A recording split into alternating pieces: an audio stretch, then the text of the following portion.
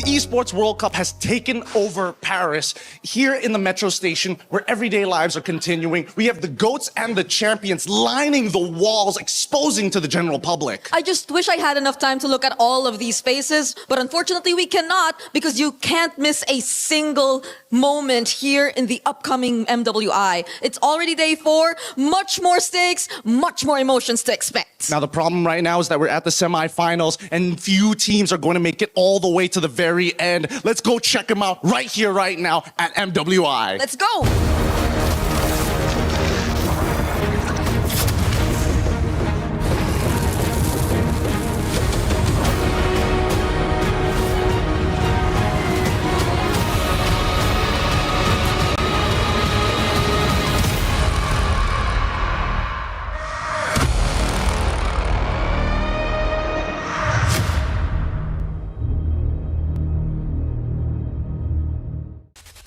Welcome in, everyone, to the 2026 Esports World Cup here in Paris, France. Today is day 4 of the MWI. The best females in MLBB are ready to take the stage to dominate their competition. The question is, who wants to make it to Grand Finals? Doing so means you get the bulk of a $500,000 prize pool, plus this very trophy right here. But yesterday was a sobering day. 4 keys were crushed, and 4 ladies' dreams of making it to the Grand Finals ended. It was Team Ray Young, Seda Esports, and both Falcons rosters of Falcons MENA as well as Falcons Indonesia. But let's celebrate the fact that they made it to the knockout stage, a massive accomplishment, not only for their region, but also for their organization.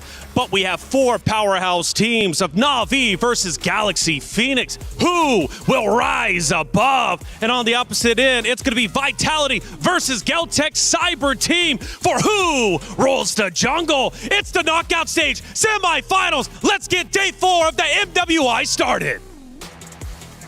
The third day of MWI at EWC26 was legendary as we saw advancements and knockouts happen on the same day. 4 sweeps opened up day number 3 with Falcons Indonesia moving forward and Seita, a representative from China, making it to the knockouts by qualifying with a sweep as well. And of course, in the next series of matches, we got to see Falcons MENA also move forward while Na'Vi took down a rival in Gen G with a sweep.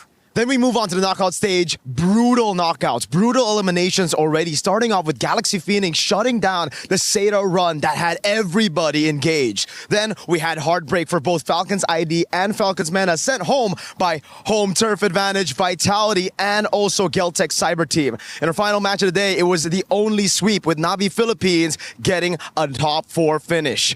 Yesterday, we found out the best of 3s. Today, we'll find out what best of 5s are in store for us.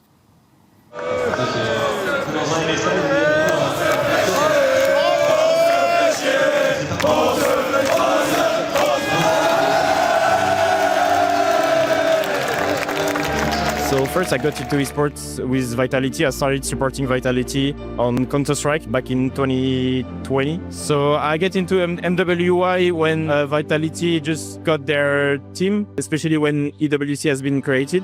When you see esports, you just need to see it as a normal sport. There is teams, players, organizations that just want one thing, is to win. Dinia's already down. Now the blazing duet by Chill! Spatial migration combo. Game 1 already falling into the hands of Vitality. That is what you see, a world-class series being played here. And that's how I got curious about the club, about his values, and I just felt like it was my club. It wasn't even a choice, I just felt like it was my club.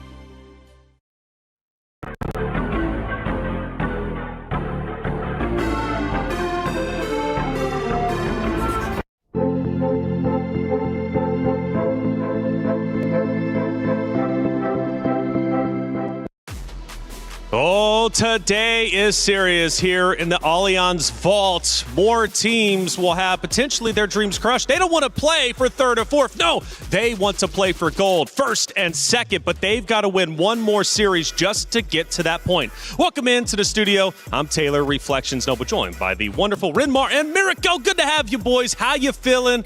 Man, we're here, semifinals day. Yeah, good to be here. Very excited to be at this spot on Stream A. Now the only stream that we got after how many days I've spent in Stream V, but very happy to be here and excited. Happy to have you guys. Mirka, you've been crushing it over there on the cast, though. Thank you. And we have a lot of great moments to look at. Let's just reminisce of what has taken place, especially yesterday. We crushed 4 of those keys, Mirko. Walk me through them.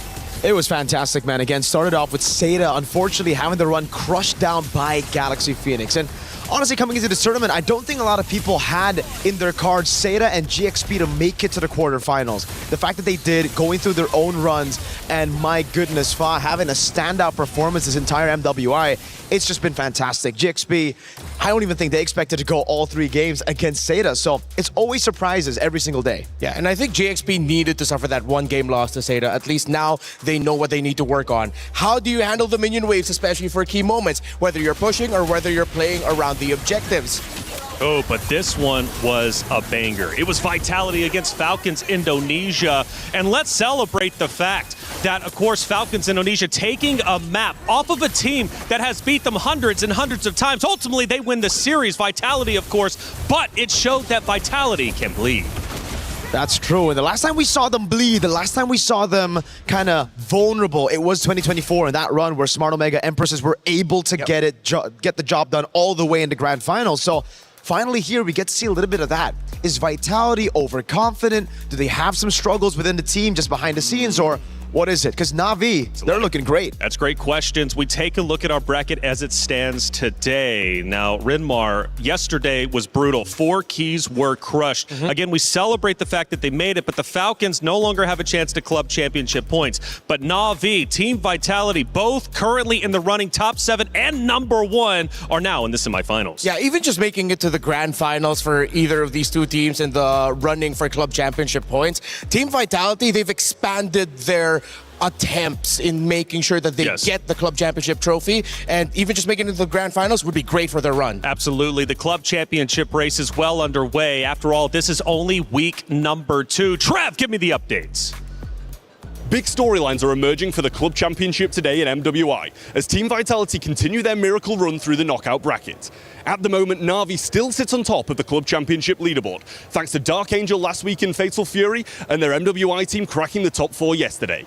Team Falcons had 2 teams in the top 8 of MWI, but both of them failed to make the semi-finals, leaving Team Vitality on a collision course with success in MWI. Over in Dota, Team Falcons look to right that wrong and try get to the top 4 today as just 1 game sits between them. Stay tuned as the club championship continues to progress today. Play is in our DNA. Whenever we let it out, it becomes our superpower. Now imagine an entire city being built to supercharge it. Kadir City, powered by Play.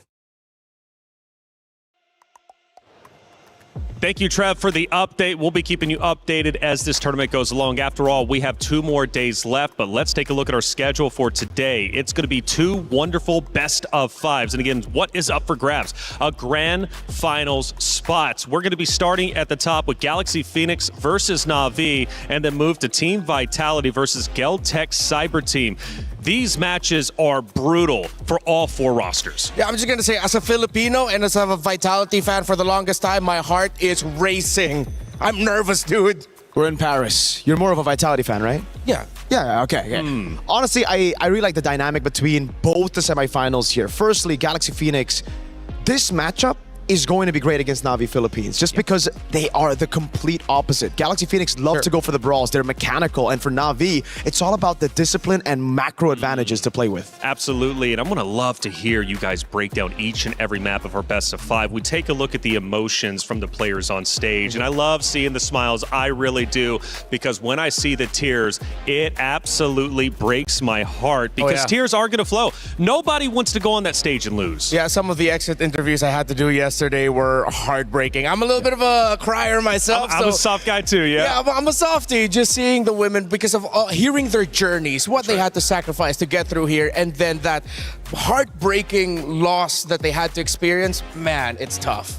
And it's even more brutal here at the Esports World Cup because you literally get to see your keys, your dreams crushed in front of you by your opponents. That's right. But hey, for all of you out there, your journey can start now with the Creator Program. And it is a great program. What's up for grabs? All of those things on your very screen. And it will, in fact, help you become the best creator you want to be. Scan the QR code if you're ready to join. And I bet you definitely are. Hey, it's free 99. Get involved anyways. The Esports World Cup Creator Program. It's new for this year. Let's see how it works out. I'm sure it's going to be absolutely phenomenal. Hey, Rose had a chance to catch up with the competitors as they were getting off the bus, walking into the venue. Rose, who did you walk into? We managed to get half of the Galaxy Phoenix girls. So, we're going to have a little bit of a chat with Winnie. Winnie, how are we feeling for today's semifinals match? I'm so confident. Wow. Today I'm so confident. You're so confident? We're so ready for the match today. Okay. Why are we confident though? Let's talk about that. Because you guys will be going up against Na'Vi. And, people say Na'Vi is a title contender. So where is the confidence coming from, Galaxy Phoenix? Well, we've been training a lot. So yeah, we trust our skill, our teamwork and stuff. Yeah. Do you think you're going to the Grand Finals? Yeah, I think so. Oh my God. Is there anything you want to say to Na'Vi? Just good luck with your match. Okay, girls, good luck. I hope to see you guys slay the game later. That's it from us. Thanks, guys.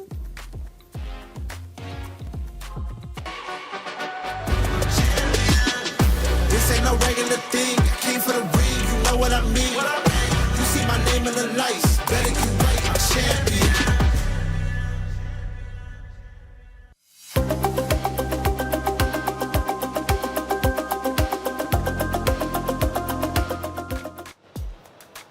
Thank you, Rose, as always. She's all over the venue, getting the players' opinions, not only after the matches, before the day even starts. She's a hard worker, Rose. We appreciate you.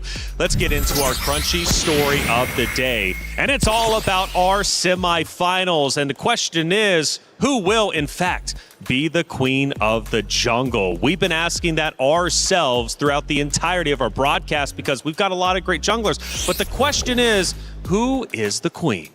Well, I don't know. Do we look towards the Vitality Queens? Do we look towards, of course, our very own Keishi and Na'Vi as a Filipino? Fa has been fantastic. Kiyoe, the Ice Queen. So many great junglers in MWI. And look, this match is all about who is ready to rise above. Only one team can make it to the Grand Finals. Let's hone in on Na'Vi, who has been phenomenal. Now, Na'Vi comes into this 3/5 of the roster, of course, won way back in the day. They're looking to get back into the championship circle. Have you been impressed with the run so far? I've been impressed. I think I was a bit disappointed at the group stage performances, especially for Na'Vi, dropping a single game, dropping that series against Galaxy Phoenix. I think left a lot of people, especially the Filipinos, wondering if Na'Vi Philippines are as good as their 2024 counterparts, because obviously there were some roster changes here and there.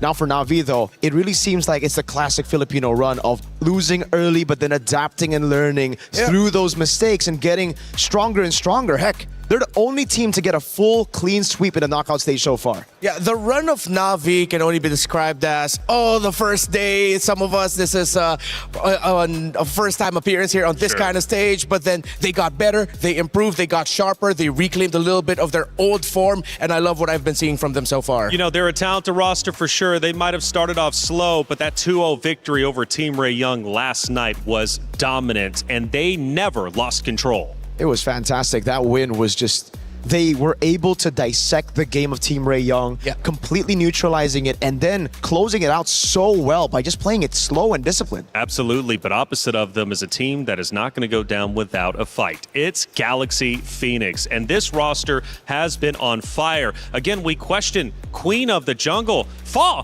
is a great representation of that. She's been unstoppable. The Cambodian playstyle has always revolved around fighting, and as the years pass on, teams from Cambodia improve managing minions alongside when they fight and still somehow get deadlier with fighting. It's the antithesis of the Filipino playstyle. They're aggressive and they aren't afraid to take risks. It's all about taking risks, right? It's all about living in the moment, playing it chaotic, and sometimes Yeah, it doesn't look like the cleanest MLBB. Sometimes you throw a big lead, but that's just the style of play that they get. Even in some of the moments where I was casting, I was like, all right, maybe it's time for Galaxy Phoenix to slow it down a bit. Wait for the Lord. 80 seconds for the Lord. We see usual team just play in the base, play it safe. Galaxy Phoenix dive in the base, looking for that fight. So Galaxy Phoenix, though, as an organization, as a team in general, making it to this point, is it a surprise or was it expected? It is a surprise and a pleasant one at Yes. that. The Cambodian region has always been so passionate about MLBB and MLBB esports, the competitiveness of it all. So to see their women make it this far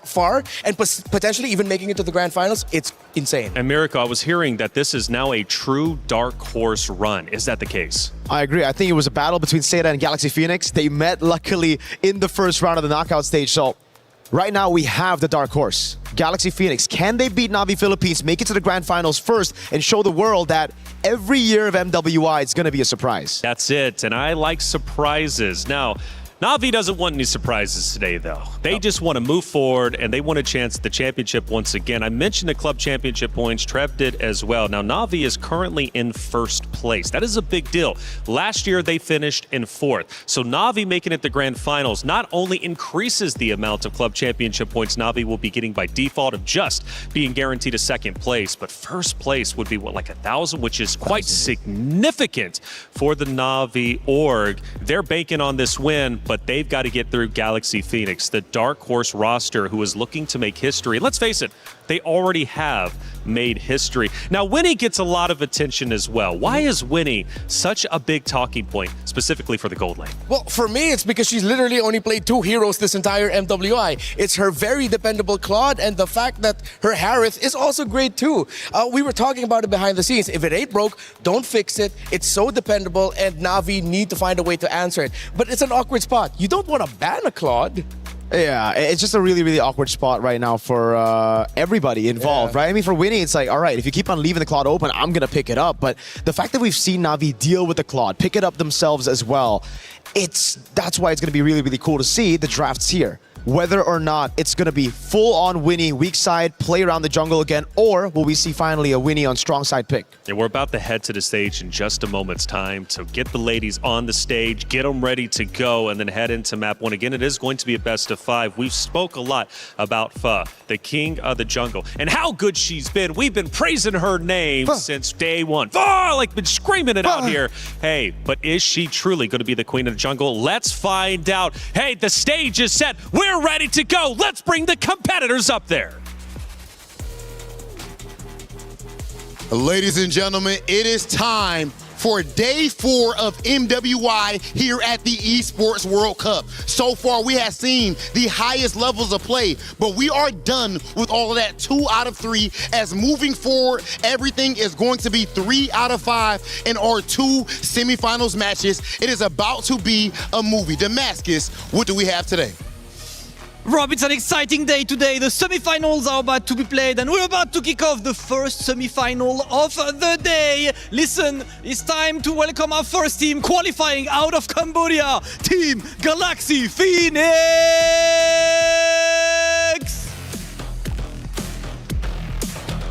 Galaxy Phoenix has proven to be an absolute powerhouse in their first international appearance. Imagine making a splash like this and letting it be known that even going up against the best, they refuse to be shaken. Now we'll see just how far they'll take it. Let's send things over to our interview. Now, girls, this is the best showing for Cambodia yet. You have already done your country proud. Anything you would like to say to your opponents? បាទអញ្ចឹងយើងបាននាំមោទនភាពដល់សរុបខ្មែរតាមមានអ្វីដែលចង់និយាយទៅកាន់ប្រកួតប្រជែងរបស់យើងគូប្រកួតប្រជែង សម្រាប់គូប្រកួតប្រជែងចង់ប្រាប់ថាថ្ងៃហ្នឹងពួកខ្ញុំសុំទៅ Grand Final មុនទេ I want to say that to our opponent that we're going to make it to the grand final today. And we wish you luck. Please head on over to your battle station. Oh man, they try to punch that ticket in the grand finals, ladies and gentlemen. The pressure does not get higher than this, but our next team is accustomed to it. Please welcome to the stage, Navi! qualified out of the Philippines. They had a strong start and they unfortunately could not get the first win, but they've been through the trenches and got a couple wins. They're the only team going for the clean sweep yesterday over Team Ray Young, led by Not Ayanami, absolutely on fire. The Filipino team comes to the stage looking for a title that has eluded them since 2024. Look at Asmarai in this exact same position yesterday as I interviewed you as a winner. Now, anything you would like to say to your rising stars, the opponents, Galaxy Phoenix? We'll just do our best now and win this game. In this game, you shall. Please take your seats at your battle station. So yes, yesterday, we have seen some really interesting things unfold. Right now, stakes are high and hunger shows. We've opened up the knockout stages, seeing our top seeds with an unblemished run go the full distance. And with a surprise flip in the script, Navi PH actually took down their opponents to be here today. But as Marai mentioned yesterday, deja vu? Could this be their miracle run again? Let's see here, because in this matchup, who are they facing? The very foe that put them in this position to be crawling out of the brackets. This is a rematch of day one. Over to you guys at the casters, and welcome to the knockout stages semi-finals. Cheryl, Damascus, Hollywood Rob TV, looking phenomenal up there, and so are our competitors. The ladies have taken the stage, and things start to get real. It's the knockout stage. It's semifinals. Winner moves forward to grand finals. The loser's not done just yet, but they won't have a shot at the championship title. Boys, let's break it down even further. We've talked about storylines, Queen of the Jungle, but now let's dig a little bit deeper. I want to talk Not Ayanami, who has been out of this world. She's a phenomenal competitor, and from what I'm hearing, she is her. Not Ayanami, what does she bring to the Navi roster? Well, right now, the most unique hero pool in all of MWI. 8 unique heroes picked, only played the CC twice. Everything else once. She is dependable and she is very flexible in terms of what the team needs from her. Yeah, she feels it exactly what the team needs, right? Yesterday, they needed someone in the XP to deal damage. They wanted to play utility jungle just to take away from their opponents straight up. They are able to understand, to read the game so well, and it just takes away the weapons from their opponents. So right now, I think finally, they get some time to read Galaxy Phoenix. The first time they met, it almost felt like it was a Navi from last year. Oh, yeah. Up against Game and Gladiators, where they lost as well, where they just weren't expecting some of these weapons to come out. Now that they're fully aware of it, now that they've gone through those reviews of the VODs, I think they'll know exactly who to target. Fa on those assassin jungles, and maybe punish Winnie on that hero pool that we were talking about. Yeah, I got to talk to Coach King Salman. He did admit that the ladies did have a bit of nerves during day number one, and after they got through that, they regained their confidence. It was like that moment from The Lion King, remember who you are, and they remembered who they were. Navi, man, sometimes the nerves can hit even for the best out there. That's what I want to see today. Smiles on the stage, but both teams can't smile, of course, because one of the teams have to lose. Now, for Galaxy Phoenix on the opposite side, going back to Fa, she is absolutely unstoppable. Fun fact, she has a 100% win rate with Ling. So if Ling is chosen for Fa, I don't know, you might be in a little bit of trouble. Sora's also, of course, quite powerful, but Ling, at least for Fa, is great. So on the opposite side of Fa, you got Keshi. Can Keshi truly counter Fa? Because she clearly needs to step it up in her lane today. Yeah, actually, after the loss to Galaxy Phoenix, Navi doubled down on the Filipino playstyle of picking the tank utility junglers. A lot of Bakshas, Akais, heroes that could actually threaten an assassin-centered jungler like Fa. So I think Galaxy Phoenix needs to pay extra attention to protecting their side of the river, because if they don't, then Fa cannot get fired up. Could be very tough for Fa, but the thing is, when we're talking about Keishi, she's really good on assassins as well, right? So if we're talking, all right, you want to neutralize their game through objectives, you go for those tanks, the utility jungles. But if Navi want to turn it around, just flip the script, they could be the ones to pick up the assassins, go 50-50, especially in a best of 5. Try to read your opponents in, maybe get that morale advantage in game 1, game 2, and then maybe go for the head quick. Clean sweep. They've been the only team to have done that so far in the knockout stage. You know, these teams have history. They've met before. Sometimes Galaxy Phoenix gets the best of Na'Vi, and then the opposite way around. The biggest note, though, for Galaxy Phoenix coming into this is they really have already proven themselves. They've already made history. They were the dark horses coming in, and my goodness, they are making a championship run. They are officially in contender territory. So for Galaxy Phoenix, they haven't had anything to lose from the start of the tournament to now. I say get loose on stage, feel good. You've already made it this far. Maybe you can go a little bit further. Yeah, I think that's why that's the vibe of Galaxy Phoenix. It's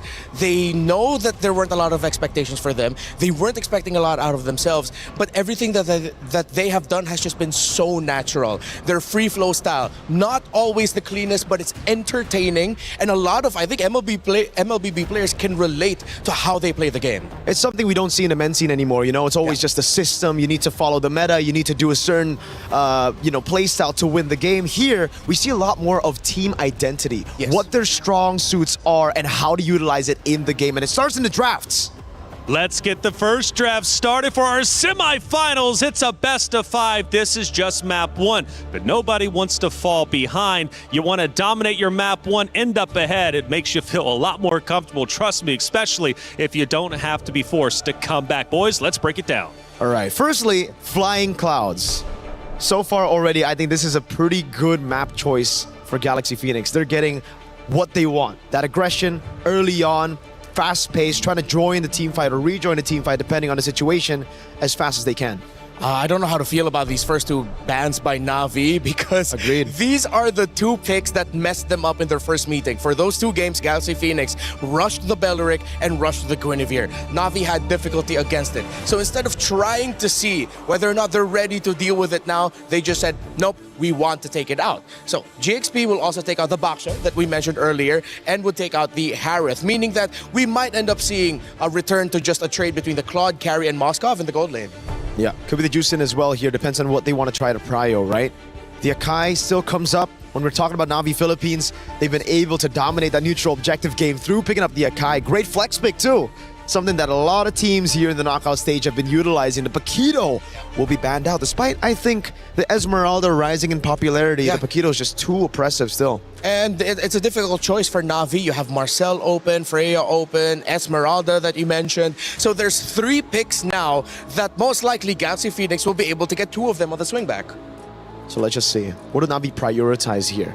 I don't want to see a juice in priority. There they go for the Marcel. I think that's like the most stable out of the 2 because at least now there's a little bit more choices for Galaxy Phoenix that I think on the swing back, Na'Vi will have some open picks for them that are power meta picks. And what's different, though, is not Ainami, I believe, usually runs a Boxia, or at least she has, and she's found high success with that.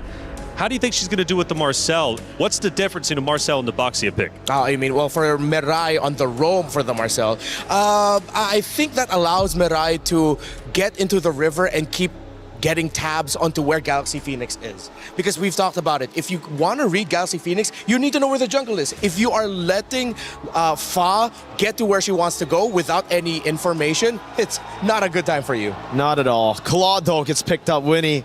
Again, only played 2 heroes, and we'll stick to it. With the Harith banned out, there's only 1 hero in her pool. The Atlas comes around as well. Great choice, but to answer that question as well, I think it's also partly the speed, the tempo difference. Whenever Na'Vi go for the Baksha, they want it fast, they want it quick, they want to get those invades early to control the neutral objectives, get those early ganks. But on the Marcel, it'll be a delayed approach. They'll try to bait those resources out from Galaxy Phoenix first. Actually, this was a tough choice for Na'Vi. With the Atlas on the other side, with the Marcel on your side, you have to think about whether or not you want to pick up a Valentina for you, just so you can get that utility, and you don't get the chance to give the golden hour to Galaxy Phoenix if they want to pick the Valentina. So they said, you know what, let's see if we can give it difficulty at the center of the map. We'll pick up the Lilia instead, and they get the power pick in the Esmeralda. And I understand it, you know, on the Valentina, you deny it away from Galaxy Phoenix, you don't give the golden hour away, you get a Fatal Links to play with as well if you pick up the Valentina. But I think right now it's all about survivability. That's why they build on the Marcel. They're doubling down on sustain, on delaying fights, and playing the long game, just because they know the Galaxy Phoenix tendencies, assassins. They want to go on assassins. They want to get in, get out real quick. If Na'Vi can lock them down in the team fight for a long period of time, this looks like the comp to do it with. Oh, no junglers yet for either side. Let's see if Galaxy Phoenix will pick it here. And yeah, they do. They'll pick up the Akai, and might not be the best pick right now. I feel like the Valentina would have been much better, even though the difficulty would provided the roam mid. I like the idea that they have the golden hour with them. That guy could have been something else, but let's see. So going so far, from what I'm understanding, the side of Galaxy Phoenix, they want a quick game. They want to finish this strong and fast. Now for Na'Vi, though, they're okay with postponing the game, keeping it long. They want to play the slow game to counter the aggression of Galaxy Phoenix. Now for the last two heroes to be picked, though, could that change up? It could. It really comes down to picking up the CC in the XP, but the thing is, Na'Vi were the first ones to do it, right? We see the Barats getting banned out as well, just taking it away from Keishi. It really feels like they've kind of swapped their playstyles. Galaxy Phoenix now have gone for the early approach, going for the neutral objectives with the Akai, and I agree with you, Renmar. I'm not a big fan of these picks, not because it doesn't work, but mainly it's because it's just so not Galaxy Phoenix. Yeah, there's something about it right now. It's like, are you trying to show them that you can play the same playstyle as them? But that's going against how you made it so far here in MWI. You showed off your own playstyle. But also, is there a chance? Hey, it's semifinals. Grand Finals is right there. They're knocking on the door. Have they been holding out this entire time? I think if there's a time to show it, it should be now. It's a best of 5. You can come into the series slow. You don't need to go in guns blazing with your best picks. You could try to maybe get a win on some of the uncomfortable picks, you know, frustrate your opponents, deny some of these win conditions away. But again, for Na'Vi, it's the CC ban straight up. They do not want this Esmeralda to lose out on the lane. Yeah, and with them taking that out, the gold lanes for Rian are slowly getting taken away. You still have the carry available, seeing that there's an Akai on the other side. I think Na'Vi has to consider banning out the Farsa of Sophia. That was one of the picks that gave a lot of difficulty. But then if you're going to be stuck with a carry, you have to consider, do I also ban out the Eve? It's a pick your poison type of deal, whether it's the Eve because it's better for the team fights or Farsa with the overall map presence. It's Na'Vi's choice, really. I'm thinking Eve right now. They need to get that carry, man. So many tanky boys here up for Galaxy Phoenix. They banned the Valentina instead. Something that can still be good, the golden hour, but I personally would take that risk going up against the Valentina, just giving the carry a little bit more range, because the golden hour, if taken by Galaxy Phoenix, could hurt them. They have an Akai and an Atlas. It's all about one moment. If they just mistime the golden hour, miscoordinated that golden hour, it'll be quite tragic. Yeah, right now it's like Na'Vi said, we don't want the choice, we'll give you the choice. You pick between the Eve or the Farsa, and they do go for the Farsa of Sophia. This is the pick that I saw with how she played it. It really stopped Na'Vi from being able to rotate around the map and take control of the river, so I understand why they would want to prioritize it. We did mention that the carry would be one of the best picks that Na'Vi could go for right now. It's not an Eve, but it's still going to be really difficult because now you have a choice. Are you going to go for the Flicker or are you going to go for the Purify? You pop your Purify against the Atlas, and Sophia still has a Feathered Airstrike. It's almost GG for the carry. It looks a bit too good right now for Galaxy Phoenix. It doesn't look like Na'Vi have an answer, but we'll find out. Do they go for the Assassins? We mentioned it. Keishi can play the Assassins. They kind of need it right now. A little bit more damage to the backline or something that can threaten the back. Thing is, they don't have a Moskov anymore. The Claude's already denied away from them. They go for the Alice. Oh, we saw this in the jungle just yesterday, and it's a Bruno in gold. Not that carry, a little bit more versatility, and I guess, I don't know, it's not really the best of lanes now against the Claude. I think the carry is still better in lane, but the Bruno gets the job done when we're thinking about the main win condition, which is long team fights. You build up on those stacks, get the crits all over.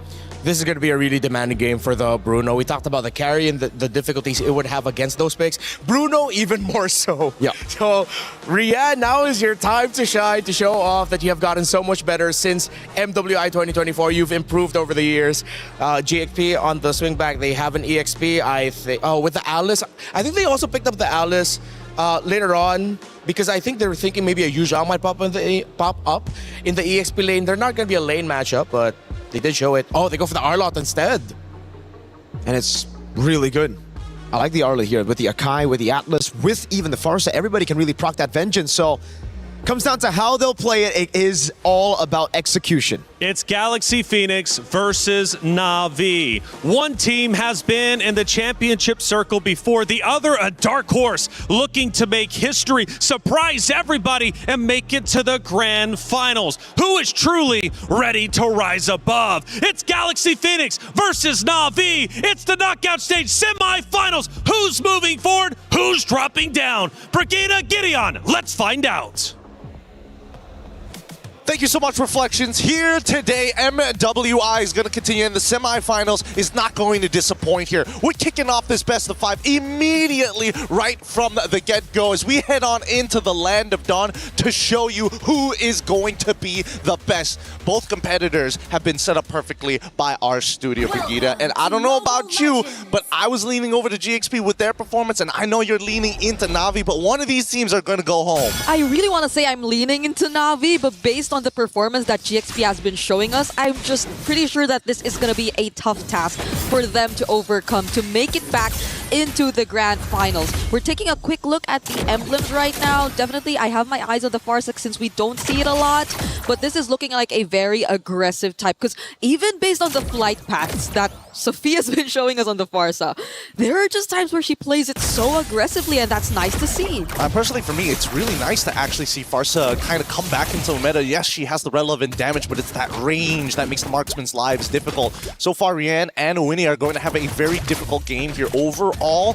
Remar put it the best, right? It's going to be so mechanically demanding, and also taking Master Assassin as part of the emblem set really goes to show that Rian, from beginning to end, wants to dominate. Yep, and this is going to be such an interesting take too in the team fights because they're all on Purifies apart from Keishi. So you know how difficult it is going to be because of how overwhelming the crowd control GXP actually had. And that's actually the thing I wanted to talk about, right? When we're talking about ups and downs, pros and cons, Na'Vi for Purify sounds like a great idea. Who is going to be the one who engages? And I think they've only got one real answer for those long engages.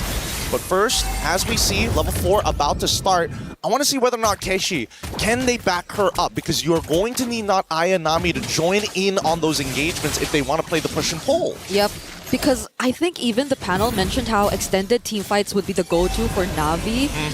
But GXP, would they even allow that? Would they even fight back? They tried to steal away that orange camp, but they don't actually take it away from Fa.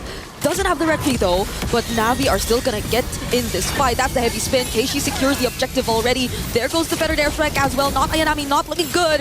Gets brought back with the final smash, but is still alive. Sophia says no though. Fa right now looking like the next target, and she goes down in the hands of Mirai. Lemma trying to go for the stun, but is not enough to save Fa. And it seems like Na'Vi have somewhat equalized the kills in terms of that fight. So close, yet so far. Sophia finds the first trade, can't get the second, keep them in the profit zone. Right now, we're back to the neutral state, 1-1 with a slight goal lead on Na'Vi, and that's exactly what we were expecting, especially since GXP are the ones, hey, we have to be reliant. We have to depend on our big wombo combos. Na'Vi, yes, they've got combos, but they can kind of fight forever and ever and ever. Yep.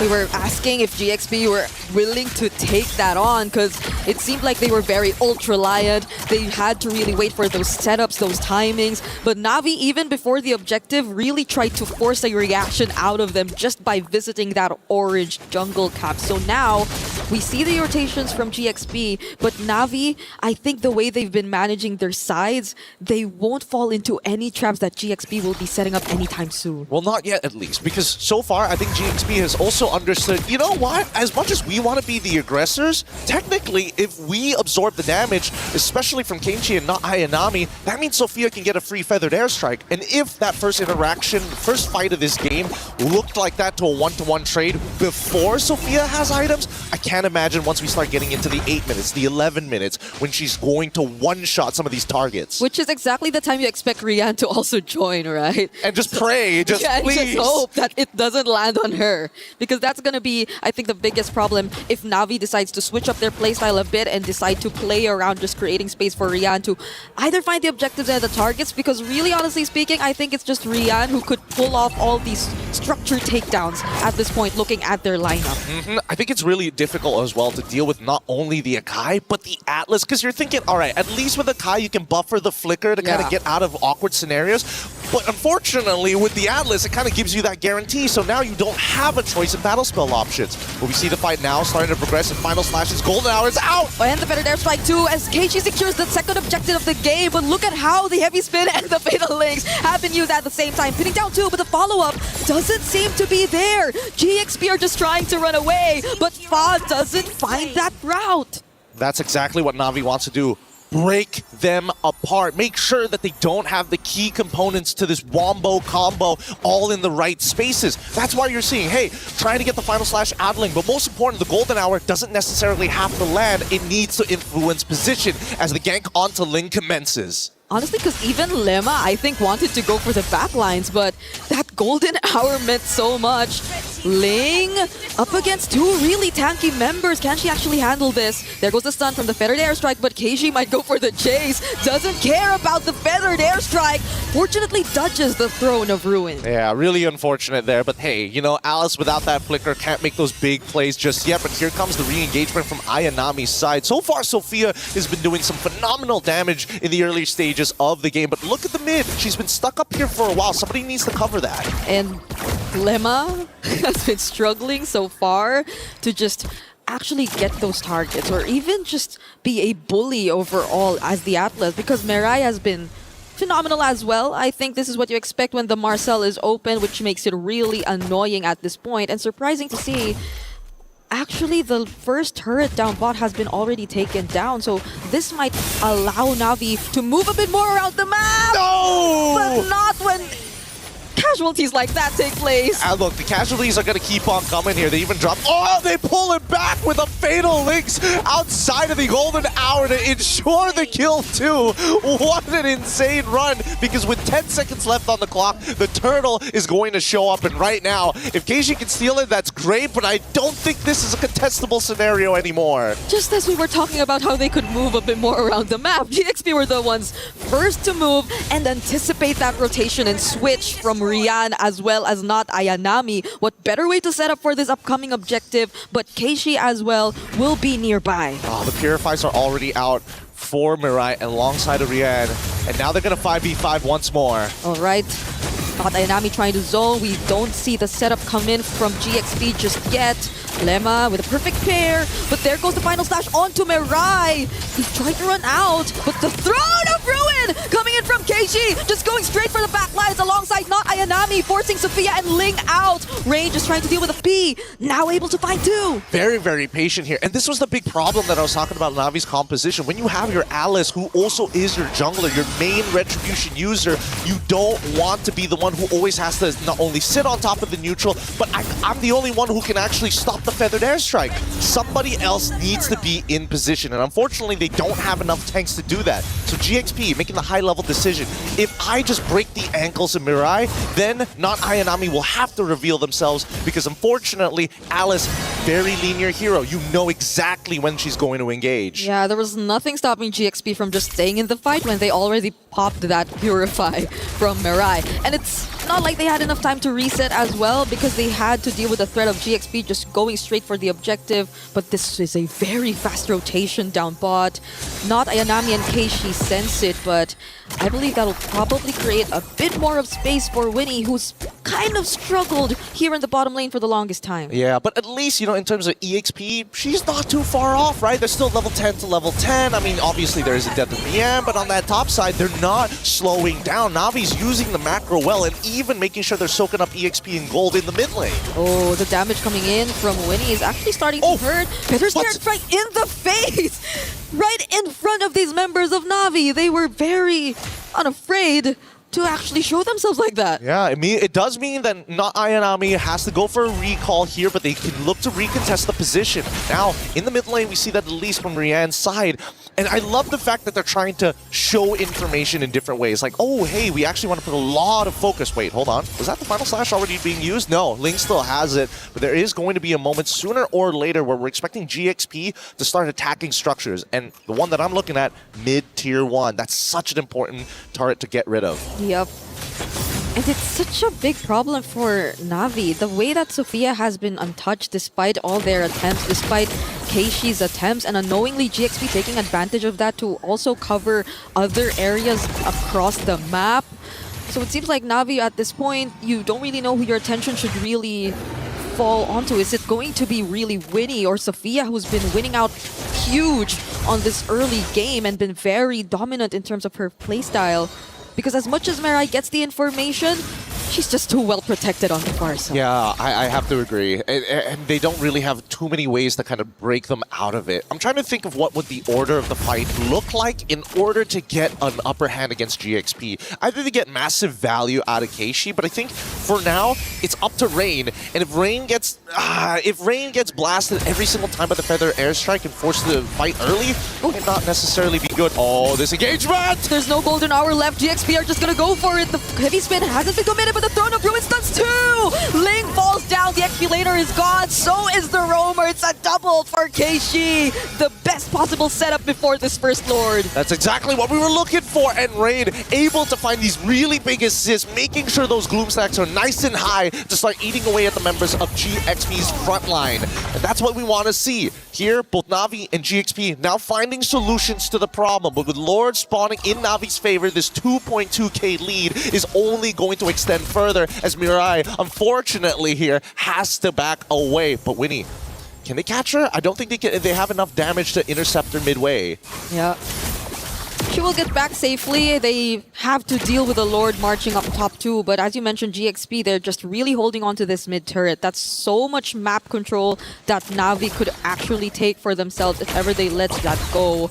But things are looking very favorable for them. It's ballooning to an almost 3k gold lead, and GXP have to split themselves up, but you would expect them to just really take advantage of their team fight potential, but at this point, Na'Vi are not fighting them head-on in terms of that. Yeah, I think this is pretty good from both sides. GXP doesn't have full information on where Na'Vi is, so they're trying to probe and prod around to figure out where they are, and Na'Vi purposely denying them that information, hoping that Sophia tries to use a feathered airstrike in a predictable area to clear those waves. Now GXP looking to take that space back in hopes that maybe Na'Vi's just a little sloppy, but both sides have been very, very clean. They back away nicely, and despite the score being 4-5, a 2.9k lead is pretty good for someone like Rian. Yeah, but it's a bit more time for you to expect GXP to actually be much more equipped to fight back against Na'Vi. I think earlier on, though, we saw Winnie sort of already start to shred majority of the HP from Keishi and not Ayanami.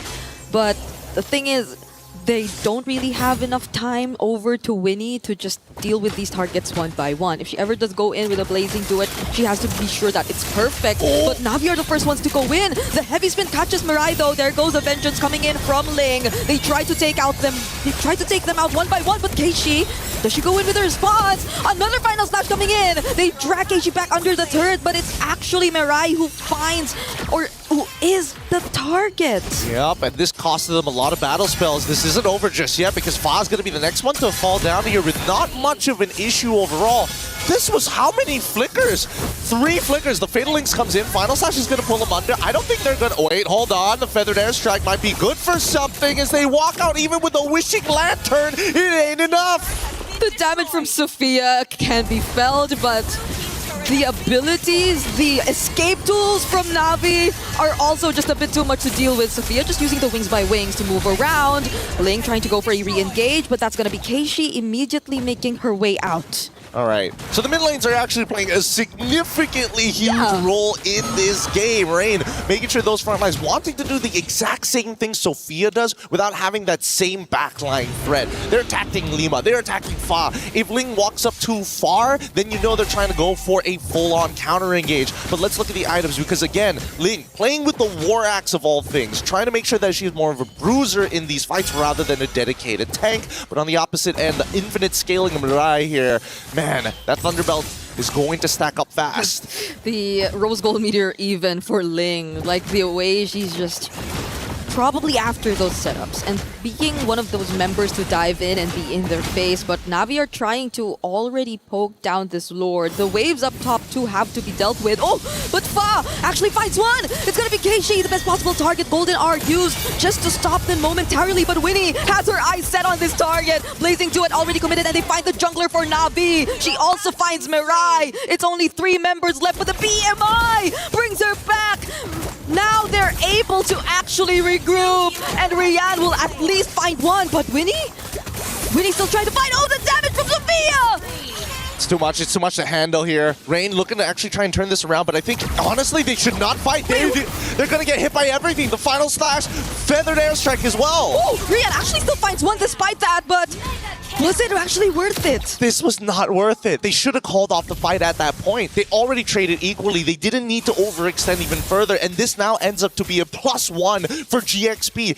I get it. The mid lane looks like it's about to start crashing in, and if you just delay the fight any longer, it would have been good, or maybe an endgame scenario. But keep in mind, right now, everybody's getting close to level 15. Sophia, currently, with the highest amount of damage, they have to be aware that the feathered airstrike is the nuclear option. Honestly, even her first 2 skills already deal massive amounts of damage, even towards the tankiest members of Na'Vi.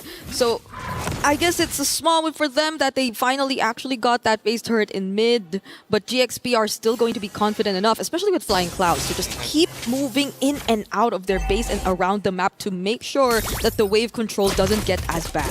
Speaking of wave control, we can already see that GXP, they don't want first position on this Lord. They want Na'Vi to sit on top of it. But this allows Rain to actually start setting up those Gloom stacks. They're rushing it fast. Fog makes the attempt. Oh, can Fa actually make it in time, though? Heavy spin already committed, and she does! The Retribution, the Lord falls into the hands of GXP, and now they're just after the counter engages. There goes Keishi. They find Sophia. It's finally a shutdown, but Ling takes down not Ayanami. Keishi's a bit too tanky to be dealt with, and Ling is just trying to run away and survive. Yep, that War Axe is coming very handy here. Look at the spell vamp.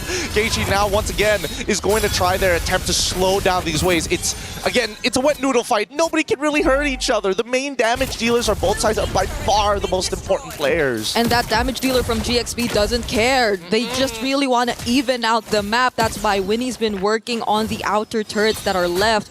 Keishi, well, we did expect her to make it out of that. She just walks back to the turret, but they still have a Lord to deal with, and possibly GXP could really even out the map control at this point. Yeah, I'm pretty interested to see the items in just a little bit here, but for now, GXP just maintaining control. Full item build here, and even boots being sold by Winnie. Wants to get the extra little bit of power with the Wind Talker. Same can be said for a lot of people, but interestingly enough, we're seeing that Sophia actually opting to go for a Wishing Lantern here on top of everything else. I would have imagined that the Lightning Truncheon would have been the go-to, noticing that I don't see any Athena Shield, just Radiant Armors, Maximum, or Oracles for the side of Na'Vi. All right, they still have waves coming in mid.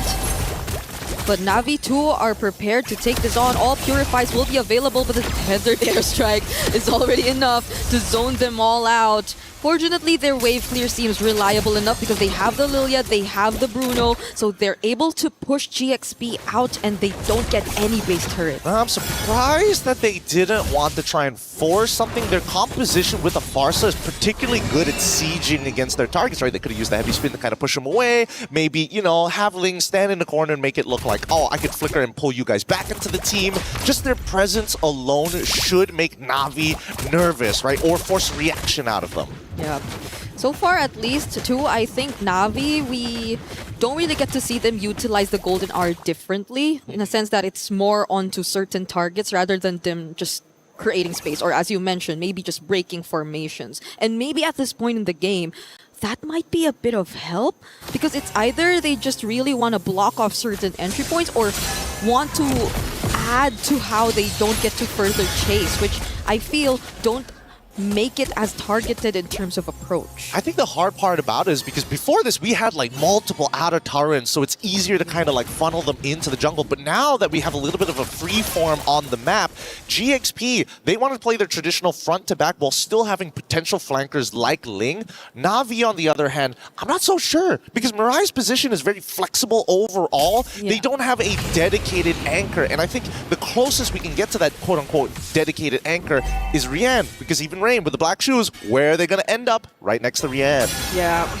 So we're setting up for this next objective, and I believe this is an Evolved Horde. Can't believe we're almost 20 minutes in. Hey, these girls, they don't want to lose just yet. They want to show the best possible performance in a best of 5.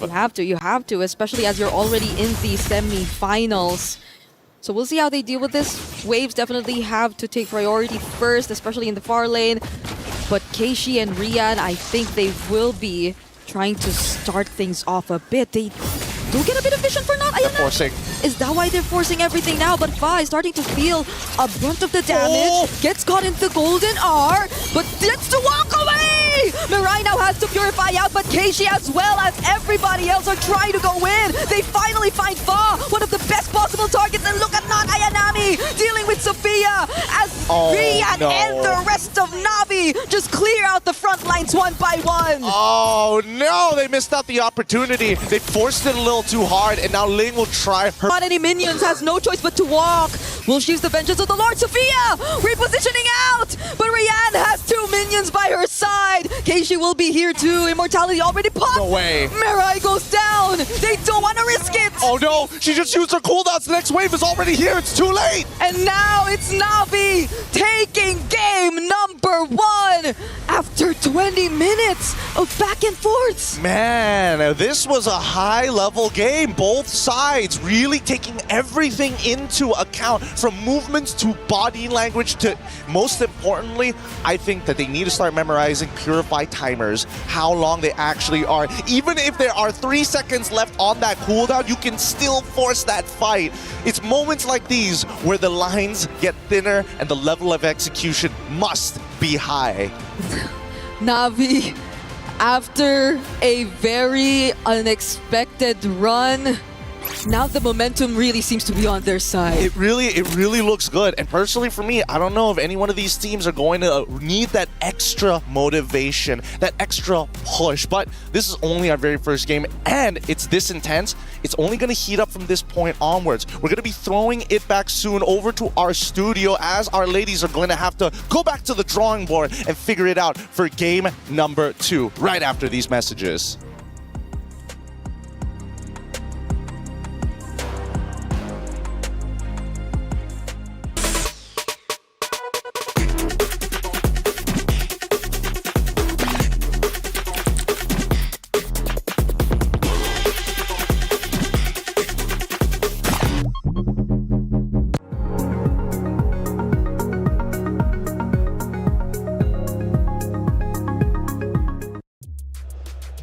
Welcome back in. Game number 1 for this great series has concluded. It's Na'Vi getting a big win. They now lead 1-0 in this best of 5 series. Welcome back into the studio. I'm Taylor Reflections Noble, Mirko Rinmar. Let's break it down, boys.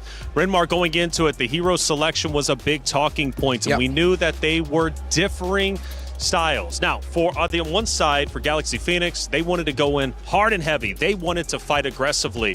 For Na'Vi, though, they were okay with things being a bit slower. How do you think it worked in execution? Well, it worked out well for Na'Vi early on, but again, because they got their comforts in the Farsa in Claude, I'm talking about Galaxy Phoenix here, they still looked pretty much within their realm of comfort. It's just that you could see the moments where they miss the explosiveness of Fa, something that allows Fa to be a little bit more of a damage dealer and a carry. Yeah, that's why I'm going to go the opposite round and say Galaxy Phoenix, it really looked like it's just not a composition they're comfortable with, right? Because, all right, we do have some components where they're doing well with. Winnie on the Claude, obviously up top as well, but Fa on the Akai, not even a neutral objective win is, I think, a big miss for GXP. Well, a lot of great moments throughout this game. In fact, it was a long game, 20+ minutes. Let's take a look at our first moment, and this is right before the Lord. The first Lord ends up spawning up, and we have an engagement between the two. You can tell, obviously, it's very close in score, but at this moment in time, I believe it's Galaxy Phoenix with a slight lead.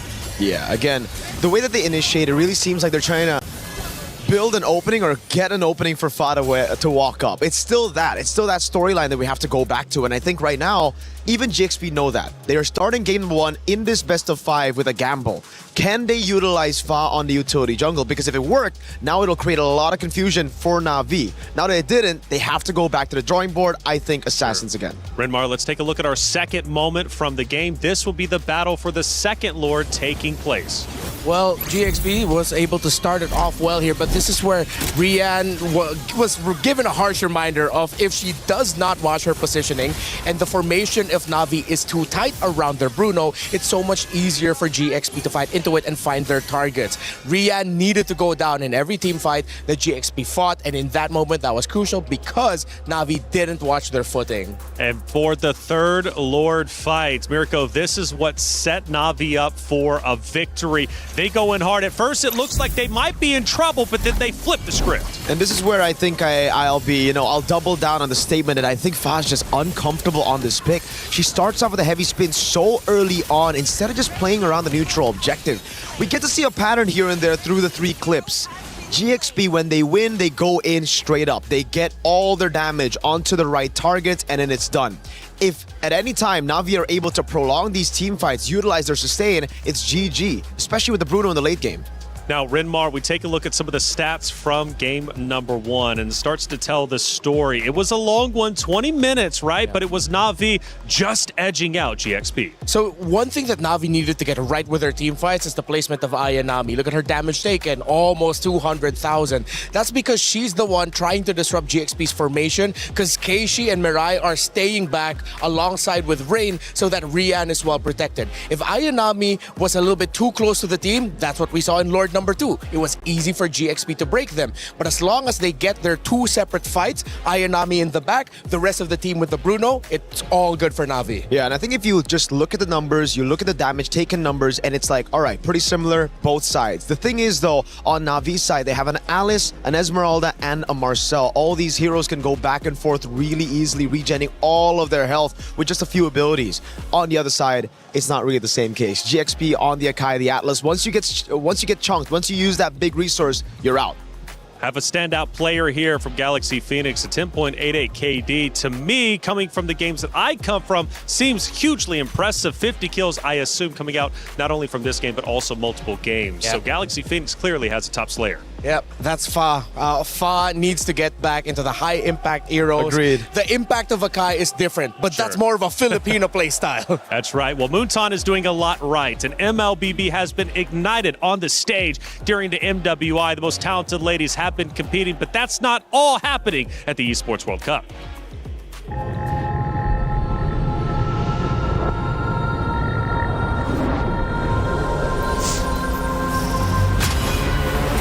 In the past, we were always in Asia. This year, we came to Paris. What stories are still left untold? Kami sudah membuktikannya, tapi ini baru permulaan. Tiada siapa akan ingat siapa nombor 2. We need the win. Bukan sekadar keinginan, tapi tekad. Hindi ang pag-abot sa tuktok ang pinakamahirap. Ang corona ang mahirap ipagtanggol. What happened last year became fuel for us this year. This time, we bring it to Paris and finish it. A new lineup, new chemistry, new fire. Once champions, not settling for podium finishes. World champions, defending MSC champions. As the final boss of MLBB, can anyone stop them? Names have been named, stars have risen, but now they need to show the world what it takes to rise above. This time, the world is bigger than ever. Like every year, new challengers step on to the world stage. Some carry the ambitions of 2 continents. Some fight for the pride of home turf. Some have never stopped chasing the throne. So who will finally rise to clinch the title? This is where unresolved stories find their ending. A new shot at glory. One more chance at redemption. We are back. Kali ini, sekali lagi, Bukan atau tidak. Pareho lang ang chance namin. No one is untouchable. Let's fight. Bigyan ako kalau bisa. Two champions, one game. Paris breaks through limitless possibilities.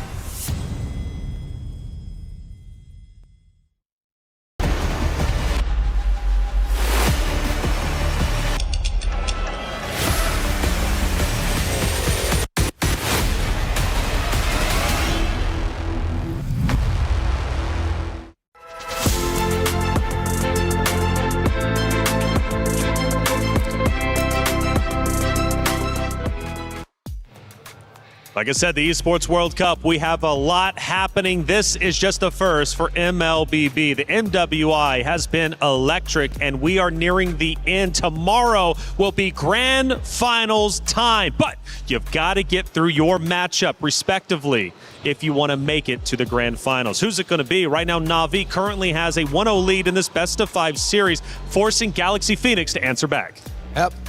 And the answer has to be simple. Just remember, again, similar to what Na'Vi experienced throughout MWI leading to this point. Remember who you are.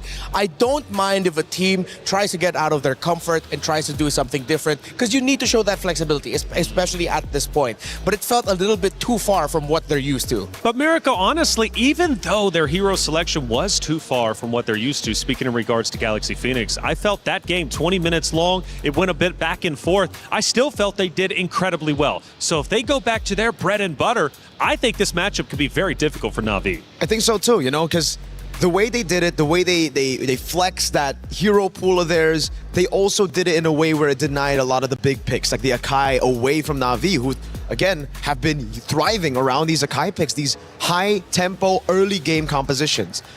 Thing is, though, Na'Vi know how to adapt even with the Assassins. I think they're coming into this tournament thinking about the Assassins already. So if we can see them go and improv their way into a Game 1 victory, having their picks denied, I think they'll do pretty well here, even if GXP get on those Assassins. We go from Flying Cloud now to Dangerous Grass. And it is going to get more dangerous if ever Galaxy Phoenix does decide to go back to Assassins, and if they tweak their drafting priorities a little bit. That Atlas and Akai pick, I love it, but it felt like they were just trying to block off Na'Vi from being able to get something that they want instead of playing around what they want themselves. Again, it's not the worst composition in the world. At the end of the day, they still got their comforts in the Farsa and Claude.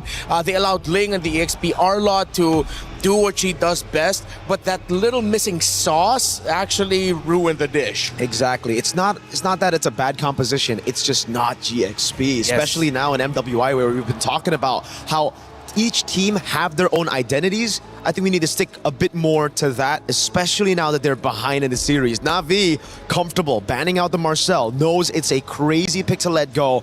GXP, they take away the Phobias and the Baksha, so it's more on the same kind of page. They still want to take away these early game dominant heroes from neutral objectives away from Na'Vi. Seems like we're going to be getting a potential rush for either a Paquito if the Esmeralda's gone or a Freya for GXP, which would be a little bit more towards the GXP playstyle for Ling, although no Freya game just yet for her, but if I'm not mistaken, it does constantly get banned out by their opponents. So the Guinevere gets banned out again, Na'Vi. Wouldn't be too surprised if they even ban out the Belleric together with the Guinevere, but I think at this point it's okay. Yeah, you can let one through. You've already banned one of the other main components. The Harith gets banned out, and honestly, this might be a GXP first pick Claude, knowing that usually when they do this, they need the Claude to be picked up. If they don't go for the Claude, I think Na'Vi are going to be very happy taking that away from Winnie, who's only played Claude and Harith. The Belleric still gets banned out by Na'Vi. They just don't like Lemma on these kind of roams. It's a great playstyle for GXP as a whole once they get that Belleric. They're a little bit braver knowing that the fighting them gives them more damage. Sora Rush right away. This is a bit of a throwback and a little too far back. Yeah, the Sora first pick. It's been good so far in this tournament. Yes, it has been. And at one point, it had a 100% win rate yesterday until Vitality shut that down. But Ling on Sora could be pretty deadly. Could be, but I think Na'Vi, they can have, I mean, plenty of answers to the Sora, right? They can go for the CC and the XP, Yeah. wins down in lane against the Sora. They could go for the Arlet that does well against the Sora, the Paquito as well. But first things first, you take away the Claude from Winnie's hands and you ask the question to GXP. What does your gold lane play aside from the Claude and the Harrod that you banned yourself? Oh, we're going to be seeing something really different here from GXP unless they're thinking of going double fighter sides.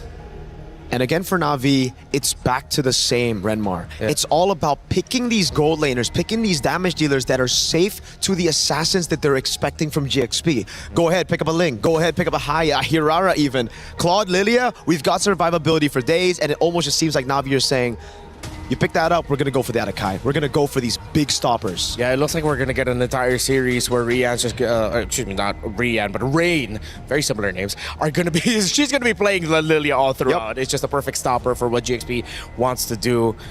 Are they going to go double fighters and then just go for something like a YSS? Or nope, they're going to get that Ling, and they will get the Hilda, Dangerous Grass after all. And this is going to have a really good look for the early to mid. Honestly, when you have a Sora in the XP and then a Hilda in a roam, there's a good chance you'll be able to help your Ling farm comfortably. It's just that how will it look like once it gets to the fights? GXP, they can get the farm, but if the Ling is uncomfortable during the team fights, okay, it's not just going to be uncomfortable in team fights, it could be also uncomfortable just trying to roam around the map with a chip, which Na'Vi finally got to make work yesterday. Oh god, so they take the Claude and the Lilia, they want to have these vulnerable backliners, the vulnerable backliners that can actually escape. Yeah. But then you add a chip into it, so you already deal with the kill threat. Now you deal with that macro control that you have with the Ling, with the chip. There's no way for Fa to just rotate around and get those leads the way she's able to all this time in MWI. She has to play it safe, and more importantly, she has to snowball from the get-go. Yeah, directly and indirectly answering the Ling, whether it's through the individual 1v1s if you look at the hero pieces or the overall composition as a whole.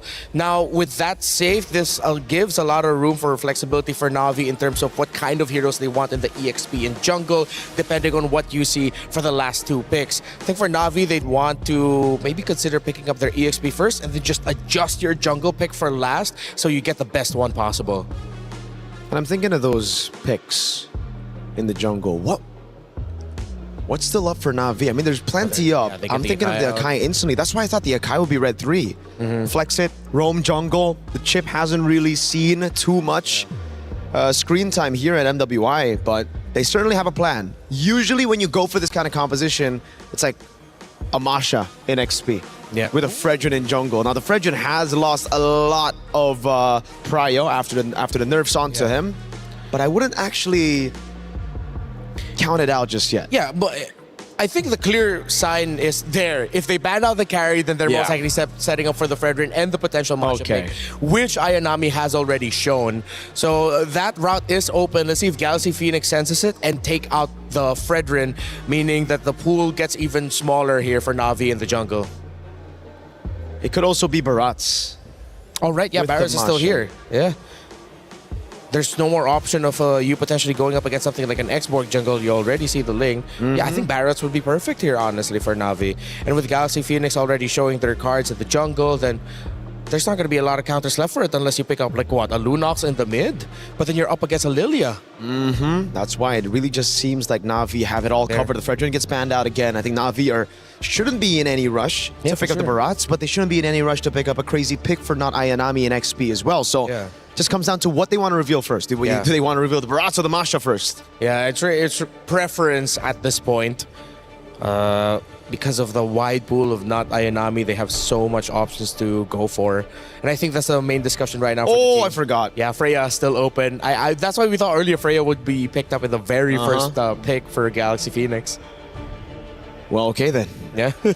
I wouldn't even be too surprised if they just go and pull a crazy Leomord Freya. It's been a while since we've seen Leomord, but, you know, those nerfs has hit him. But with this kind of composition, it fits. Yeah. Just go all in. Leo Freya, then you add the chip there. I think if you want macro, would I be too mad at the low Yi pick right now for GXP? Team fighting wise could make it difficult once they get out of the chip portal. Plus the Freya is there for the constant pulls. Oh, they go for Sophia on the Selena. They ran for comfort instead.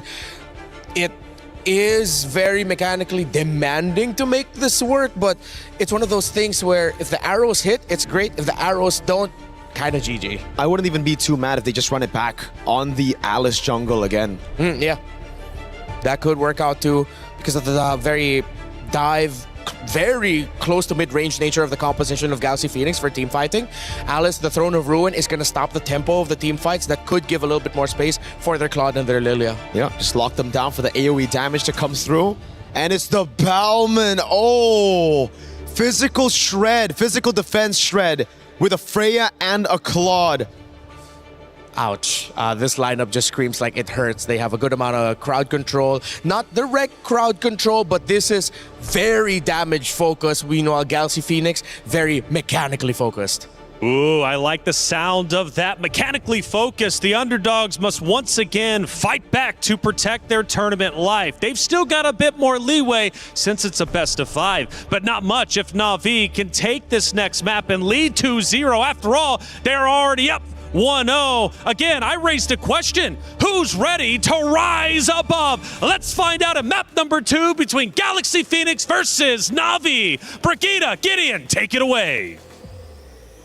As we head on into the Land of Dawn, the first statement has been set. Na'Vi take the first match here as we look towards GXP's response to that. How do they turn things around? How are they going to adapt to this upcoming game? Because right now, the draft doesn't seem to be in their favor. And here at level 1, Rain and Mirai are already telling Lima that first blood is already in our pockets. Oh, this Lilia on Na'Vi has been doing so much. Ever since game number 1, another stunted potential kill if only Sophia gets to walk out, but no. It's an early 2-0 for Rain on this Lilia. Too early, and honestly, the fact that they've already gotten everything that they need, it's starting to snowball already. And I was expecting GXP to be that guy, to be that woman who takes them all out. Even Mirai, confident, doesn't even have to flicker, recognizes that, Lima, you don't have the base damage. I'm a full level ahead of you. And how does that change the conditions for GXP? Because you're no longer on equal footing, you no longer have to anticipate whether or not the early comes out from these arrows or not, because they're already at an advantage. Mirai will get out of this. Still some glooms left. It's tough for the mid duo of GXP. It already feels like Rain is asking the rest of their teammates, just hold my earrings. I'll do the rest. Don't worry, Mirai. Just open up that map and I'm going to hurt them big time. And with that passive, heals right back up to full. So great control as they freeze that mid lane. They're starting to lean out of it as they want to attack the top side. Okay, not Ayanami, just going in for the dives, even under the turrets. But Mirai will be the one to finish the job. That's Fa they actually find. I think this game is starting to look pretty doomed. Pretty doomed very early on, because this has to be by far one of the most heretical starts. Like, this is blasphemous to people in Mobile Legends. The first 2 minutes, we're already having 3 kills on the side of Na'Vi, all centralized towards the most important roles in Ling and Fa. Okay, fortunately, an Abyssal Arrow does land over there. Sophia trying to dive, but it's an outplay! Everything has just not been going their way, every single attempt. And now Na'Vi might just take away this purple buff even from Fa, who's not even level 4 yet. I'm getting the vibes back. This is why everybody was so excited for Assassin. Oh! And Ling able to find the solo kill despite everything that has happened already. The extra assist from Ayanami just wasn't enough. Okay, that's a bit of a glimpse of hope for GXP right there. At least they get some trades one way or another through the EXP lane, but how else? Because even here in this jungle camp, you just could not farm as peacefully. Fa could barely get the EXP that's necessary. It's a 2-level gap. This is so dirty. This is particularly dirty. KG knows how to play this Balmont, or has at least gotten all the tips and tricks. You're using a lethal counter. You're also trying to contest with Retribution. It's just an easy way to steal camps at a high rate against your opponent, and just ever telling them, yo, fear this. Shortcut connects. Oh. How could they do this? They're just everywhere. Mirai, fortunately for GXP, they don't actually lose Winnie out there, but does it actually become an opening? Now they get to find a kill. Fa finds Mirai. Tempest Blade's already committed, but they don't want to fight this. They don't want to fight around a spinning Balmond. No, they don't have the items. They don't have the damage. Ring, does he cancel it? No, they're just gonna set up this dive. Oh, it's Sophia left all alone, trying to escape. Abyssal Arrow does land. but he's just gonna buy some time. Yeah, just again, really elusive here. Unless Rain or Keishi can actually apply some kind of movement speed slow, it's just going to be an ever taxed jungle. It's just Navi's walking in and they're like, hey, you owe me money. Interest, pay up, pay up. This is so tough. It's always Mirai plus another one. Oh, but a second solo kill from Link towards not Ayanami. Navi fail, or they actually do take... No, they don't. They don't take away the purple buff for the second time, and at least for Fa, they're slowly able to keep up bit by bit. Yeah, but it just means that Retribution is going to be down. Not like Bauman really cares whether Ling has Retribution or not, but generally speaking, this has been a pretty tough game. I'm looking towards Ling's side of the map. How can they get Ling involved? Because unluckily, the turtle is spawning down on the bottom side. They're forced to get Ling back in, and not Ayanami. No flicker. Has already gotten solo kill twice. Wants to shove that top side, and Na'Vi understand this. Let's slow it down. Okay. Wait for the shortcut. Understandably so. You see Ling here, but Mirai has an idea as well. Ooh. I thought that was gonna land too. Mirai didn't necessarily try to catch it, but they lose out big on energy shields up top. GXP are the ones actually leashing this turtle towards their side, and without not Ayanami, they probably would have very little ways to contest. A setup once again from Link to get him with the Tempest of Blades, but the response, the teleportation's coming in from Mirai. Do they want to fight this? Rain does show up. Rian goes in with a blazing to it, landing it on 3, forcing out the flicker from Winnie, and actually finding one. Lemma goes down, but Sophia escapes. Oh, wait, hold on. Link might be in some trouble, and now they can set up for a potential dive. Sophia's nearby and will peel, but Link can only do so much. How many seconds until the ult comes back up? They really want this turret. Not Ayanami still going for it. 1v2! Both had to flicker out. God bless. God bless. Flicker saves lives, people. Flicker saves lives. These flickers have been essential for their escapes. 5 to 6, however, structural damage has already been applied. Na'Vi making sure that the bottom side has been cut. Now they're going to send Rian towards the top side to break that other tier 1. But I would have imagined at some point Na'Vi might want to start double waving with this Claude. So far, it's good either way. They're 3-0 on this Claude. The participation has been massive for them every single time we get to see a team fight. But someone who hasn't been really participating as much is Keishi. But right now we might actually see that happen as they lay down another portal. Winnie is the target. And it's not looking great. Yep, it's not safe. The river is not a safe space to walk in, and I think definitely GXP need to start opening up this map, or Sophia needs to start... Oh, God. Oh. You thought you were safe. I thought you were safe, to be fair. Yeah, but there was a chip trying to intercept you from behind, and a lethal counter too in your face. There's not much you could expect from a Hilda at this point, no matter how much she tries to open up the map. Na'Vi are just at the most unexpected places possible. Yeah, I think that GXP, unless they get some clean wombo combos like they did in their previous fight around that second turtle, it's not gonna be easy. Definitely not. Like, Faz is probably going to get solo killed by Ayanami if he takes some prolonged fight against them. So at this stage, oh, another shortcut. Winnie again!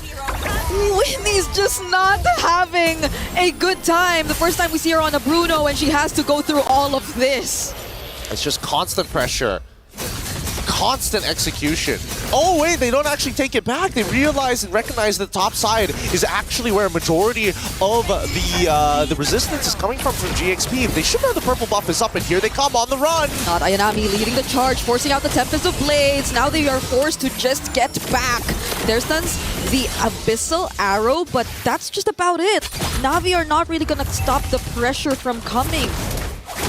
They're gonna try though. Oh, next on towards the back line. However, Ling unfortunately can't seem to close the distance. They don't want to commit the flicker as well, but they've got battle spells out of Na'Vi. And honestly, at this stage of the game with a 3.8k lead at 8 minutes, it could have been a lot worse. Yeah, at least if you look at it from the perspective of having a Ling on your lineup, you could play around the map a bit more, but just how could you? If Na'Vi keep forcing these kinds of fights and just surprises all over, at least for now, Faz trying to stay composed by doing exactly what we mentioned, but even Keishi is just a bit too quick to expect what's about to happen from GXP. Yeah, just a little too fast. And now, here we come. Descent of the Valkyries into it. Oh, cloud shift, though! Oh, the cancels. Now it's Rian having to get away from that. Not Ayanami left all alone against 3, and she could not take out at least one. Rain eventually shows up with a flicker. Winnie, too, having to dash away. And Mirai! Another intercept. That's the 4th time we see them take down the gold laner. Again, great target priority here. And no time being wasted by Mirai. It's like, all right, I see my low target. I know exactly what I want to do. And this lead now, as we pull up the item list, we're already seeing fleeting time completed. 9 minutes pretty early on with rapid boots as well. Explains why, not only with the passive, why Mirai's so fast. Okay, Fa's okay. Thank goodness. Like, he couldn't get worse from this point onwards. I mean, don't worry. That purple buffer was always Navi's. It was always Navi's anyway. Yep. But I wonder who else is not safe. Winnie yet again. Oh my god! She's been holding on that bush for too long. Mirai's been staying in that bush for too long. And even with this 4-man setup coming in from Ling, I don't think they will get the value out of it. They'll just lose out on more and more members. Ling falling down as well. There might be one trade, and that's going to be Rian. They can't scale at this point. They can't scale. They don't have enough EXP to stay above them. Even Mirai having a full level ahead of Lima. The early game is completely gone, and technically this is where we're expecting Fa to start really picking up the slack for the rest of the team. However, with such a big lack of goal and an interception from Mirai, what are you supposed to do? She had another ultimate available. Fleeting time, what can I say? It's a good item, especially when you're this far ahead. I was just trying to fly over from one wall to another, and all the while that was happening, it was a free objective over to Na'Vi as well. Just look at the goal difference already existing, as at least it's not that far behind. But the gold lane, I think, is where you feel it the most. Well, I want to say it's not only just the gold lane, but at the same time, I think that the fact that this Chastised Pauldron is already built for Mirai, I think at this point, Chip can get disrespectful, right? I don't think anybody has enough damage to kill him, and even if they do, the Chastised Pauldron passive will just keep him healthy. So at this point, Mirai, look at them. Well, literally just having a tour. Yeah. Just doesn't mind those bits of damage you get to receive from Lema as the only person who could possibly walk up and not get bursted down by Na'Vi, not unless they just go full commit. But now they have more and more waves coming in, not Ayanami showing up as well. Lema just trying to scout where they are. They pretty much have information of what to expect, and that's still not enough for them to go and try to engage against Na'Vi, because even in the damage department, would you consider Winnie to even have enough damage already? Not yet. I mean, not even a Berserker's Fury. That's what we're talking about, right? Literally a Ha's Claw Fa. Unfortunately, no purple buff, so he has to sit there and wait for it to come back as Na'Vi take the initiative to start putting more structural damage. Yep, they're keeping the pressure. And now it's Lema who, for the first time, actually gets bursted down, has to flicker out of that. Worldy already committed as well, but they're just trading space. They want this base turret. Good. That's the setup coming in from Ling, but she had to go down alongside with it.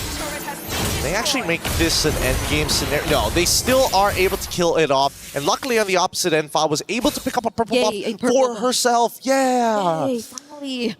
It's still a rough game. It's an exchange of a base turret. Yeah, it's like, man, not the best in the world, but hey, we take what we can get. And luckily the team, they really need these minions. Like splitting the gold at this point of time is probably not ideal. Like Fire understands, you know what, even though I don't have as much gold, it's important that I stay even in EXP against Keishi. Yep, and these placements, these traps are becoming more and more important.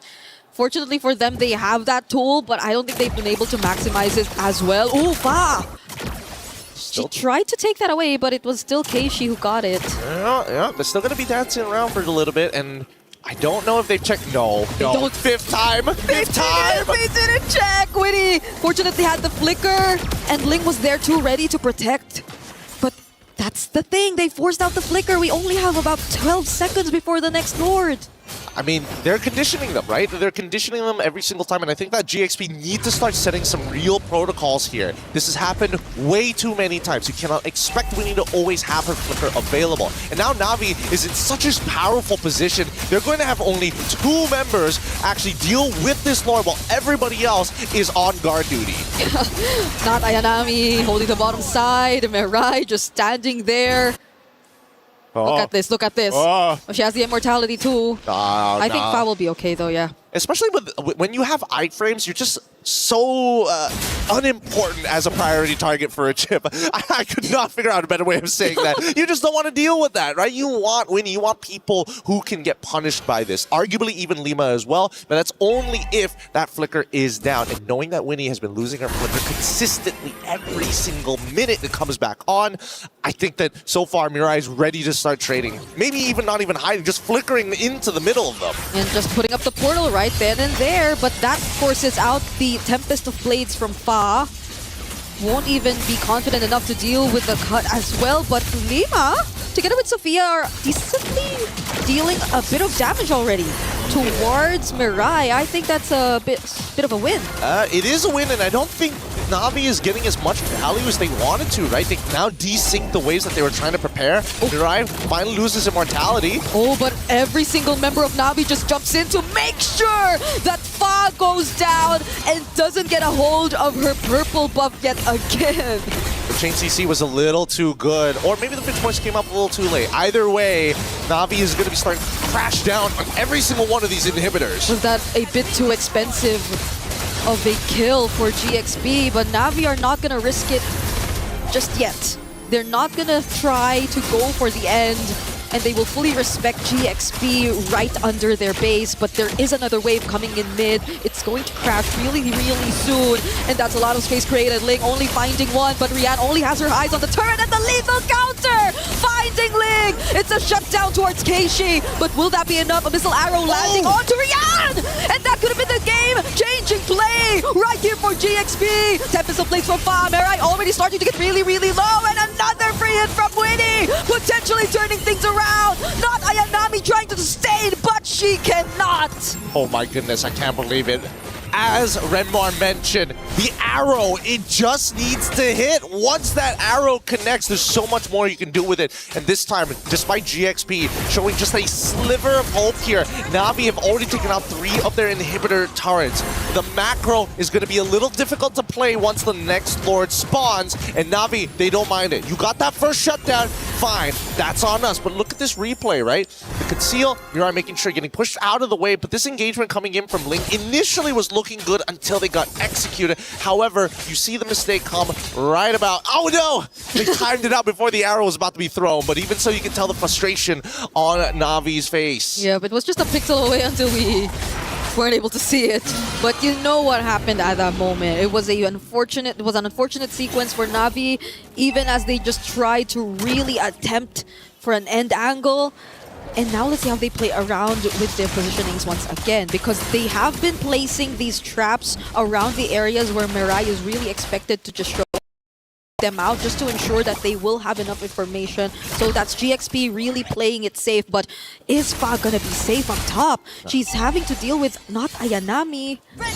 I mean, Fa unfortunately just literally cannot 1v1 this Freya. Not without that Bruno. Not like how we saw it earlier. And worse yet, Na'Vi, this is what we call the chokehold. Like, how do you even win this scenario? No matter what you do, Mirai can catch you with the shortcut, and which they're about to see right now. Tempest of Blades used right before the portal gets laid down, and Mirai will no longer try to go for the chase. But that was really smart from Na'Vi as well. Okay, wait. Fa, not gonna fight that. They could still technically chase this for a little bit, but the more attention Fa is able to bring to them, the better. Okay, that's BMI and Rain alongside Mirai trying to go for Fa. They're not letting him return or her to return to the base. As not Ayanami, Mirai, and Keishi too are just dealing with the waves. Fa is down! And the portal gets laid down. Now the rest of the members can catch up and just go for the siege. The Lord is still up. Sophia trying to jump in. It's Mirai who she's actually targeting, but the Blazing do it! And now it's Winnie using the Wind of Nature, but they do not care. They're after the base. Lethal counter, and that's the end. Oh, tough one. Really, really tough one. Well played here by Na'Vi. They played one solid game overall. They made sure not only from the drafting section they've had answers, but more importantly, their macro was on point. That's how you set up for a rear naked chokehold, man. No getting out of those ones. Could barely farm. And I'm not even talking about a single player. I'm talking about both of their carries, both Fa and even Winnie on the Bruno, who again was forced to play a different hero, and Na'Vi have dealt with it so well. It's so well, but at the same time, we need to see more. Right now, Na'Vi is looking like they're setting a very high standard here, and GXP, it's either they meet it or they're going to drop that game. We're already at match point, but now we're going to be throwing it back to the studio right after these messages.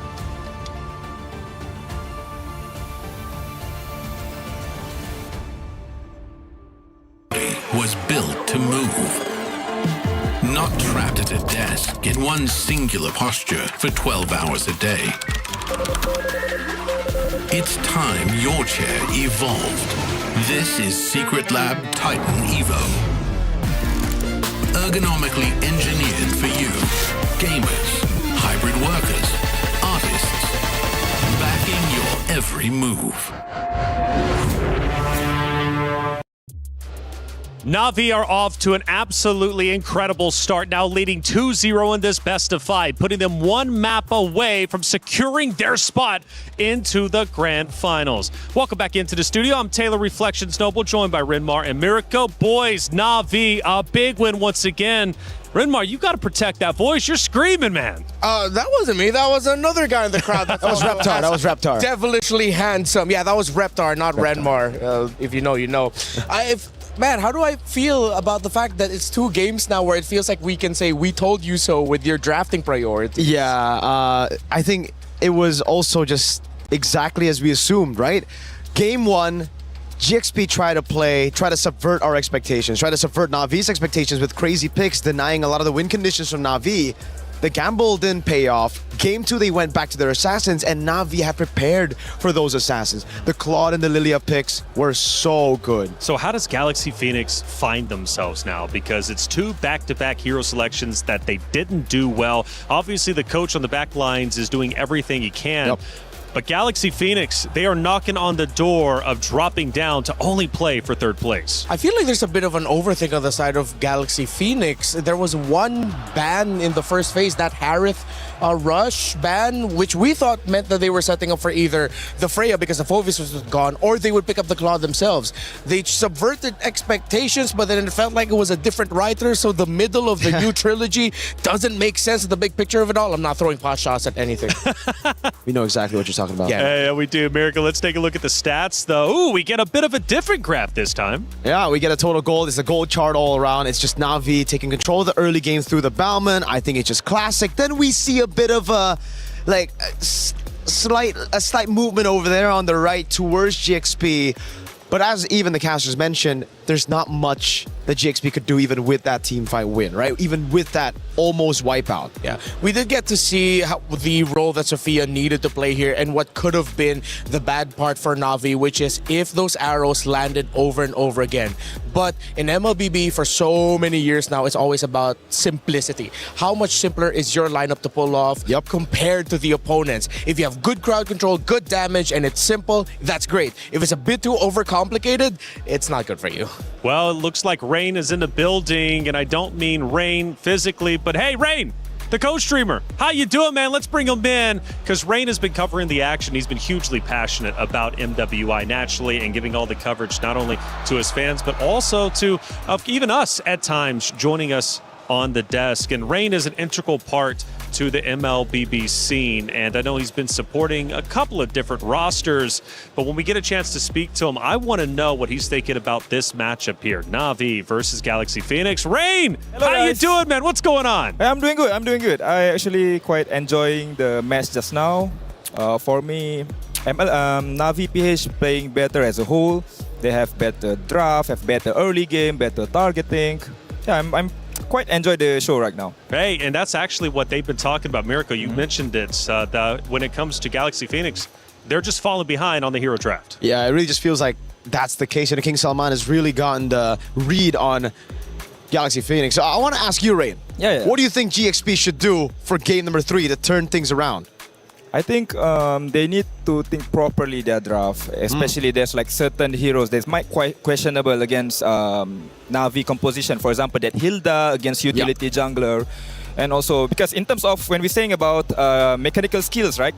I think GXP have that quality that can fight Na'Vi PH, but overall as a team. Because right now, overall Na'Vi have better targeting, also better wave management, and also a good early game. So these three things, GXP need to fight them. All right, well, let's see if the words of wisdom from you, Rain, will end up paying off for the team of Galaxy Phoenix. Thank you as always, Rain. We really appreciate Most everything welcome, guys. that you're I'm doing enjoying for the show MWI. with you guys. Absolutely, and I hope to shake his hand eventually. I haven't actually had a chance to see him in person just yet. It's always been virtual, even though he's quite literally just right up there. So we're going to have to connect. Let's take a look at some of the players' emotions from that game number 2. And in the meeting room, this was a big moment for Na'Vi. They understand they're getting so very close to securing a grand final spot. Makes sense. Get everybody in a little powwow, discuss some strategies, get out there and fight. They have to keep up the discipline, though. We've seen them in the similar position in the Southeast Asian Games gold medal match against Team Malaysia when they were representing Team Philippines. They fumbled that. That hurt them. But they did admit that they learned a lot from that, and they have to show it here. They have to end this series and make it to the grand finals now. That's it. Americo, let's take a look at one of our great actions from that second map that we just witnessed. We're going to go towards the mid-game, and I believe close towards a mid-fight for the Lord, at least eventually coming up. What are we noticing in this engagement? I think right now it's just the fact that Na'Vi are just so calm and composed, right? They don't need to go for the neutral objective. They don't need to send the Freya over because they have the shortcut. A couple of times, though, it did happen where GXP were just quicker and they were able to just pull the trigger. But at the end of the day, it's kind of the same story we saw from game number 1 as well. It was Na'Vi just baiting all these resources with their front line so that their backline could come in late with the shortcut and clean up. But Renmar, Galaxy Phoenix did show some life. It was a bit later on in the game, but they successfully defended their base. It didn't amount to much in the overall scheme of things, but they were still fighting till the very end. Yeah, it was a preview. That Selena of Sophia, which did already get to have a great showing in MWI, arrow after arrow, and this is a rare moment in this series of Na'Vi slipping on the discipline, not respecting the gap closing capabilities of Ling on the Sora. It was able to get taken down by Na'Vi, but once that arrow hit, bang, and it landed on Rian as well. So you know that the Selena comfort is there. It's just that, again, overall, this happened way too late. I think it's just the early fundamentals built up again, something that Rain mentioned too, right? It's the drafts. Now, what specifically in the drafts should they fix? It's not just the Freya picking up these prio picks, but it's also setting up for the Selena. If you're already planning for it, you need someone with mid prio, someone that can clear fast in the roam like a Cho instead of a Hilda. Well, as we head back to the stage, the ladies once again get set back up to go toe-to-toe with each other for what could possibly be the final round. Na'Vi wants to close it out now 3-0. Galaxy Phoenix, however, need to reverse sweep. Not an easy task across any esport that you're playing, especially here in the MWI. It can sometimes be an impossible task. Galaxy Phoenix has already achieved the impossible, being the underdog pick, making it to this stage. But is that enough? Are they satisfied with their performance so far? Or do they want a little bit more? As far as the fundamentals go, I understand Galaxy Phoenix is losing the hero picks. But do their fundamentals look good enough to where if they can, in fact, battle Na'Vi in the hero selection, do you think they can actually take down this Na'Vi roster, at least for one more map? Oh, definitely can. We've seen moments, especially in game number 1, where it was more prevalent, wherein it looked like Na'Vi looked uncomfortable fighting GXP. There were certain angles that they didn't take into account for, didn't realize GXP could even go for. There were moments of discipline that makes me wonder, how come GXP can't do that consistently? If they can find that consistency, then the fundamentals will show. You did question Sora for the side of Galaxy Phoenix. Do you still question it now? Yeah, as a first pick, I don't really like it, especially with the Freya up, with the Claude up as well, something that's just integral for Winnie, you know, something that's just so important. I'm going to play devil's advocate, though, for Renmar and say I don't think GXP have the fundamentals against Na'Vi. No, That's fundamentally, they are worse than GXP. What they thrive in is chaotic skirmishes where they can rely on their mechanics. Yeah, I'd say mechanically, they can go toe-to-toe. Maybe they're even better than Na'Vi PH. That's a tough call. Sometimes you got to keep it real on the desk, and you absolutely did. I'm still rooting for the underdogs. Galaxy Phoenix, at least get us one more map against Na'Vi. You made it this far. Make the most of it. After all, top 4 is a massive accomplishment, but making it to Grand Finals, lifting that trophy, is even bigger than you could possibly imagine. Map number 3, a fresh opportunity. Will Galaxy Phoenix take advantage? Are they still a little bit too reactive with the bans? Exactly. I don't know about this. You're rushing bans on Chip and Bama. This screams Na'Vi is in the heads of GXP right now. I mean, desperate times call for desperate measures. GXP certainly in that desperate time right now. It's match point in a best of 5. They thought they could slowly get into the series. So far, it's just been a wipe. And Na'Vi have been fast and they have been ruthless. If it gets to the point where you are just fielding some of the best meta picks all out there in the open, trying to overload one another of choices, and maybe that's where Galaxy Phoenix is just leaning onto now. Let's have a lot of choices open so that we could miraculously find a way. They're even banning Xborg first. Are they gonna try to take a page out of the book of other teams where they're trying to go for the Mathilda Barretts right away? That's too much. Even so, if it's not the Barats Mathilda straight up, I think it's going to be the Baksha, an Akai maybe. It's going to be a utility battle. And again, we've just spoken about this. Me personally, I don't like it. I don't like it when GXP play the slow, fundamental game, building on neutral objectives. I like it when they fight. I like it when they have a composition that relies on their strength, which is team fighting, which is brawling it out. They go for the Baksha. They're going to try to go for speed, tempo, early game. But Na'Vi, we've seen this plenty of times. Atlas Akai into the Baksha. Shut the Baksha down with pure CC. If Na'Vi PH go for those 2 picks right away, then most likely Galaxy Phoenix will have to respond with a Valentina. But Na'Vi, they are relentless. They focus on the Lilia and they get the glue. So they don't get that Akai Atlas combo. There's still a potential room for an Akai maybe later on. But I like that they have been consistent with this. They know the strengths of their mid lane with the Lilia. This allows them to get mid prio and be really annoying so that Lemma and Sophia will have a hard time rotating. Ooh, I like this Alice. I really like the picks now. Coming from GXP, right? Like the Baksha pick first was all right. I didn't really like it at first, but then Na'Vi responded with just Lilia and Glue. So that gave GXP an opening to punish them. The Alice pick is great for the Glue. The Farsa here as well. Really good poke and some more range that they didn't have in the previous game. If Na'Vi PH want to play around a solid formation around their mid laner, then around their gold laner, excuse me, maybe a Moskov at red 3 would be warranted, or you pick it up at red 4, you just take away the Claude if you feel like the Claude won't have enough firepower to deal with what could be a very fast scaling Baksha Alice Farsa together. I'm okay with that. At the same time, you take away a pick.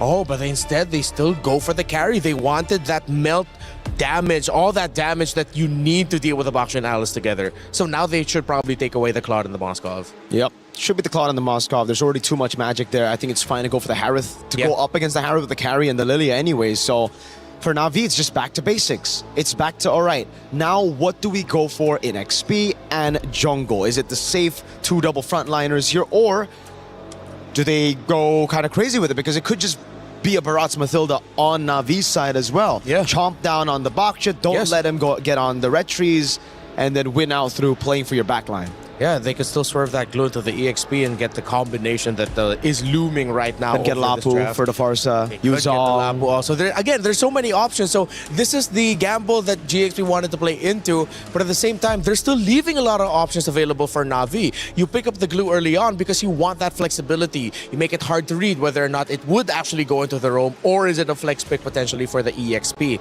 Lots of picks. So Galaxy, they're respecting power right now. They take out the Freya. I'm not a fan of that. You know, I think with the Alice and the Baksha, you already have the anti-regen, you have the sustain, and also the burst from the Farsa to try to deal with the Freya. You're leaving so many heroes open for not Ayanami. There's already a Yuzong that we mentioned. This could possibly, if they really want to go for the lock, the Terizla too could work, right? There's just so many picks. It could have a really solid front line in the end that makes it nigh impossible for Galaxy Phoenix to make it through the carry. Even if you commit the Throne of Ruin and the Gleam, one dash out, and if you have no other hero with you to try and jump the carry, then it's going to be a great day for Na'Vi. If it's an assassin in the jungle, we'll see the Terizla. If it's a fighter / tank, then we're going to see more of that Lapu Lapu and dive heroes. Yuzong, even. Yuzong, Atlas gets banned out, so there you go. At least a bit of respect given to GXP, knowing that the glue is still very vulnerable to lockdown. Even though naturally Alice did come back into our visions when Yuzong started wreaking havoc maybe a season or 2 ago. for our MPL leagues. They still respect the Yuzong. Okay, but again, we've mentioned all the EXP laners that not Ayanami could pick for. She is back into the position of I can pick whatever I want. It's pretty much okay. It's kind of awkward though if you want to consider something like the CC with the Farsa there. You want to be able to latch on to the back shot, but then with the Alice also, you don't know. So still, options are available. I like the flexibility of the Rome Glue pick, and I think it's difficult for Galaxy Phoenix to really read into it right now. That's why that flex pick on the glue is really... I mean, it's a mind game, for sure. Yeah, GXP, you're thinking about it. They've already banned 2 XPs. It could just go to the XP lane and they go for another roamer. Yeah. The Claude will still be open, and Claude does benefit greatly from the little mini glulets. You get your stacks much quicker. Yeah. And they show it. They do get the... again, this is another flex pick. Yeah. This could surprisingly go into the roam all of a Could sudden. still be a roam, Akai, and a glue XP into an assassin jungle. Yes. Yeah. And it could be a jungle Akai to a roam glue to then something in XP, or again, it could also just be a damage dealing XP with the roam going glue, glue going roam. Irithel. Yeah. Huh. I am not a fan of that. We've seen some Irithel performances here, and she does hurt, especially once she gets Berk as her first item, Berserker's Fury. But this feels like something the Galaxy Phoenix really prepared for. So maybe there's an angle that we're not seeing right now, but I think we're in agreement here that maybe not the best option to go for at this moment. Where do they even go? They go for Rome. Yeah, it's the Rome. Minotaur. AoE, Presence, their Irithel. Oh, this is all in for the Irithel. The good thing is they have some great damage with the Irithel and Farsa together.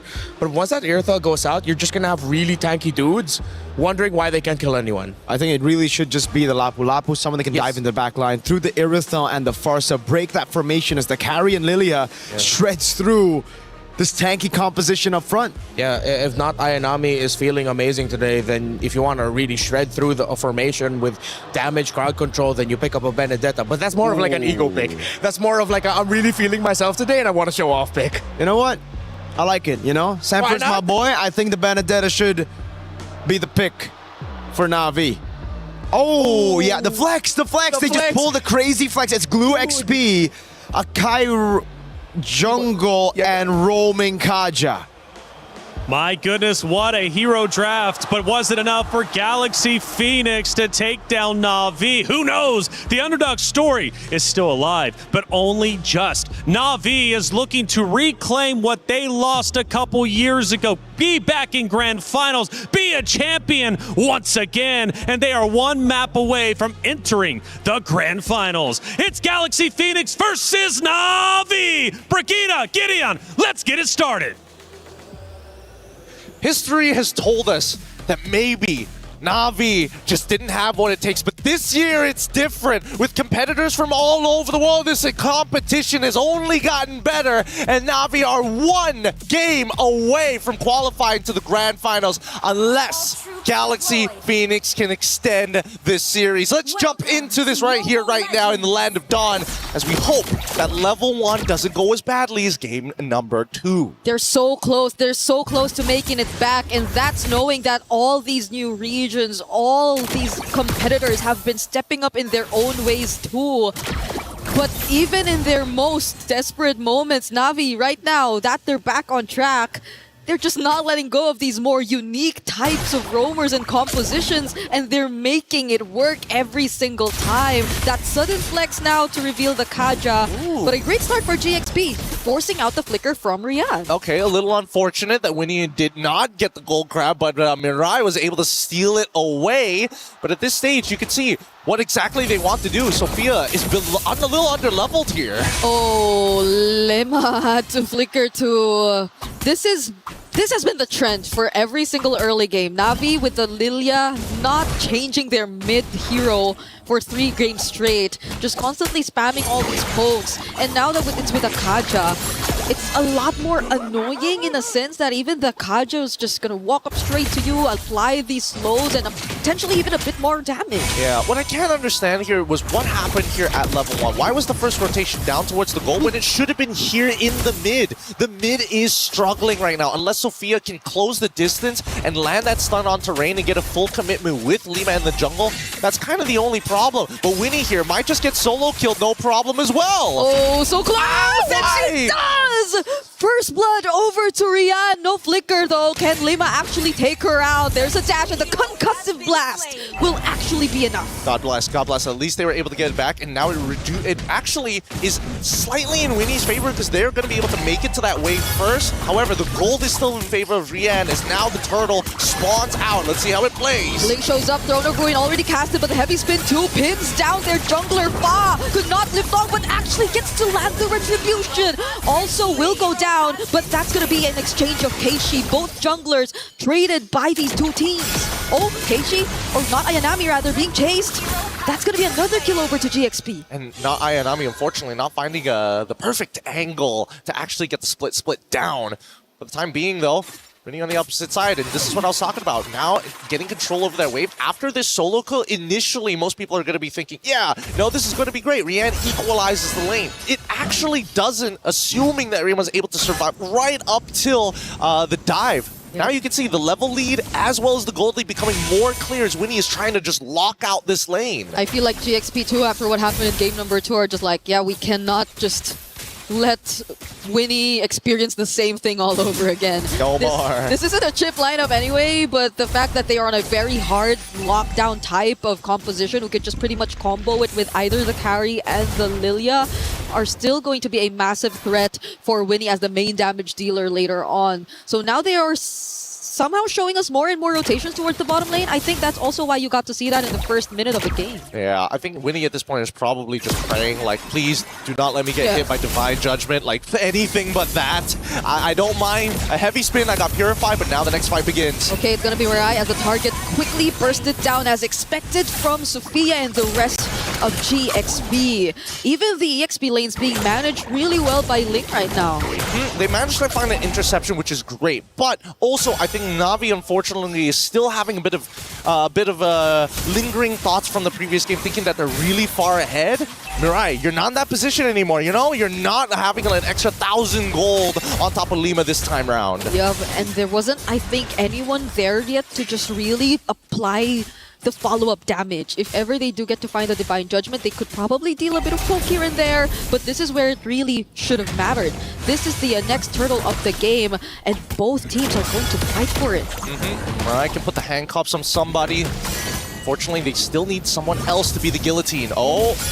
Buzz after Keishi, that forces out the heavy spin, and the feathered airstrike already gets committed as well, but I believe it was cancelled, and now it's an isolation play onto Fa! Oh! Throne of Ruin and Yo and Fury! GXP might actually turn things around. Rain having to flicker out, Winnie with a heavy crossbow, dealing a lot of damage as well, and they survive. It's a 1-for-1 trade so far. Both junglers are down. That counter engage coming in from Ling to save the day right at the very end. However, Rian still 2-1 score, trying to keep back up, and despite what happened in the early stages of the game, manages to get enough of a care package, some economic aid to stay even. All these ultra-reliant heroes from GXP though, they probably will get it back a few moments later, but Navi are just for sure going to be confident enough to get back in this too. It's only the heavy spin that's been taken out alongside the Divine Judgment. I don't understand why Ling is still trying to pull the wave. They know that they didn't have their ults earlier. They could have started zoning out way earlier. They knew they didn't have ults. They also knew they didn't have the battle spells. And now they're giving up the space over to Navi. Yep, because Navi are back. Heavy spin is back, and the turtle gets reset all over again. But it's going to be an attempt from Ling, which doesn't land onto anyone. And look at how not Ayanami is just trying to go for the zone. An annoying way to just break formation. Minnow and Fury forced out again, but this Casey gets knocked off. Fa still finding the retribution. They get to isolate Ling, but they might not have the damage for this. It's GXP finding more kills. Unfortunate indeed. Honestly, Navi played as good as they can to kind of get out of this situation, but that first initial whiff coming in from Ling, Really unfortunate to say the least, but Fa still made it work. Steals away the Lord just in time, because Keishi had pretty much all the advantages. Yep, they're really working as a unit at this point. Now a quick conversion to another objective as well. GXP are just focusing so much of their resources towards the bottom lane, even in that entire sequence where it feels like they barely paid attention to the other parts of the map, just as long as they could win it out in that turtle fight. Yeah, and now they just want to keep on progressing it, right? Whoa. Divine Judgment, that's gonna be one. It's a shutdown on Sophia. I think it's a great start if Navi, who slowly wants to get back in this game. But some of the bad habits are starting to show. The way that GXP is opening up the map is honestly getting them killed more often than not. Oh, good flicker and a pull! Oh, what a timing! He still gets brought back. Now it's another kill for Navi. It's both mid duos. Yeah, Lima tried to use the Minoan Fury as a means to not get displaced because of the anti-CC, but just did it a little too late, unfortunately. This punish is good, but that battle spell, I don't know. If you're already going to flicker anyway, you might as well just let it happen. Yeah. And Nara Yanami will just get it back real quick. We're looking at the gold difference right now. Not much in terms of the gold lane, not much in terms of most of the lanes. It's really in the macro that you kind of feel what GXP wants to do differently this time in comparison to Navi. But at the same time, it feels like both Navi and GXP, they've sharpened each other enough after these past two games. They're really picking up on the bad habits. Look at this! Oh, once again, we find another isolation. Sophia gets caught here by not Ayanami, but will get to Wings by Wings her out. But under the turret, can Ayanami still find the kill? It seems like it's a no, and then Fa gets dragged back under the turret. Oh! An unfortunate sequence for GXP. Really sad, but well played from Navi. They are not going to take this sitting down. They're going to make sure that they're being tall and proud when they take this game away. It's 6-6 so far, and Navi are in full position to take the Lord as well. Divine Judgment is not up, and Split is still on cooldown. This is just so interesting to me how Navi are able to deal with either the utility or assassin comp from GXP. Right? I totally agree with you, because again, we're seeing many different sides of Navi. Usually, we see a lot of, big personalities, but a very linear and clear idea of how they want to play a game. Navi, not only have they shown how tall they are, but they are showing how wide this team composition and the styles of play that they have in their pockets are. Oh, they're going to go for Rain. What? That's the Minoan Fury and the Throne of Ruin, but the heavy spin as a defensive tool to just make sure that GXP are not able to push forward. Rian joining in the fight too might make a huge difference right now. GXP lose a little more in the process. That's gonna be a 2-for-1 trade right before the Lord. That was a pretty good idea initially from Navi's side. I think there was a little bit of hesitation from Rian. Let's pull up the item list. I want to just get a double confirmation on whether or not the Trinity has been complete, and that's why she would have to commit to her full ult to ensure that at least they get a trade back. But without the DHS, it's going to be a lot harder to get through the Limas and the Fas if you're only hoping that your passive is going to be enough. They're going to burst it down real quick. They do not want another instance of GXP just potentially trying to fight back, considering what you just mentioned. They still don't have the DHS, but at least for now they get a bit more advantage and the first Lord of the game as well. But it's interesting, at least for GXP, they're able to really push the sides, but Mirai, all alone here, gets a bit of protection from Keishi, and now two members at least brought really close under their very own territory. Throne of Ruin casted by Ling, not Ayanami trying to find a target, does find one, but the damage dealers aren't here. GXP are just turning things around. Rian finally comes to join, but then Sophia, Mirai from behind, who does she find? It's Sophia, but she doesn't have the Divine Judgment. Rain and Rian are making it work all by themselves. This is what I was talking about. Bad habits. They notice GXP, they keep coming at us front to back. They're not thinking about their size. They're not thinking about the facts. They're not thinking about that huge top wave getting demolished by the Lord. And now Navi are just chasing after them, so they couldn't go for the defense. Fader Strike trying to help out Ling, but it's not gonna be enough. This is the 101 of war. When you are fighting in the front lines, you must understand what your supply lines are, the logistics to get there. And right now, Navi have attacked them in so many different areas. GXP, you can tell the tunnel vision, the peripherals is getting darker and darker. They have to wake up. Take a moment, just breathe. Because we're so used to them being really synced up in terms of especially prioritization, the targets that they go for. and how they're always almost on the same page, but we're not seeing that from GXP at this point. It's more so from Na'Vi as they find another kill. Sophia knock up from the Minoan Fury together with the Throne of Ruin, but the relevant members are just getting away. It's not Ayanami traded out, but Fa goes down too. It's a double for Rian, and she's just 7-1-2. It's so frustrating because the combo is good. It's a perfect Minoan Fury into the Throne of Ruin that had to commit a flicker from Ling. They just didn't have enough AoE to burst down the members after the combo. Winnie can only hit so many targets at once. And luckily from the front lines of Na'Vi, they have enough armor to tank the explosive crossbows. It's all their base turrets exposed just with that single Lord Siege, which Na'Vi barely had to work with because they just let it walk through the top lane, and every single lane too just pushed forward just because GXP kept forcing the fight. Yeah, I mean, majority of the... Oh, hold on, the Divine Judgment is good. Rihanna has already blown them up. So Throne Ruin tries their best backline. In trouble. Sophia finds one.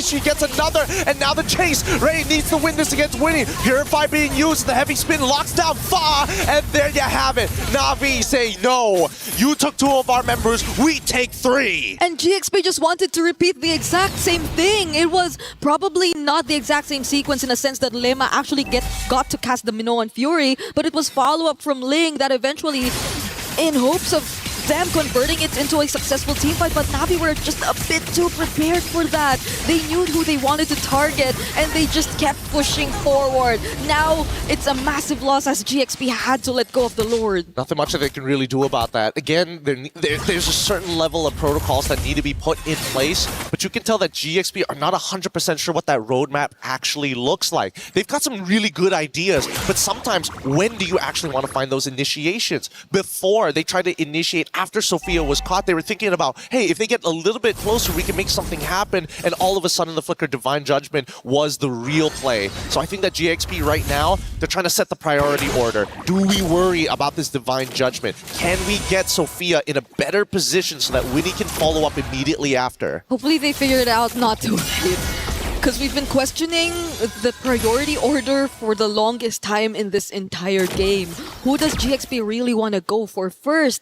What is the game plan considering that they're mostly revolving around Winnie and Sophia, but Na'Vi, even if they decide to go for their front lines and not these damage dealers, are actually making it work. Now they have an entire Lord with no energy or holy shields left up top. They're on the verge of losing so much more. Yeah, with the suppression as well, it's just really difficult for Lima especially. Oh, that was a flicker in, but Mirai does get cancelled though. Does have the immortality, is gonna be okay. Feathered airstrike as well as the Minoan Fury trying to defend as much as they can. Keishi, defensive heavy spin, but Winnie finds a double. Na'Vi have to run away wings by wings towards not Ayanami, and they go back right in. Do they really want to fight this? Not Ayanami actually finds Sophia.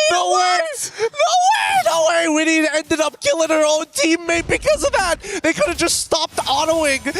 But they were just so desperate to make it work. Literally anything would have been good there.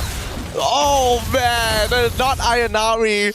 Despite having a horrendous early game, now it's like, this is my revenge. You've hurt me enough. Yeah, I was worried when she went back in too, but the fact that GXP, I feel like they just panicked and clicked their buttons and unfortunately cost their teammates' lives there. It's not a good sign. It's not a good sign. GXP definitely have to somehow reset and get back in this game. They were slowly finding their way around things, but it's Na'Vi all over again, all across the map. Yeah, Na'Vi has adapted a lot better to what GXP has been laying on the table in terms of their tactical plans and strategies. And I think that Na'Vi, just a little bit more clutch factor within them. But I think it's the awareness, right? The awareness overall about not only the battle situation, but what's happening across the map. It just feels like Na'Vi is just slightly more efficient and more flexible in those moments. GXP, it's got to be step 1, step 2, step 3, step 4, and they've been changing the order up, but it still feels a little clunky. So what could be the best order at this point? You would really expect it's just either Lema or Ling. Does someone have to be left behind to at least some sort of protect for Winnie and Sophia? They do have the flickers and the purifies for themselves, but it just seems that as long as Na'Vi get that one pick off done, then there's nothing stopping them at all. I think step number one is to control this mid. Oh, wait, actually, Divine Judgment. Oh, is that one pickoff? Is that the pickoff? Ling tries to stop them from getting that pickoff, but despite that, the heavy spin still gets committed. And GXP find one. They somehow find Rain. Na'Vi, do they want to push through? They've lost one of their main damage sources. That is so unfortunate. It takes 2 people to engage upon 3 in the back lines of Na'Vi, but it just takes not Ayanami to keep both Sophia and Winnie away, and still able to find that kill onto Sophia's side. Like, if not Ayanami, people were like, oh, she's going back to her old ways. No, she is a completely different player. Yeah, look at how she's playing the glue. Ridiculous. Redeeming herself after that early game. I mean, look at her. I mean, she's not really resetting. Another Divine Judgment onto Lemma. There goes the burst from Rian as well. Do they really want to risk this? Okay, they actually find one. It's going to be Fa. They're pushing her out of this Lord pit. And that's enough to secure the objective, but it's in exchange of not Ayanami. And that's totally fine. Look at the timers. Look at the timers. The wave is going to spawn. If they waited a little bit longer, it would have been nice after the 12 minutes. But since then, even so, not Ayanami has done everything they've wanted. Lima doesn't have a flicker. Ling still doesn't have the flicker as well. And by the time the Lord actually makes it down into the base, she's still not going to have the flicker. Yeah, I feel like GXP wanted to go for something there, but they saw Mirai and were like, nah, no. It's good.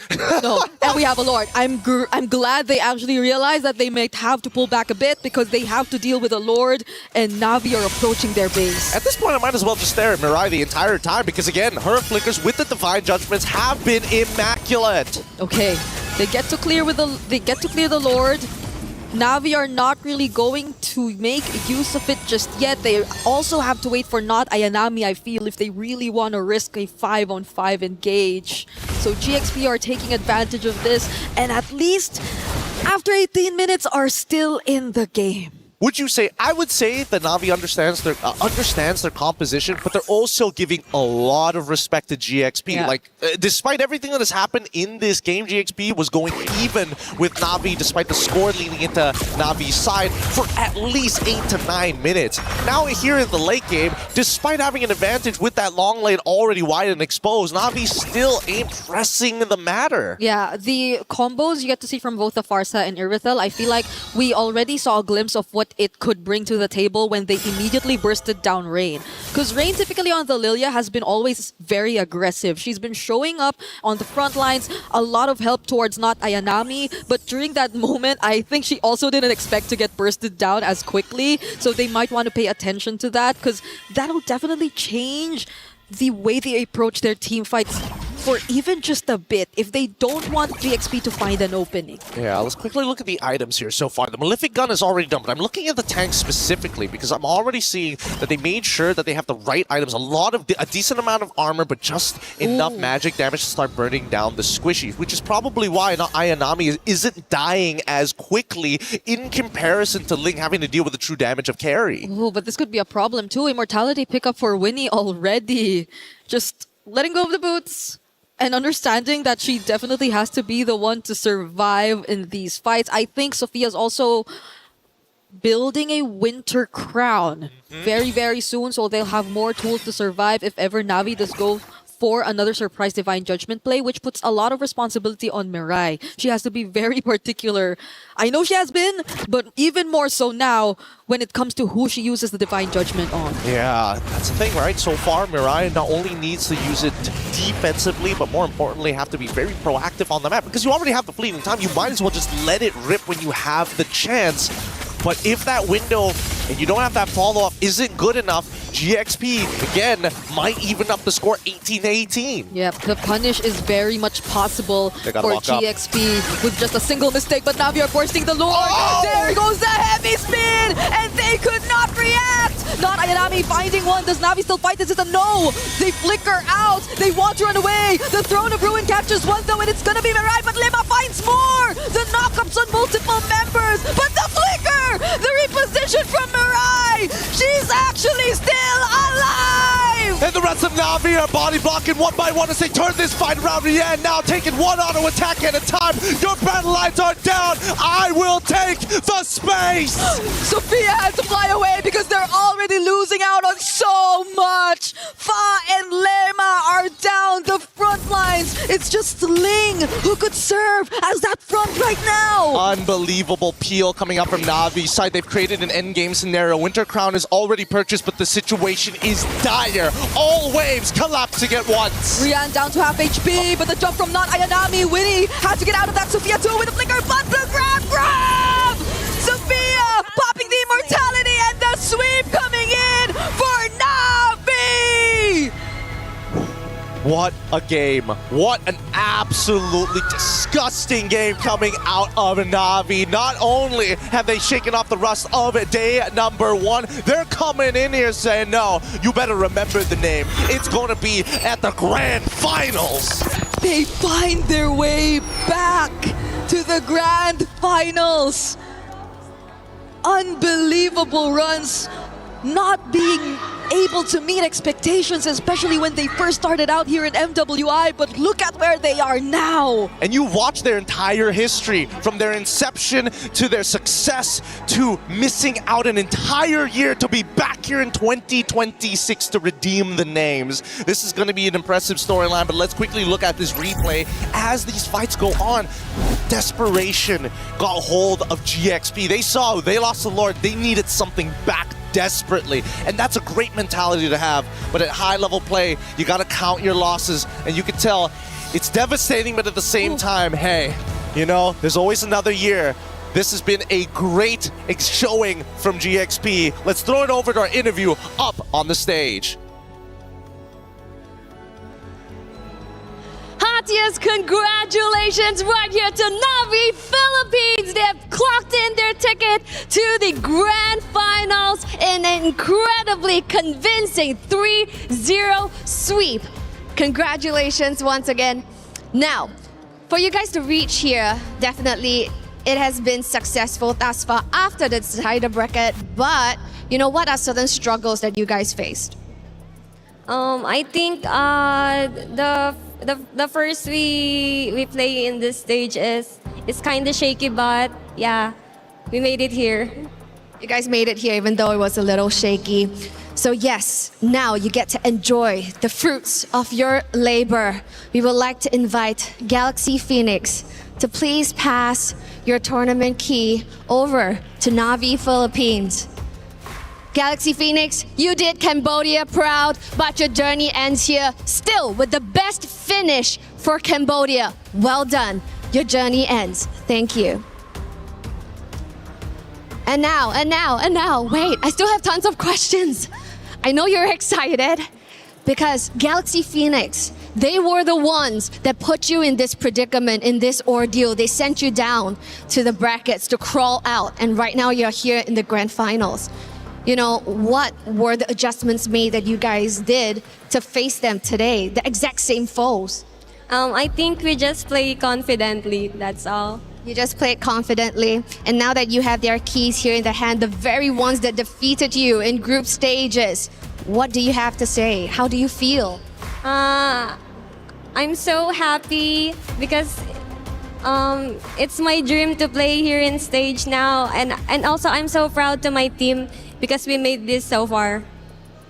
And the Philippines is really proud of you as well. And final question, can we, you know, the fans of Na'Vi Philippines and the fans who are watching you guys back home, can you tell them confidently that this is Na'Vi PH in its competition from the championship form? Guys, please support us tomorrow because we're gonna claim the championship. Let's see if history will repeat itself. Ladies and gentlemen, this is Na'Vi Philippines going to the Grand Finals. Take your walk of victory. Okay, ladies and gentlemen, Na'Vi officially in Grand Finals. Congratulations. Go ahead and drop that key in there. This is a moment in history for Na'Vi. Congrats. She said, thank you. She's hyped up. I can feel the aura. I can feel the aura coming off you right now with good reason. Team Navi officially about to go ahead and crush that key. But yeah, let's make sure we get make sure that we safe. I will make sure that you protected from this huge explosion. Oh my goodness, ladies and gentlemen, it's about that time. They fought valiantly, but oh my goodness. Ladies and gentlemen, Team Navi getting it done. Congratulations again for qualifying for the finals right here at MWI. Will they be able to punch their ticket? And more importantly, for the time being, who will end up being their opponent? Ladies and gentlemen, let's go ahead and send things over to our highlights before we get to our next match.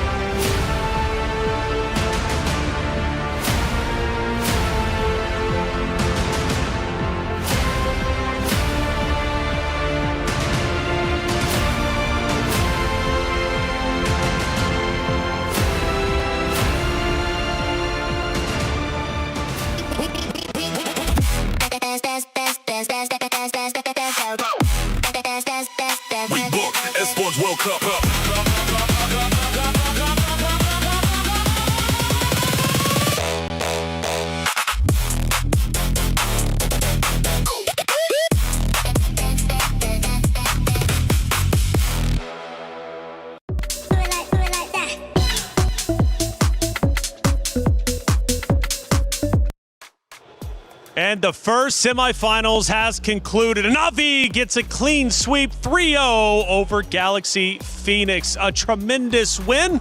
They will officially be in Grand Finals. A big moment, not only for the org, but also for this roster. Yeah, congratulations to them. It's been a long climb back. Now they have a chance to reclaim the crown, especially for the three players that were part of the roster in 2024 that won it then.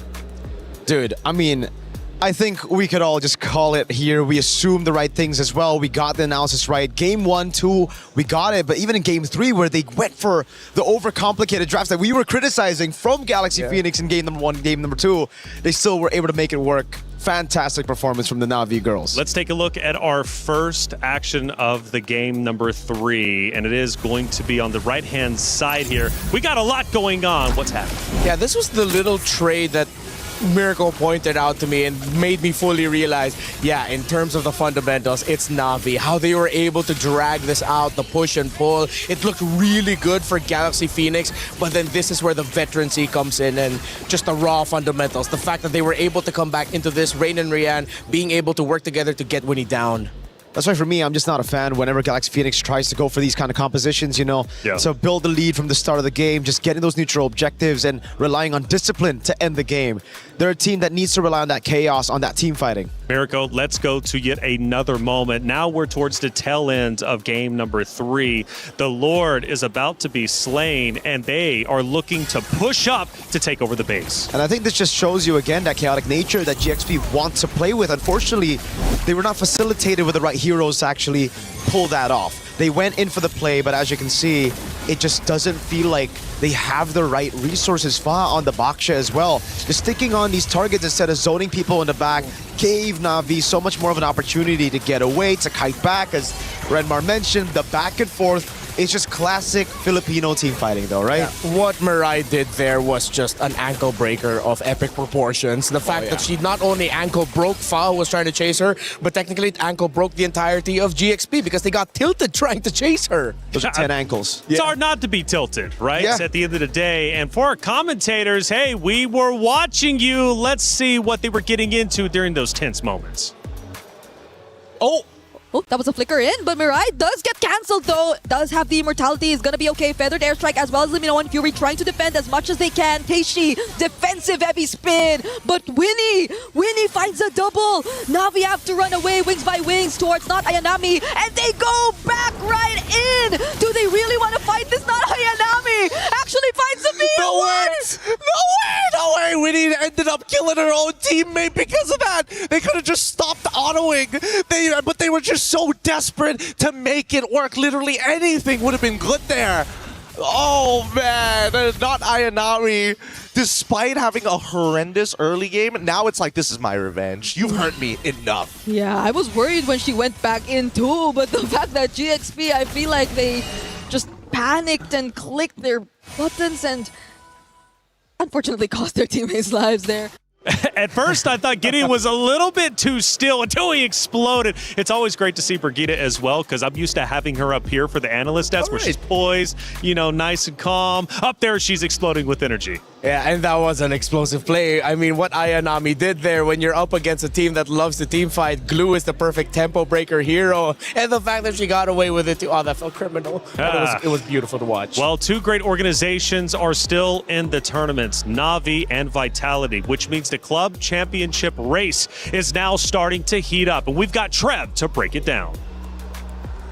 Behind me is 3 years worth of history. EWC26 is looking for the best esports organizations, and with the club championships and 2 years worth of history, it seems we may have found some of the best. Here with me, let me introduce you from Gen G. This is Ashley. It's great to have you here, but I gotta ask you, this is the 3rd year of the club championships. I mean, does it change the way you're gonna be representing your organization, or is there no pressure at all? Well, as you guys know, this is my first time representing Gen G, which is a huge opportunity for me because Gen G was one of my top dream organizations to join, and to be able to represent my home country, America, as well as my root origins, Korea, it means the world to me. Well, I mean, I would love to leave it off at just that, but we also brought in the one and only from Team Vitality, the mother of tanks, Vivian. Vivian, this year's MWI is taking place here in Paris. Does that make this tournament feel just a little bit more special? Sangat spesial karena kita turnamen di Paris, di mana tempat timku berada, Tim Vitality. Now, this is going to go to the both of you, because both of you were here in the Grand Finals, but Ashley, what do you think it's going to take for your team to make a really deep run this time? It's a good thing I'm from the country where dreams come true. Vivian, do you have any final words before we end this interview? Keep dreaming, Ashley. For you, Ashley? Are you still in your dream? Come to my dream! Come to my dream! And there you have it. Vivian and as well as Ashley, two heavy competitors here at MWI representing both organizations, all for the club championship.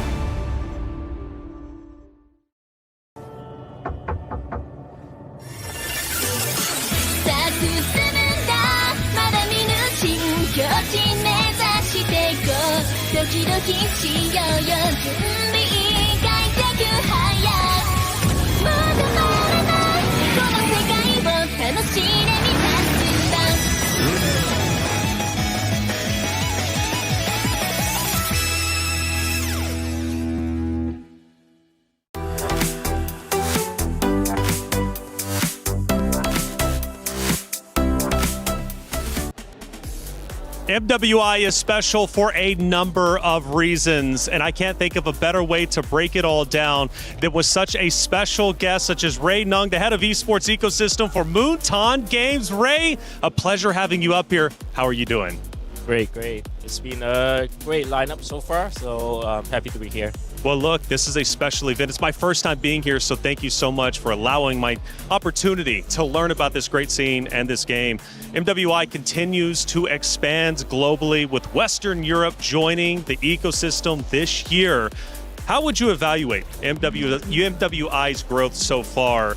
And can fans expect more regions in the future?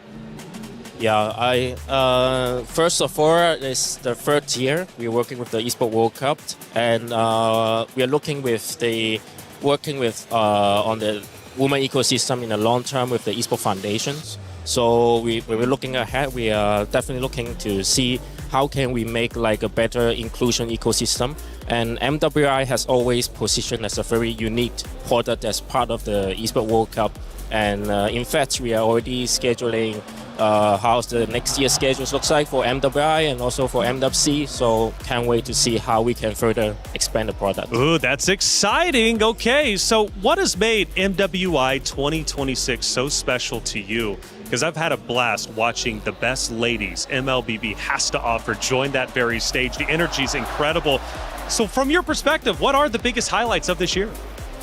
Yeah, I would say definitely like what we are setting up right now for the storyline telling is very good for this year. We have Navi, like the first edition of MWI Esports World Cup. They were the champion and then make it again to the finals. That's a setup for the storyline. And now we are having a lineup of Vitality having a next match. If they can make it, I think that will be a very good storyline, having the two champions to face again at the at the finals tomorrow.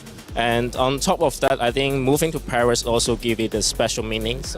We have Vitality, French esports club, and also have the super fans here cheering for the teams. I think that also add on like additional meanings so that in this city of love. That's so true. You mentioned the two traditional powerhouses that we have. Navi from the Philippines, Team Vitality, of course, here from France, here on the home court. But we've also seen emerging new regions challenge these powerhouses. You had teams like Galaxy Phoenix make it this far, Geltec, Saita all make it this far. How important is it for the future of women's MLBB that you see these new challengers? Yeah, I think we continue to, like I mentioned, inclusion is some of the unique position of the product. We want more regions to be part of the ecosystem, to be involved, to be in the tournament. So that's why we are having like Western Europe a slot this year, to having them to have teams to compete at our MWI, a very unique product. And moving toward to that, we are already seeing some teams you mentioned from China, from ECA, and also from MENA. They make it all the way from group stage and knockout stage. And if we look at all the teams' competitiveness level, it's getting closer to closer from each other team. Even though it's like a 3-0 from the last match, like Philippines versus Cambodia team, I think it's still very close in terms of competitiveness. So this is the scene that we see how it grows. From the beginning of the women initiative we started like 5 years ago until now, we're seeing a lot more teams coming in. I think it also ignites the dreams of our player base that they are female. They have stage for them to shine. That's amazing. Ray, you clearly, this product is special to you, obviously, for MWI, and I really appreciate you coming up here. I just want to hand the mic to you one more time so you can just say what you would like to say to the MWI community, MLBB as a whole. Yeah, I think to wrap up, I do like to thank all our community continued support to our ecosystem that we are building. Building an ecosystem, especially women ecosystem, is not easy. Like we have to be very dedicated, and together with the Esports Foundation, we are looking at this for long term. So we are very looking forward to the futures for MLBB women. Well, so am I, Ray. It's been a pleasure having you on the desk. It's been a pleasure being here in general. And we got a monster of a matchup about to take place. And it's going to be Vitality going on that stage. And we had a chance to catch up with them before the matchup begins. Hey guys, as we enter the second semi-finals match of the day, Geltec Cyber Team and Team Vitality is now in the arena. Hello, how are you? Hello, I'm fine. Now, a lot of people are very happy to see Geltec Cyber Team in the top 4. How are you feeling about that? We feel excited, very excited, I know. How do you feel about going up against Team Vitality? Do you feel any pressure? I think, yeah, because we're champions. But are we confident? I'll see you later. Good luck on that match. And you know what? Over here, I think Team Vitality is still on the bus. So maybe we could go and see if they're coming down right about now. Let's take a look, guys. Let's take a look.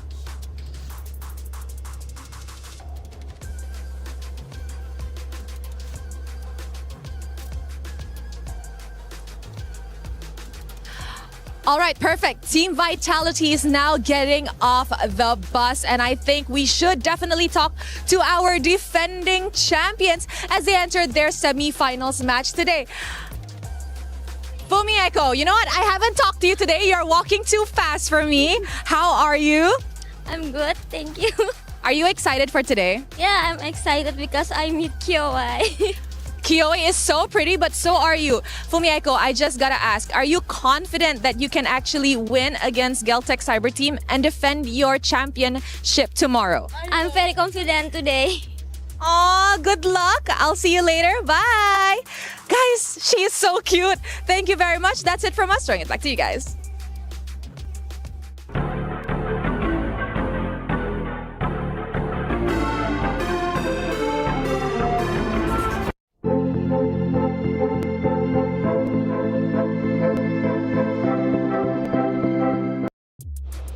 Thank you, Rose. As always, it's always so awesome seeing the players arrive on site. They always have a smile on their face, but they're vicious competitors. And these two competitors now, because there's only one spot in the Grand Finals left, and it's either going to Team Vitality or Geltec Cyber Team, both undefeated. Team Vitality, my goodness. I thought they'd go on a completely perfect run, but they still ended up dropping that one game to Team Falcons ID. But I never really felt like, as a Vitality fanboy myself, that there's any cause to worry. Like, I would... Yeah. Cut from the same cloth, me and Mirko. But Geltec also have been quite impressive, and I'm very happy for them that they made it this far.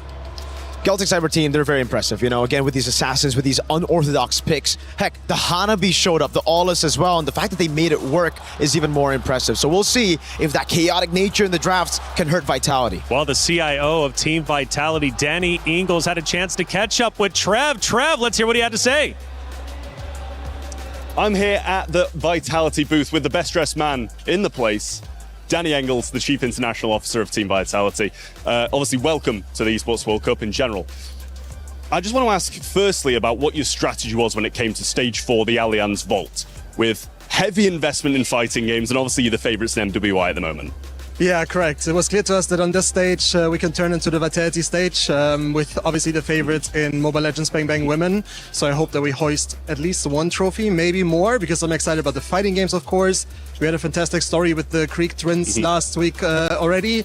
Even though it didn't work out to raise a trophy, it was still amazing. And we have like TFT coming, heavy favorite in Trackmania as well, which will be super exciting. So looking forward to really own that stage. Yeah, absolutely. So obviously over the past couple of years, you haven't had the result you wanted. Not a bad result by any means, but you want to come out on top against Falcons this year.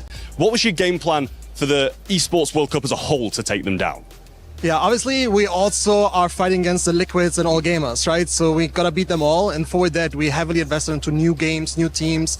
We have managed to qualify a total of 18 teams, which is so much more than last year. So really investing more in order to hopefully get enough points to beat the Falcons. I keep saying it's going to be a big challenge, but we all have to win a trophy first, right? And I hope we can make it happen at MLBB Women. I don't know where the Falcons can actually make it happen, right? So that will be very exciting and a lot of pressure on them as well. Yeah, they do seem to be struggling at the moment, the Falcons in general, dropping out the competition. Obviously, in MWI yesterday, they had 2 teams in it, and none of them managed to get through the semi-finals. So do you think this is going to be the break you need to really get going? I mean, it feels amazing to break their keys, right? So it starts there. No, I think the pressure is definitely more on them than on us, and I hope that we can keep it up like that. And as soon as we are in the comfort zone and make them more uncomfortable, I think it gets more and more exciting heading towards all the 7 weeks of EWC. Absolutely. Well, thank you very much, Danny. Thank you. And obviously, good luck in the Esports World Cup. Is in our DNA. Whenever we let it out, it becomes our superpower. Now imagine an entire city being built to supercharge it. Kadir City, powered by Play. Danny, it was great to hear from you, Trev. Thank you for the interview. Committing so much for the club championship trophy. They want to defeat the Falcons, who went back-to-back in the club championship race. For Vitality and Geltec Cyber Team, they now face off against each other. And I got to ask you, boys, especially you, Mirko, are you a fan of either two of the teams? You know, I'm somewhat of a Vitality fan myself. It's been a long run. The girls look great. They're the ones that always manage to break my expectations in a good way. The guys have been less successful, but recently, boom, MPL champ, domestic, bringing it on to MSC. I'm excited for Vitality. Are you? Of course I am. Of course I am excited for Vitality. I mean, my allegiances will change if ever they do go up against Navi PH in the Grand Finals. I am Filipino first, after all. But Geltec Cyber Team, if we're going to be talking about them, I have so much respect and appreciation for them. Their brand of MLBB, what they've shown, the journey that they've undertaken, making it this far. KOA making it to the semifinals yet again, leading a squad with names that we're not so familiar with, but carrying attitude with them, a courage to them, which I always respect. Ooh, Geltec Cyber Team banging on the table. They've got intensity and they have the energy to match Team Vitality. I asked you, Mirko, are you a fan of Vitality or what? Yes, I am. And Mr. Danny just gave me a special gift just earlier. Let's see. Whoa. He told me to unbox it live, so. Okay. Okay. Oh! No way. Oh, and it's signed! Oh my goodness! Yo, that's actually dope. Oh my and God. From what I'm hearing, by the way, the Vitality fans are running deep Damascus. Who do you got over there?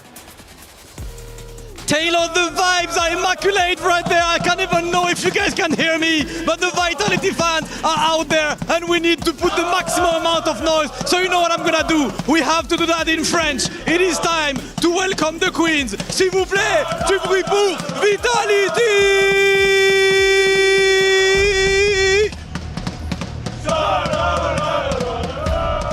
Les champions en titre qui arrivent sur la scène et la foule qui est absolument en feu. 2-0 contre MVPR, 2-0 contre Genji, 2-0 contre Navi. L'équipe qui ne peut pas perdre, l'équipe qui ne peut pas être touchée. Ce sont les reines de MLBB et elles reviennent récupérer leur trône pour l'instant absolument intouchable. Les 5 reines qui montent sur la scène et vous savez que le bruit sera maximum. Rob, Cheryl sur la scène, on va kiffer aujourd'hui.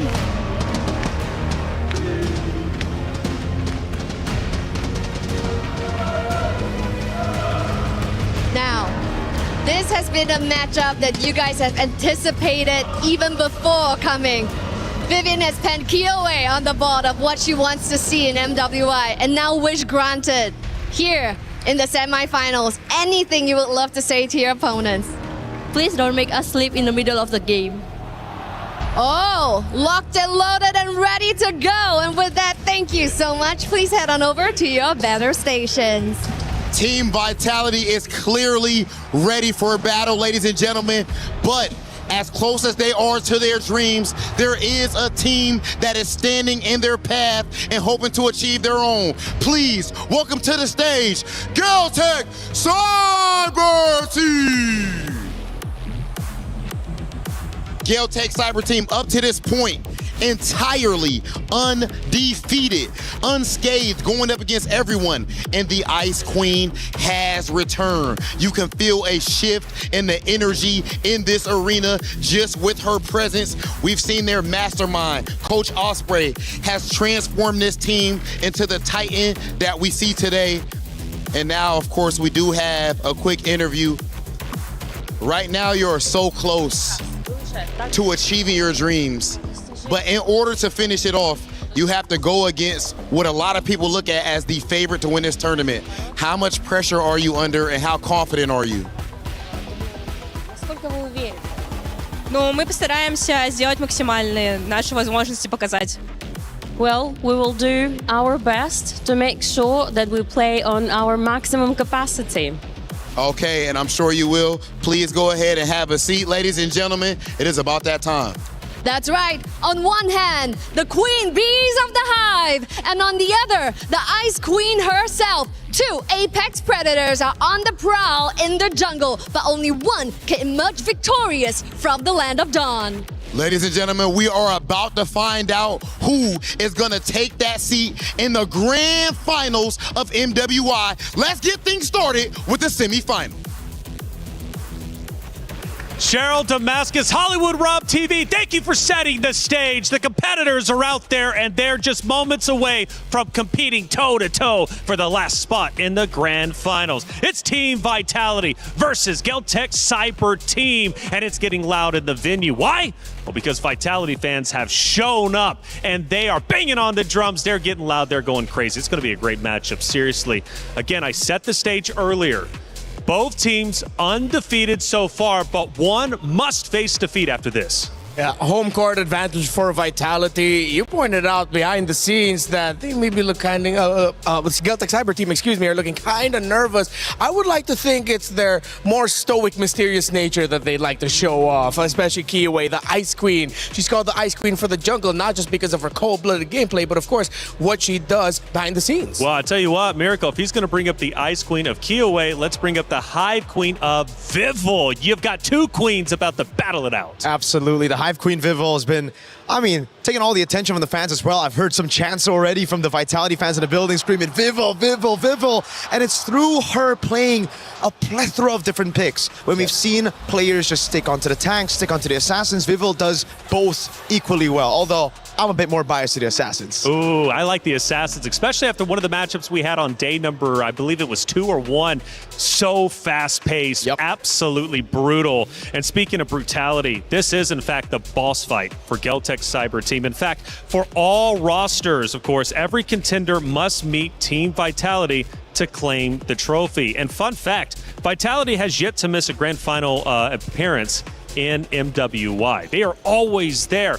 But is this time going to be different? Is Geltec Cyber Team going to take them down? Well, obviously, it's up to them to decide, but it's two massive battles about to be underway. And again, both teams undefeated. Will it be smiles? Will it be heartbreak? Well, again, it's based upon how they end up playing. Now, fun fact as well, both teams also eliminated Falcons from this tournament.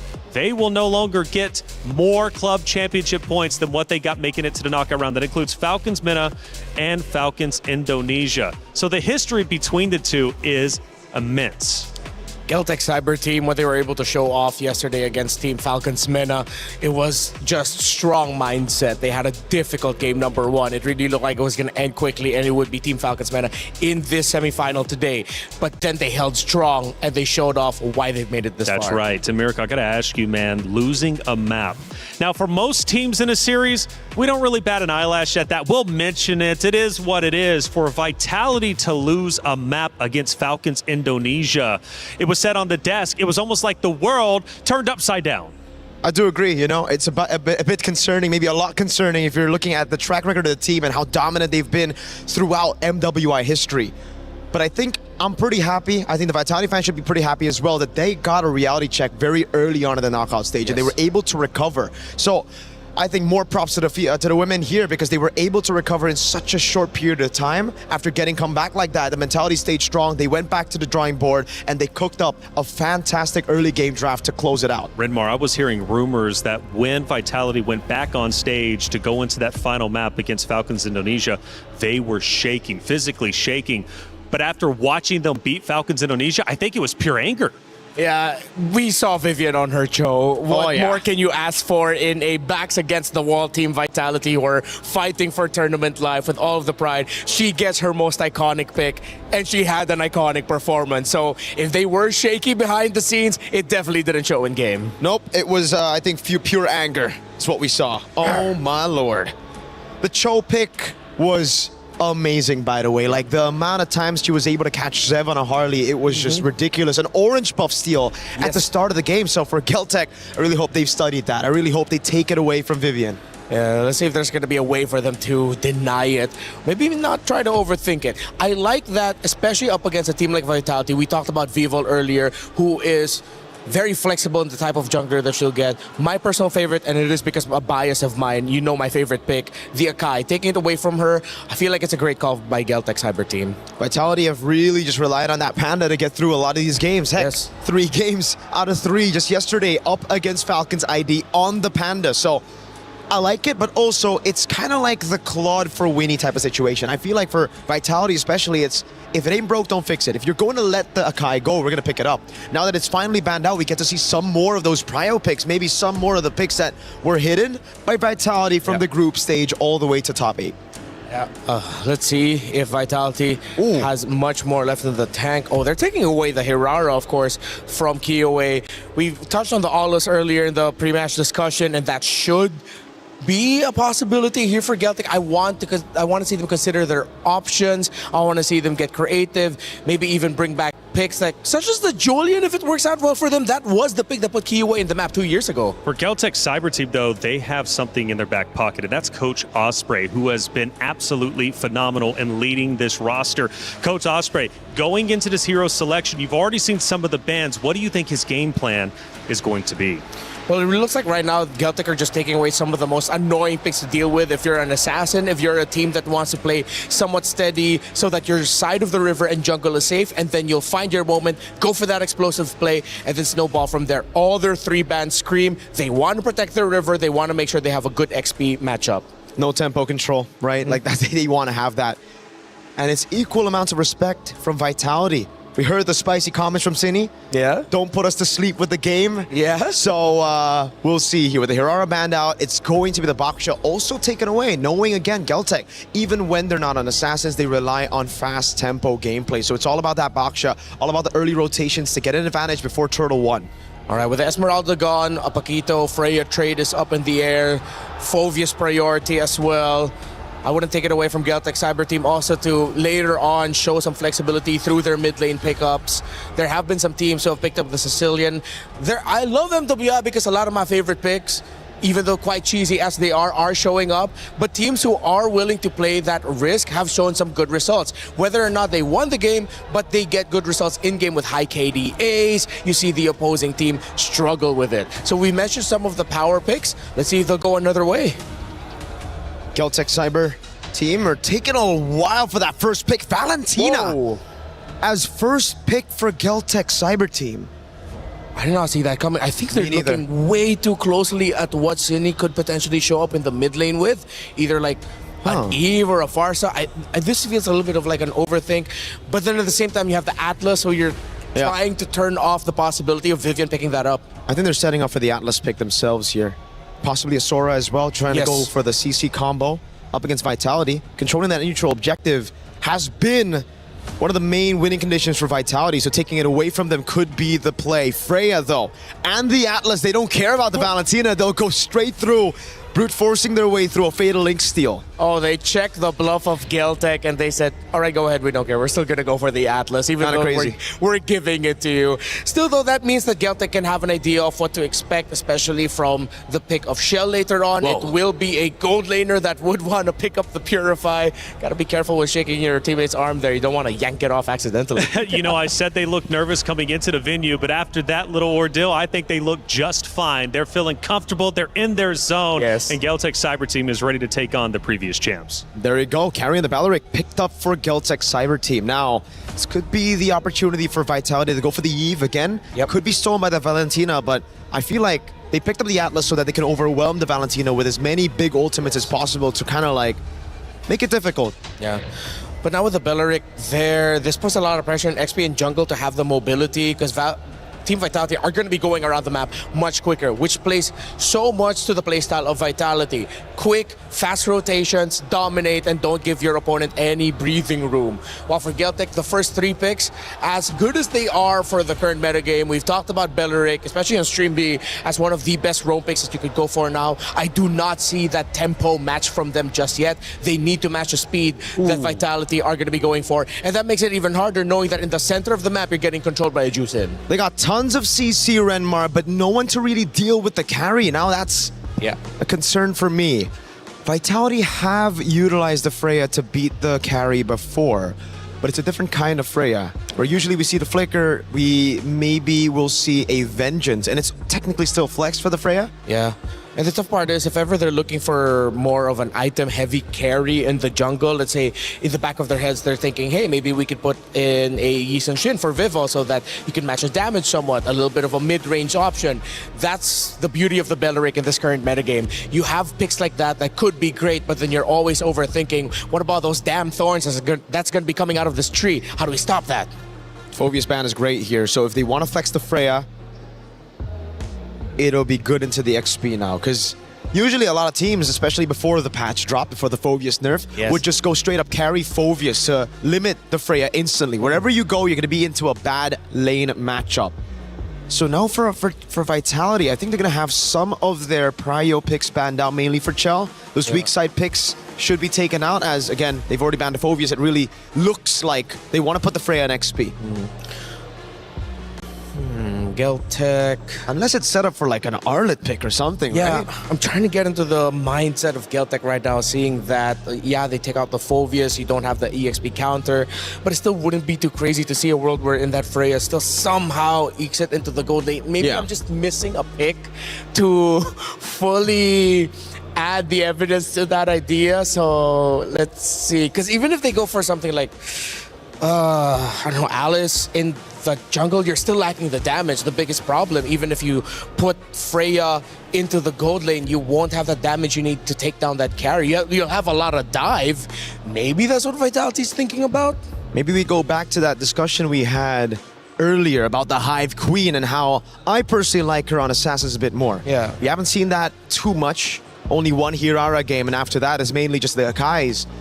But with the Juicin, a utility mid, with the Atlas and even the Freya, I wouldn't count out the possibility of a Ling, a signature, old signature of Vivo. Yeah. A Hayabusa to walk up as well as they try to get a lane bully to get carry low, a winning lane in gold. There's no hard crowd control just yet. Exactly. Oh, okay. So Geltech read the Yi Sun Shin and still want to take it away as a option. Even though they have the Belleric with them, they're still, you know what, play it safe. You mentioned the Assassins. Without any hard crowd control, single target, a Lancelot would be all right. Get those iframes up. You can extend team fights to the point where you're uncomfortable and they might lose their position and you suddenly find Tokyo wide open and that carry left alone. So let's see it. Vitality, what's the decision gonna be? Coach Casius thinking about it real hard here with Cine, discussing the possibility of an assassin pickup. No marksman in the jungle, but it will be the Moskov picked up first. They will indeed move the Freya into XP. And now the big question is, will Vivo finally get her hands on a damage dealer, or will it still be tank? Very basic attack focused are the side lanes of Team Vitality that I wouldn't take it away from them from still putting in something tanky in the jungle, but at the same time, damage with all that damage sounds kind of good. Maybe it's just my little greedy nature sometimes in MLBB. But for Geltech, I think it's to ask of them for more range, so they will just lean on the idea of them having a lot of dive. So they need a strong team fighting comp. And of course, who is stronger than the Aulus of Kiowa and Liubon's Paquito, who I told her myself personally, I'm a big fan of how she plays the Paquito. Still though, against the Atlas, kind of scary. For sure. I mean, you got the CC immunity for the Aulus, but not for the Paquito. That's, I think, the reason why we've been seeing a lot more Atlases, right? With the utility jungle and the Paquito, it gives the Atlas so much more ways to just lock people down. But the Aulus for Geltech works in a different way. It's kind of like a third carry. You have the Paquito up top, the gold lane on a carry, and the Aulus is kind of there as a bait. We saw that bait just yesterday. It looked really bad. It looked like Kiowa just face checked out of nowhere, but she was able to CC immune her way out of the skirmish, and the whole team just collapsed on everybody else who've already used the resources. Yeah, commit too much on that Aulus, and Geltech's gonna be very happy with that. Fredrin. Wow. So they still do lean in on the tank, which theoretically does have the damage the more you hit him. So in a way, they sort of balance it out, just not traditionally. They have a lot of crowd control and some great setup for the Moskov and the Freya, not gonna lie. One team knows what it is to be a champion. They've done it many times. Can they do it again? If so, they've got to get through Geltech's cyber team. To be the boss, you have to beat the boss. It's the battle of the undefeated Team Vitality versus Geltech cyber team for our last spot into Grand Finals. Brigida, Gideon, let's get it on. Thank you so much, Reflections. We are looking for our second Grand Finalist, and it has to come down between these two teams so far. Geltech have fought so hard for so long, and now they face up the current defending champions in Team Vitality. They also have stuck with their very own identity throughout this entire tournament, and not a lot of teams have found their way around that, if not really struggled up against Geltech. But if there's one thing we know, Vitality too have shown some cracks in their armor. They're more prone to the longer games, so I wonder if Geltech can afford to do the same against the quote-unquote team to beat. Yeah, that's what I'm interested in as well. I mean, I didn't get to personally witness it on a stream A or cast that game when they decided to whip out the Aulus in the first place. But it's absolutely correct. It does work as a secondary carry with the help of the true damage. Now, luckily, they've actually made sure that Aulus is a little bit more auto attack reliant to get his damage out. But that's where the curiosity comes through, because when I'm looking at the side of Vitality, as much as I love the fact that they've got Fatal Links, there's just so many like quote-unquote micro CCs to deal with. Your CC immunity is like great, but there's a limit to it. Yeah, and how could they really time these engages as well? Because I feel like GCT has a very melee type of lineup who really just wants you to close in on their opponents. Might just be willing to fight you directly instead of them trying to find a workaround around, let's say, the angles or potential entries. So let's see what the timings are going to look like, because even now you're seeing how Jinny's not having the best experience in the mid lane. Yeah, I mean, that's not surprising to anybody. It's, yes, you will always get that first move. So what? What can we do about this? And now, at least from GCT's perspective, you know what? Since we do get that first move, let us at least try and contest for some of these smaller camps on the side, whether for EXP Crab or even Gold Crab. Ideally EXP this time around, because they want to make sure that their junglers stay ahead of the game. Aulus, he needs those levels on top of those items, but if you don't have the gold, at least get the levels. Yep, and there's a bit of help now for Fumi Echo coming in from Vival, but Quejo will be there too to anticipate the rotations. At least they got their level 4s already. They will both be ready for this upcoming turtle, but it's currently just Vivian to hold it down. Oh, wait, Fumi Echo actually gets bursted down. That's a first blood for Geltec Cyber team on the EXP laner. That was a little weird. They didn't get the ult, but now they're going to look for the contest, and now the fight breaks out. City in trouble! All alone in that moment, and the Fatal Links copied by Geltec. But Vival actually the ones who are able to secure the first objective. Can she get out of this? The taunt won't actually make it. Fumi Echo jumping in. There she goes, but Geltec might not want to commit to this fight anymore. And they don't have to. And just look at the positioning of Lubon on this Paquito, right? It's really important for Paquito into the Freya matchups to not think, hey, I'm here to kill the Freya. If she makes a mistake, sure, but 90% of the time it looks like this. Yeah. You lose her abilities and she's beating you down the lane. Oh, Chelgok to dodge that taunt coming in as well. Potentially another advantage for Geltec, because so far they've already gotten some sort of advantage in the XP lane. Gold lane 2 is looking like they're starting to put a bit more attention there. It's the perfect amount. It's not enough to completely dominate, but to make the lane obsolete with the help of that first kill going on to Lubon.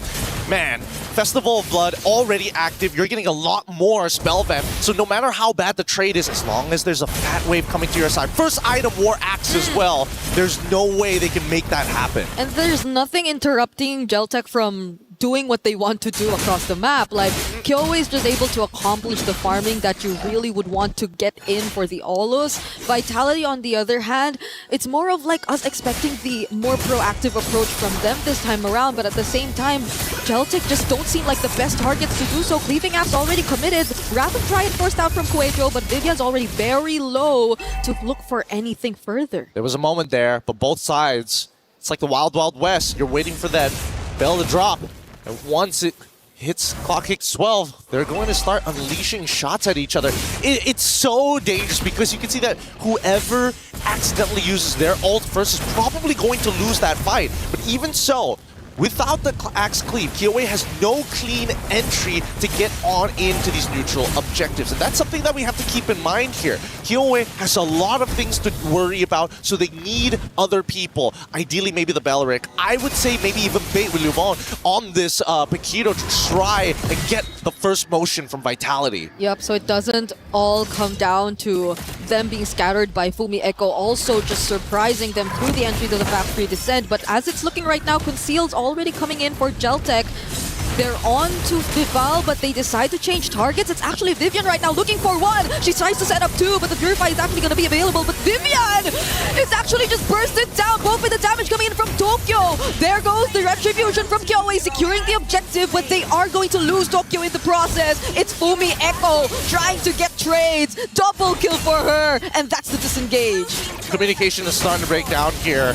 Paquito ended up chasing away City, but finding the kill eventually here. And that's the important thing. They're still getting these trades, but I think the better decision this time around was actually to still peel back. You cannot afford your win conditions, that late game scaling and true damage from Kiowe to go to waste. And the same can be said about Tokyo. So both of them have to be the ones remaining. Everybody else is dispensable. Yeah, I thought it would have been really bad because Vivian was literally trying to go right in front of their face despite her already being shredded down. And mind you, it's just 6 minutes into this game, but you already have to see the amount of damage that Jeltic are able to do. These are just basic attacks we're talking about, but oh, even Chell is struggling by just a bit. Crimson Beacon in!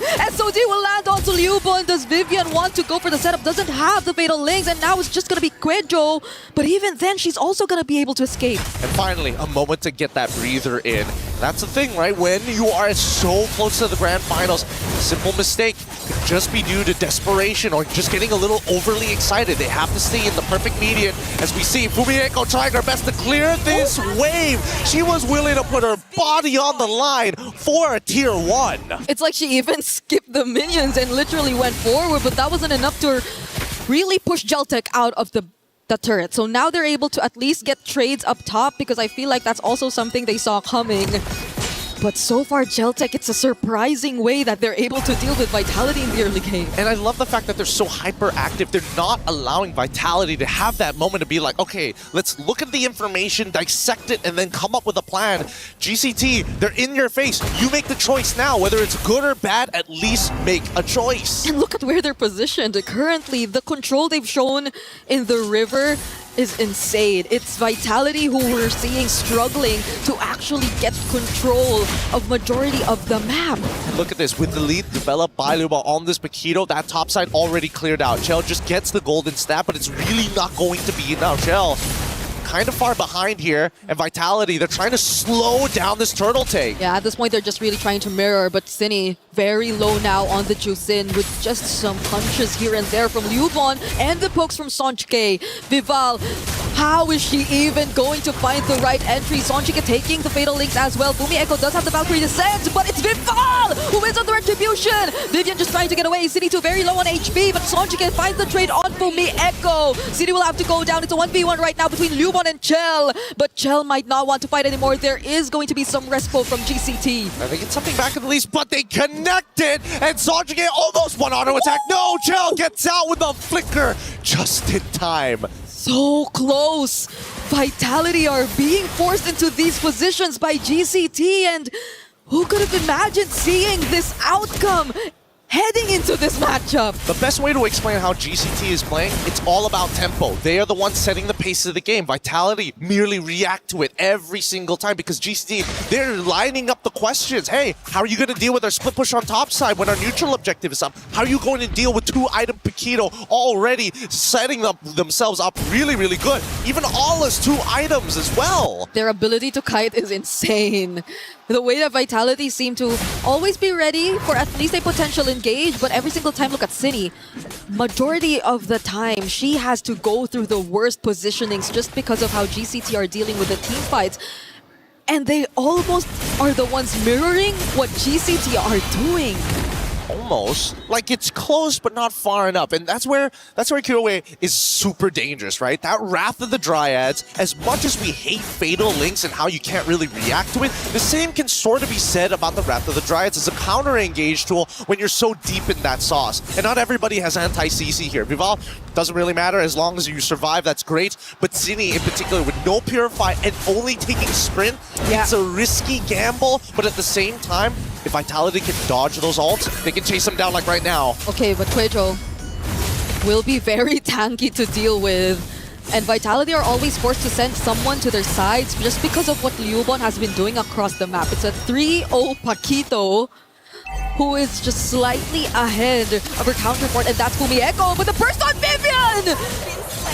The roamer's down for Vitality even before the Lord. A beautiful piece of chain CC. Quejo just played that perfectly. I mean, what can I really say about that? Oh, I know! Cine doesn't have the sprint, or maybe she just used it, but it's also not enough. Kyoe just has her eyes set on the Lord as Quejo and Liubon deny Vitality of any contest. Beautiful game so far, but this is their style. GCD, early to mid, just nasty stuff, and they're still trying their hardest to crack open this mid-tier 1. The floodgates open. As soon as mid-tier 1 opens up, the rest of this jungle becomes a lot easier to start fights against Vitality. Yeah, Vival is definitely not going to be able to freely do what she wants anymore. But I think it's not just on Vival that we really have to pay attention to anymore. It's how Chell and Cine are almost shut down in their individual lanes. Fumi Echo, I think there were some attempts here and there, but even then, not even Fumi Echo is able to open up as much for Vitality. Yeah, I already think that it's a mistake that Cine had to take the sprint this time round, and unfortunately the laning phase did not go the way they were hoping for. But at the same time, as long as they can scale towards the later half of the game, like Chell right now really needs to get those 3 items down. We endless battle as Kyoe is in pretty strong shape. I don't think there's a lot of people who can 1v1 her right now. I think even arguably Fumihiko, without her vengeance, will lose to Kyoe as of this point. It's a killing spree too that you actually see on the Olo, so I think the longer the fights, as long as there won't be any direct burst, which I don't think you're seeing from Vitality, Kyoe is pretty much gonna be okay. Like, she could just keep throwing out these high mobility skills and basic attacks to survive, but can she do that against 3, even with additional layers of crowd control? As of the moment, she actually is able to, even in the face of a Valkyrie descent. All right, let's pull up the item list. Last time we checked 3 items, like, excuse me? Excuse me? That was all it took to deal with 3 members? As Vival just isn't too far behind. Wait, do they have enough to anti-heal? Wait, let me just double check this. Cine has the glowing wand. I don't see anybody else with anti-heal at this point of time. So there's only 1 applicator of anti-heal. Yeah, that was insane. You already used a Fatal Link. Oh, here you go. It's another Fatal Link though, but this time on the other side, taking down City for the 4th time in a row. Vivian flickering out just to survive. There's no one stopping this Olus from Kyoe. They're making it real tough, and now they also net themselves an inhibitor tower. Beautifully done by GCT. Vitality are not even going to look for a fight there. At least they sent Fumi Echo up top to somehow manage and trade, but it's not enough. It's a 7k gold lead already in favor of GCT, and Chell had to prioritize the Wind of Nature more than the damage. I think right now the biggest issue is the fact that GCT really took advantage of the miscoordination of the mid trio specifically, right? Like, Cine has been taking a lot, so much so, and I would have imagined that the mid duo at least would be communicating more with each other to be able to like peel one off of the other, but they have completely separate roles in the team fights. Yeah, and it's not the best of hero synergies either. Seeing an Atlas alongside the Jusin, but right now Geltech are just exposing so much more of the weaknesses of Vitality and Tokyo. My goodness, Vivian had to pick up an immortality after that. Alright, true damage is already in, and the Trinity build is done. Currently with a 7.4k lead, GCT. This Lord, if they can figure out a way to end it right here after this push, that would be the most perfect time for GCT. That's going to be a statement. It's going to be a statement right there. Valkyrie descent out from Fumi Echo, but I think they are going to try and chase. Kyoe is just too quick to move with this Aulus. Quecho will be there too. Doesn't have the Wrath of Dryad, but it's enough. Fumi Echo could not regroup with Vitality. If there's one thing that Aulus is particularly good at, other than just dealing true damage and auto-attacking, it's chasing his targets. And I think most people tend to forget that. They think that he's just a traditional bruiser. No, he's kind of alpha-esque, except he just sticks on you. Yep, alongside damage too. Alongside damage. I mean, both do. It's true damage, you know?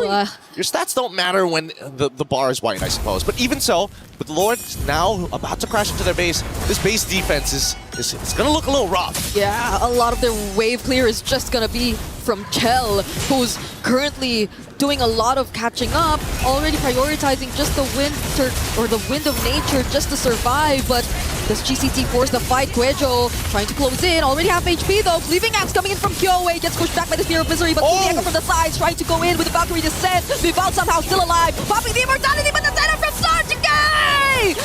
And now it's a Maniac from Tokyo, but they don't care about the Savage! It's not about the ego. It's about closing out this game. This ain't just a simple sprint. It's a marathon. 1-0 so far as Caltech take the very first game from our defending champions. This is going to be a real series. That was a bit too clean against the defending champions, and I no longer know what to expect. After that game number 1, we got to see from JCT. The tempo, that's the problem. Caltech got them early to mid-game with the way that they played their tempo, and they never let the foot off the gas. Beautifully done all across the board, and the technicalities of it, attacking the mid lane, making sure, yes, you have a couple of bad matchups, but we can compensate if we have control. But we're going to be throwing it back over to the panel to break it down for you guys right after these messages.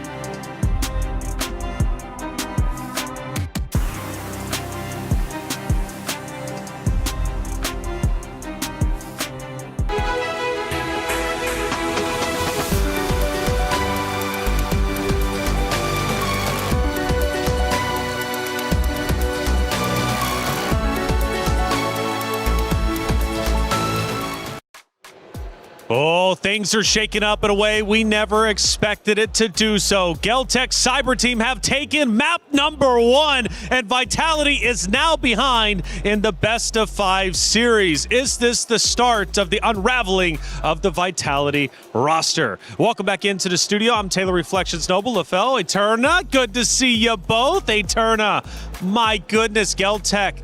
They get it done, and they did so in a relatively dominating way. And I'm really happy that we get to see that, right? Finally, we see someone can break that formation, I would say, from the defending champions, and it's none other than Kiyoe herself. Kiyoe has been a big talking point, of course, and, well, she seems to be leading the charge for Caltech Cyber Team, and Vitality has to find a way to deal with her.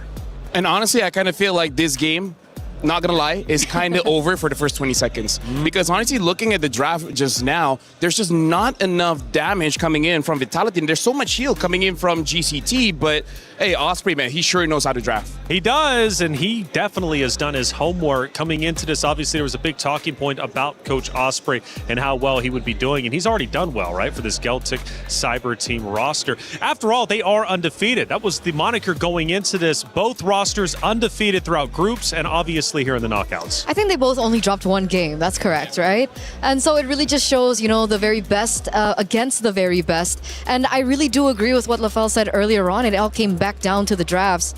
It's an interesting position to see for Team Vitality that they get drafted in such a corner, because obviously after the first few minutes of the game that you mentioned earlier on, you'd expect Fumi Echo on the side lanes on a hero that is so OP like the Freya to actually be able to carry it through, but unfortunately I think they were just really falling behind on rotations. So could you imagine a roamer like Kuejo dealing more damage than Freya or Fumi Echo? No. Fumi Echo only did 29,000 damage. Kuejo did 35,000 damage in that game. And part of the reason is because of her passive, where you attack me, I hit you back. But the problem is, you attack me so many times and I just don't die, so you take all the damage. Tough stuff coming out, obviously, for Vitality. They've got to find an answer, and they need to do so very quickly before the series falls away. The Vitality fans, though, are unwavering in their faith. They are still out there, even after the loss, screaming and going off. Coming into the venue, Caltech Cyber Team, I thought looked nervous, but I guess it was pure concentration. They got on that stage, then they started joking around and having fun, and I knew, okay, they're comfortable, they're great. And even for the side of Vitality, a couple of smiles.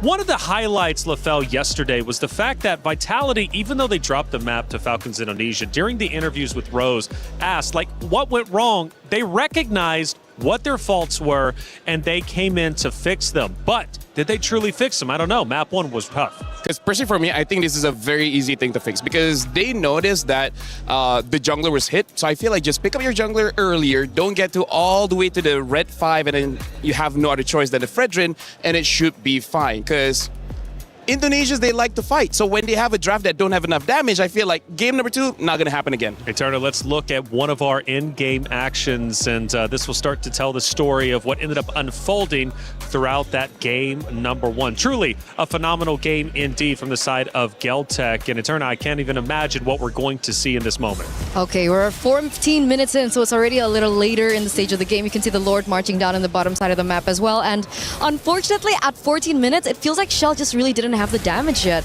Either she was lacking behind on the farm, or she just really didn't have her items down. But you could see her being the only person to clear on her side. There's not really much that she could have done in this moment. But what I found really surprising was this SOD hitting and her actually going into that.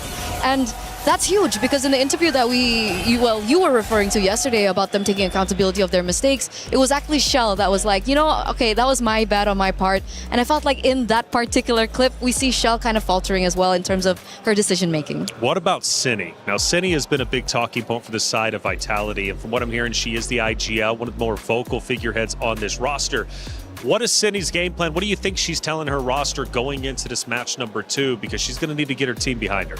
Well, honestly, for game number 1, it looked like her role for that one is to control. Make sure that the front lines was disrupted. But in the early game, we can see that she didn't have enough time to really farm her own lane. So I really feel like in game number 2, I think she has to be a bit of a carry role, because I feel like in that game, all the weight is on Shell's shoulder. And I think going up against Geltec Cyber Team, that should not be the case. I feel like 2 or 3 members need to do damage. Fumeko could, but she was disrupted so much by Kyoe on that Aulus. A lot of true damage, she couldn't do much. I agree. I think for the moments that we find Vitality in a position of success, even though we've been talking about Vivian so much, even though we've been talking about Vival so much, it's usually Cine that holds a pivotal role, but based on the hero that she's given. Now, we were talking about it during the game as well, the fact that Jushin was nerfed out. So it's a little bit more difficult for her to do the playmaking role. And so when she's given a hero like something like the Valentina, that's a little bit more creative, a little bit more, difficult, like with a higher skill ceiling. Maybe that's why Valentina really first pick, right? Maybe. Steal it away. So what do you think hero-wise? Because you actually said it was lost within the first 20 seconds, which I've started to learn from the both of you and everybody else here on this MWI team. Man, the hero pick and bans really does make it or break it from your roster. No matter how good you are, you fall behind in the hero selection, you're pretty much done and dusted by the very beginning. Where did Vitality fall behind? Because you're convinced it was over before it even began. Honestly, Turner, I think this is showing the growth of the female scene here in MWI, because before this, Vitality was so strong, even with bad drafts, they can get away with it. Now everyone is at the same level. You make that mistake, you're not getting away with it.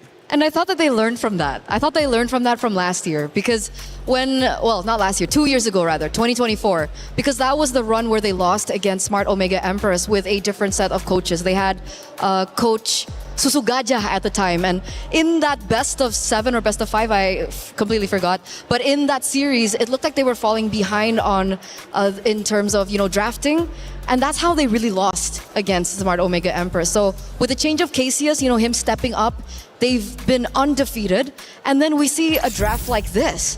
So we can say that from the beginning of the entire competition that Vitality had a target on their backs. That much is definitely true, because in that first phase, we saw so many of the important heroes from Team Vitality being taken away from them. Well, they are the boss after all, and everybody has to eventually beat them in order to get the grand finals.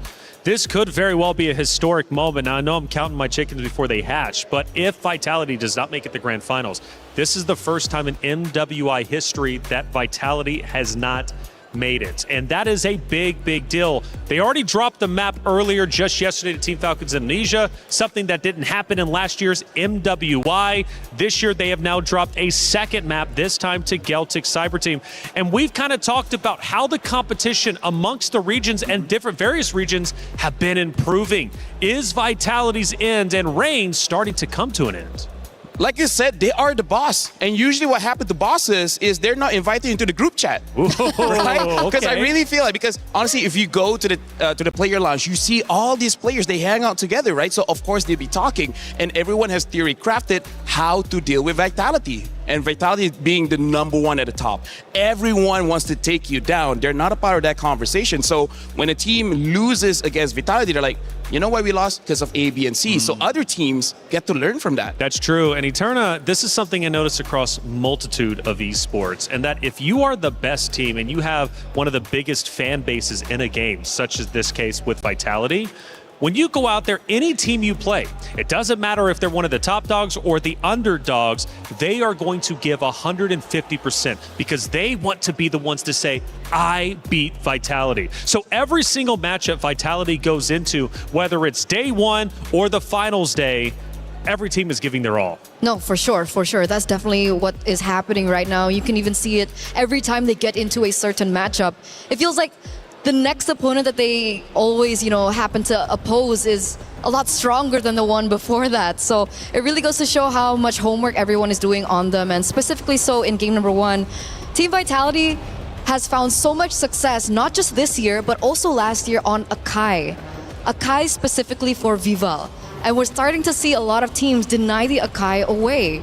So do they want to still stick with the tank jungler system? Or will we finally see Vival on one of her really strong heroes like the Assassins? Well, Vivo is known as the Hive Queen, but on the opposite side, you got Kiowe, the Ice Queen. It's the Queen battle. Who will end up ahead? Let's find out during our pick and bans. Yeah, right now it looks like Geltic Cyber Team is going to be first pick, Vitality on a second. They're going to be playing in Dangerous Grass.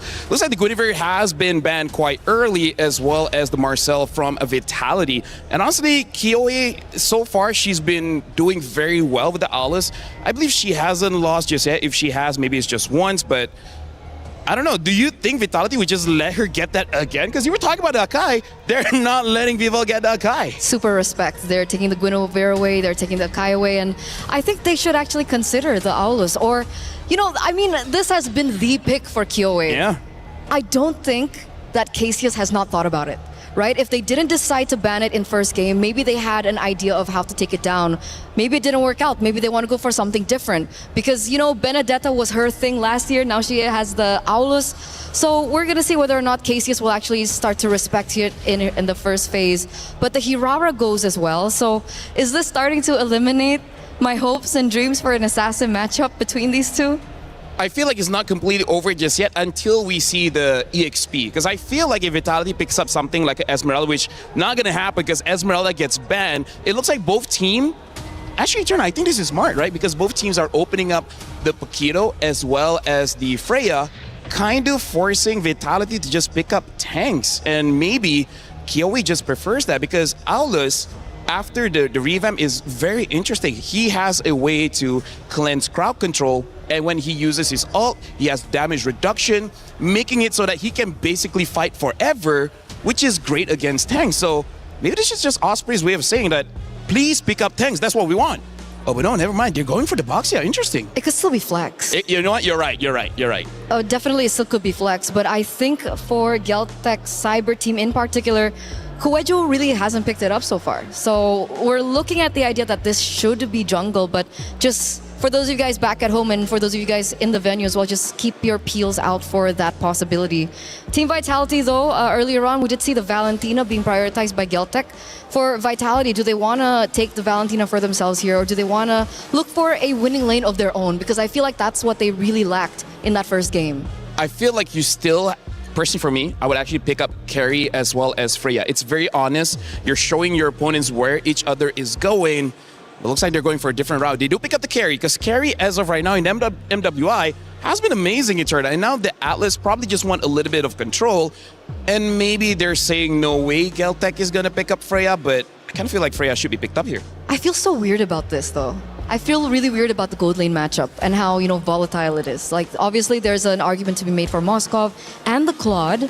And the carry is great if she gets going. But I feel like in the grand scheme of things, the Claude has a little bit more value, especially in these team fights with his AoE damage. But it looks like they prioritize the carry instead.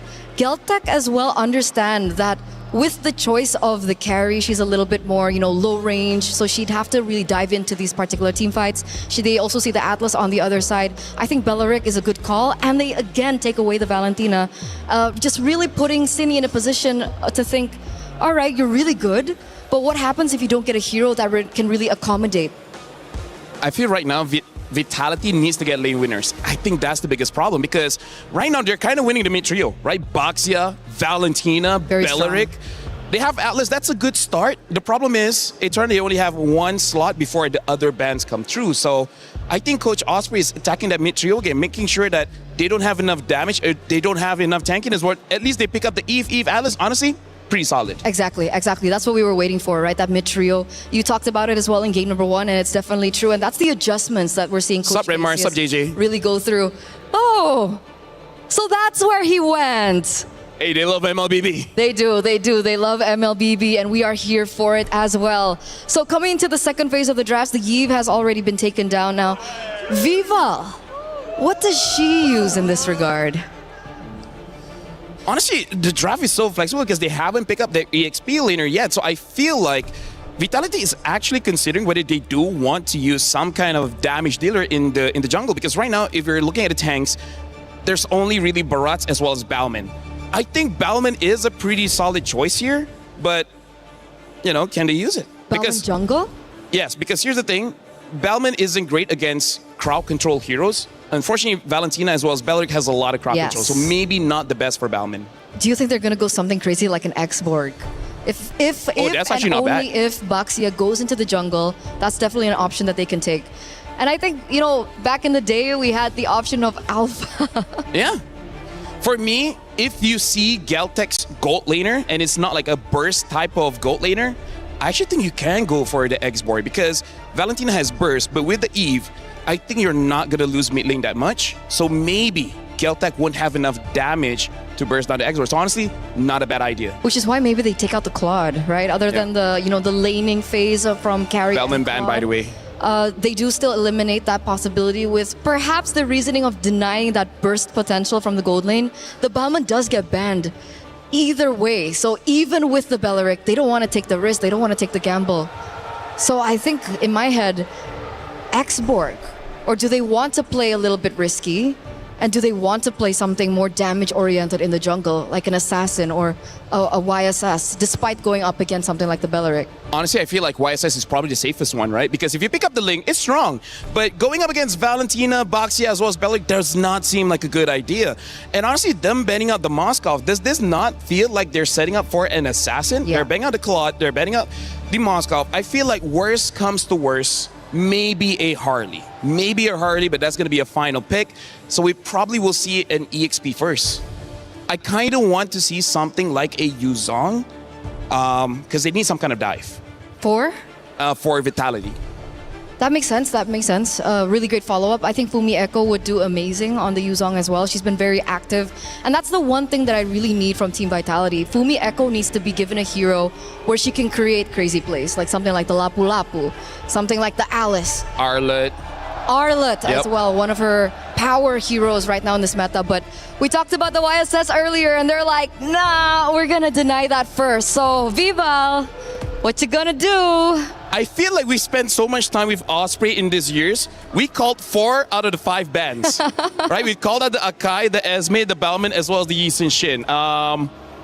It's like a good friendship. We haven't seen each other in 1 full year, and yet we still know him. It's like us. So now Vitality, here's the question. I feel like to be safe, you do pick up an EXP laner. The problem is, most likely you're gonna get countered, right? I feel like the Alice is difficult because there's a Baxia. You got to be careful of that.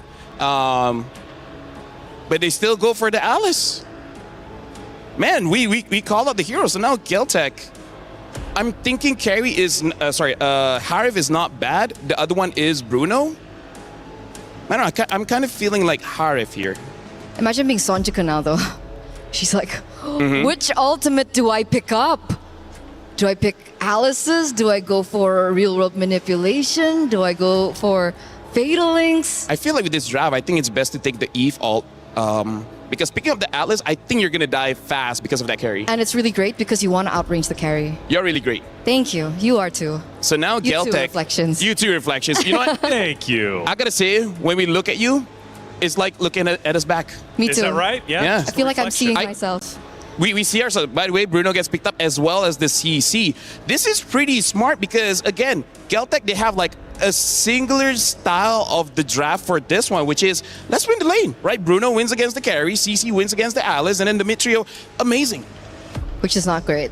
Oh, for It's not Vitality. great for Vitality. You're right. You're right. I thought that she was going to pick up something like the Clint because she's picked it up before, but they go for something even more extreme like the Bruno, and obviously Bruno has a great window in the early game and also has a great window into the later stages of the game. So it's not necessarily them putting all their eggs in one basket. And now with Berserker Fury, even the tanks will feel squishy. Ouch. Ouch. That's all they're going to say.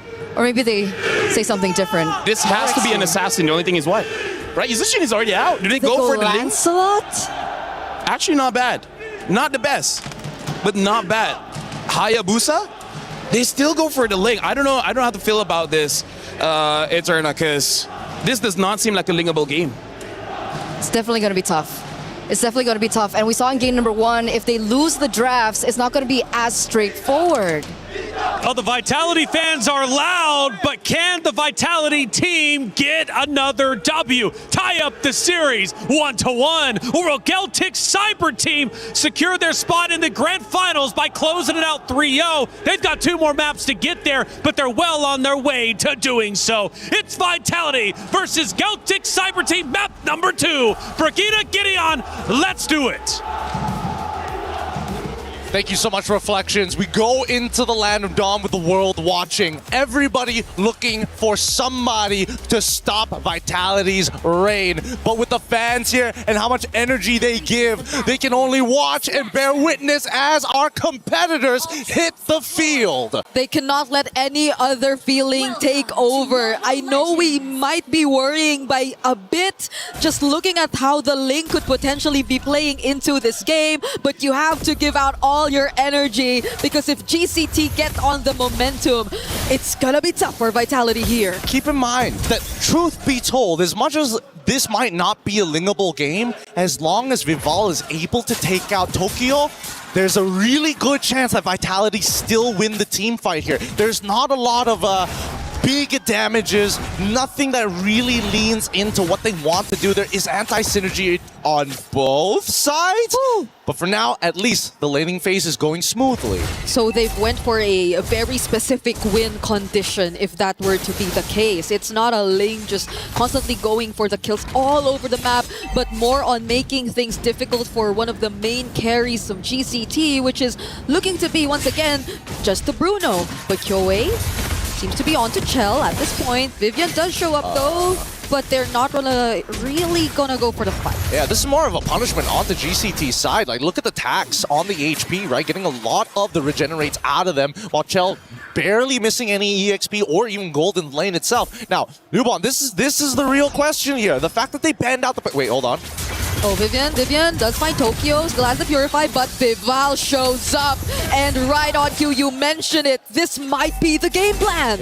Yup. Again, the laning phase going really, really well. They got to be worried. Like, GCT need to recognize and remember that Ling, similar to Fanny, you take trades in lane, you better stay at least above 60% of your HP. Anything lower, there's a good chance that Vival's gonna show up and dive you. This is why they took out so much of the more safe options in the gold lane, the likes of the Moskov. They just wanted a gold lane that was easier to access for a Ling, but then right now, we did talk about the EXP lane. It seems like Yubon does have a slight advantage over Fumi Echo, at least for now. This is great. Vitality, understand we don't actually need the first turtle. All we gotta do is see whether GCT wants it more than us, and we're gonna start stealing camps away. Look at that. Minimal. Give it up. Doesn't matter. Ling's gonna get a purple buff on the opposite side, and still, unless GCT recognize, hey, after this turtle, we need to go for a fight and invade on the enemy purple side. Vitality had enough time to get back despite that steal. Now Fumi Echo though and Vivian are quite low on HP, so Vival just does it alone! Vival steals it all alone! There goes the Real World and the Tempest of Blades, and Sonjik is nowhere to be found! What a macro play by Vitality! What was that? What was that? Wait, I'm pretty sure that Vival didn't even have the purple buff. Yeah, Vival doesn't have it. They didn't steal it. They decided, you know what? They're actually rushing it down. We're gonna walk back over to the turtle and just take him out. They got 2 kills for no trade on top of the turtle. I don't want to say that GCT kind of let it happen, but it sort of feels that way. Yeah, they weren't able to really scout out what else Vitality was doing up on the map. I think they realized it very, very late too. So now they're losing out on a lot of resources. Fortunately, they are somehow balanced out in terms of levels and EXP, but that was a good start for Vitality this game. Yeah, especially since GCT already had all the advantages that they were looking for. Well, maybe not on the gold side, but other than that, they had first position, first move. Quajo all alone here. There's 4 members and Chell decides to go in with the ultimate and the setup from Viviano as well. There goes the real world manipulation. The follow-up is just too much from Vitality. Vival constantly finding more and more kills. City gets 2 as well. All right. I got to think about this for a moment because they are not playing as confidently as we saw in Game 1. Revitalize was still available technically for Quajo, and by no means, I understand by holding your battle spell, knowing that you are going to die, that you want to save it, but at the same time, the cooldowns and knowing that the next turtle, you're not going to have the right abilities just yet anyway. So, at this stage, Vitality are starting to take control. They control the tempo, not like GCT in game number 1. They're making their statements now and loud and early. And isn't it a dream start for an assassin lineup too? Because even at this point, Chell just confidently taking on the 1v1 against Tokyo. That's where you see the Revitalize come in, but is it a bit too late? Because the Tempest of Blaze from Vival is going to finish everything off. Doesn't have it now though, so she just might get traded out, and it's a shutdown for Quajo. Huge shutdown. Really sad that it had to go onto the roamer. It would have been nice that, you know, maybe Sonj or maybe Kyoe, somebody else. Most ideally Tokyo, because right now Tokyo is taking so much hurt. 0-3, 5 minutes into the game. 2 of those deaths ended up being handed over to Vival.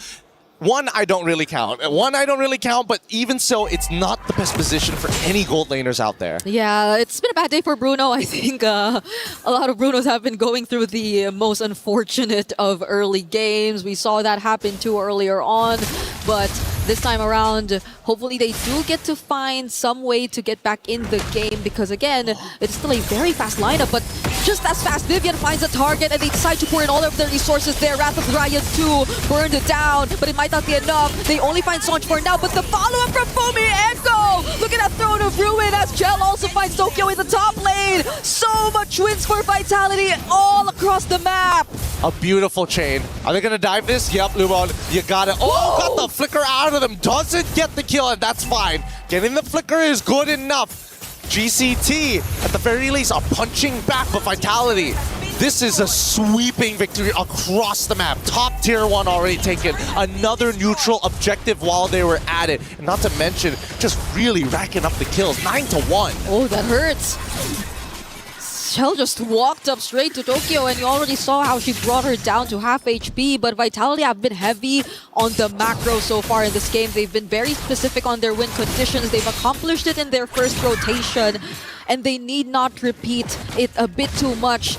Enough to a point where GCT could read them out. Now it's GCT who we are currently questioning in terms of what the game plan currently is. Well, right now, we just need to see a full-on team fight 5v5. We need to see how Lubon really impacts and influences the shape of the fight, right? Because so far we've only seen the traditional 4v4s, and somebody is always late to the fight, unfortunately. And the chain CC on Vitality has been proven an effective strategy now that they've opened up mid-tier 1. They're just going to reapply that same script here in the jungle. Whoa, Vivian decided to take that stun from GCT, but maybe at the expense of her life, or maybe not. But Quajo has enough damage to do it. Fumi Echo holding down 2 members as they also eliminate that Belleric in the back lines. We trade 1 for 1 here. Not too bad. They still have 20 seconds left. Oh my god. Whoa. Sonj looking at the target, but City picks up the kill. A lot of help here for Vival in the body block. This is just such a fast game for Vitality so far. A really fast game, but at least Lubon going to make the difference here and try to at least get some gold back. It's a 4.7k lead, one of the bigger leads that we've seen here from Vitality in this matchup against GCT. 7 minutes into the game, so relatively early at the 8th minute, we're already getting a rough amount of 5k differentials. Yeah, I can only imagine the amount of gold Chell has right now on this carry too. Look at that. Rich. 8 to 11 is the gap between their levels. Tokyo, unfortunately, on a 0-4-1 KDA right now, and I feel like at this point, Chell could just confidently take on even the tankiest members of GCT, so that's going to be a problem for Kyoei and Kwejo. Well, speaking of confidence, you can see that Vitality showing themselves, hey, we're in the mid lane. Are you going to do something about this? Because we're walking to the Lord right now, and you don't have much of a choice. Now, the purple buff on the enemy side is spawning in 2 seconds, and Vival back into the same little shenanigans. They're repeating this script. Yep, GCT badly want to contest, and they have not paid attention to the other parts of the map, all the while they've been trying to set up for the entries here in this upcoming Lord. But Vitality are just baiting them out. GCT, could they potentially sense this and try to get the or try to bite the bait because they see that Vival's up top. Kwejo's getting bursted down, has to run away, but the setup from Sonj might not be enough because Vitality were prepared. Now it's just the backlines that Vival's really after because Chell can take care of the rest. Vitality win out big in that team fight. Oh, wait, it's not over. It's not over just yet. They might actually get a little bit more here, but it looks like they've zoned them out entirely. Cine and Vivi doing a very good job to make sure that GCT don't pull any rugs from underneath them and sneak behind. Vitality, that was such quick movement. Vival, just for a moment, showed herself up top after stealing that purple buff. And GCT were a bit too occupied with trying to get in and follow up with both Kwejo and Sonj because they both went for setups anyway. But the counters from Fumi Echo, the Throne of Ruins, and the real-world manipulations, plus Vival just cutting off the rest of the members as Chell clearly had enough damage. GCT had no way around that team fight. Oh, Bellerin Wrath of the Dryad's already out. And now, Vival, are you going to go 1v5? Are you really that confident with a 7.3k lead for your team? I don't think so, because Fumieko, he's got it covered down bot. I think they're very careful now that they have this lead. They've learned so much from game number 1, and they've been playing it relatively simple now that they've already gotten the advantage for themselves. Now most of the Holy Shields are about to come fall for GCT, and I think it's just really playing for Tokyo that could be the game plan. I don't know. I just saw Tokyo recently just purchase the Berserker's Fury 10 minutes, 30 seconds into this game. That's a really late pickup here in terms of just scaling timers. And in comparison to the already completed Trinity build on the opposite end, and of course, got to make sure you got some mana regen because Chell wants to stay on the map longer rather than having to recall every single time she runs out. Ooh, tough though, because that can deal with the front lines, yes, but that Wishing Lantern pickup too from Cine, so that's a lot of items already packed by Vitality just to respond to the lineup of GCT or to whoever might want to start things off for them. And they might not even confidently do so because, as you mentioned, it's just the Haas and the Berserkers. 3k is the goal differential between Chell and Tokyo at this point. Yep. If the math serves me right, I think it should be roughly around the 16th to 17th minute where we're expecting, okay, a bold attempt coming up from Vivian here, but do we see any counterplay? Kyoei does try to go for a counterplay. It's Cine who she tries to set up for. Whoa! Does find the kill on Cine. They weren't able to accomplish it at first, but now they're gonna be okay. That's a loss for Vitality, at least one by one. GCT trying to be a bit more confident and pushing forward. Yo, Fumi! Fumi Echo, Throne of Ruin on the far! And the follow-up from Vival, now it's Vitality with a re-engage! They're dealing with the front lines first, one by one. It's the exact same script for Vitality! The spread of the damage, a triple for Vival, and a double for Chell! What a huge engage coming out of Fumiko! This small woman has some big guns at such high-stakes games, and that is going to be it. Tokyo coming up in 7 more seconds, but the game is already done. A clean wipeout from Vitality to say, no, we're defending champs for a reason. 18-3. Just when GCT thought that they could have found an opening, a single pickoff to boost their confidence, Vitality clapped back with the exact same sequence they've been doing to win out most of their team fights in this game. Oh, the set plays here, the hesitation, I think that's what's really the difference here.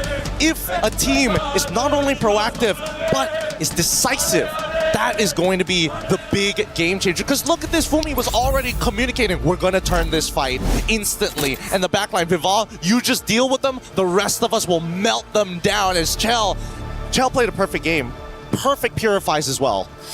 You have too many guards. Chell is too well guarded in this game. We're going to be throwing over back to the studio. Break it down for us after these messages.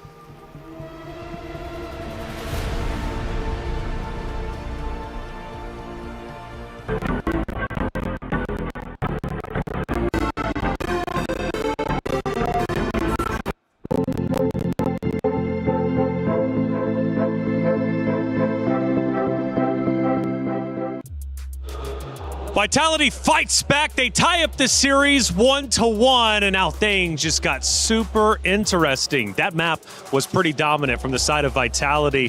What do you, I guess if you've been giving us a lot of euphemisms, you've been reading a lot of philosophy, how would you describe Geltec Cyber Team's action plan in that map number 2? I would say for Geltec Cyber Team, they saw the future, but the future is many, and they tried to go for all of them. And that was the bad play, where sometimes, this is what we call Occam's razor, where the simplest answer usually is the correct one, but instead, they tried to correct all the questions, and that was the bad move. I want to just say something, by the way, that was not planned at all. LaFell literally just freeballed that, and he did such a good job. Very well done. I'm impressed. Eterna, let's start talking about some of these stats, because it's clearly very one-sided. Yeah, so it goes back down to the drafts. I think even LaFell mentioned it. This looked like a not lingable game. Is that what you said? Yeah, a not lingable game. And when you're up against a composition with a ling and so on and so forth, well, basically any assassin of that matter. Yep. The early game, that window is so important, right? Because that's when the assassin is at its weakest, and that's when the opportunity arises for you to try and pressure the ling. And it felt like Geltec was unable to utilize it to their advantage. And I feel like this is why they're champions, right? Because they saw a small opportunity. The moment they got that Berserker Fury, they're like, you know what, you gave us an advantage, we're not letting this go.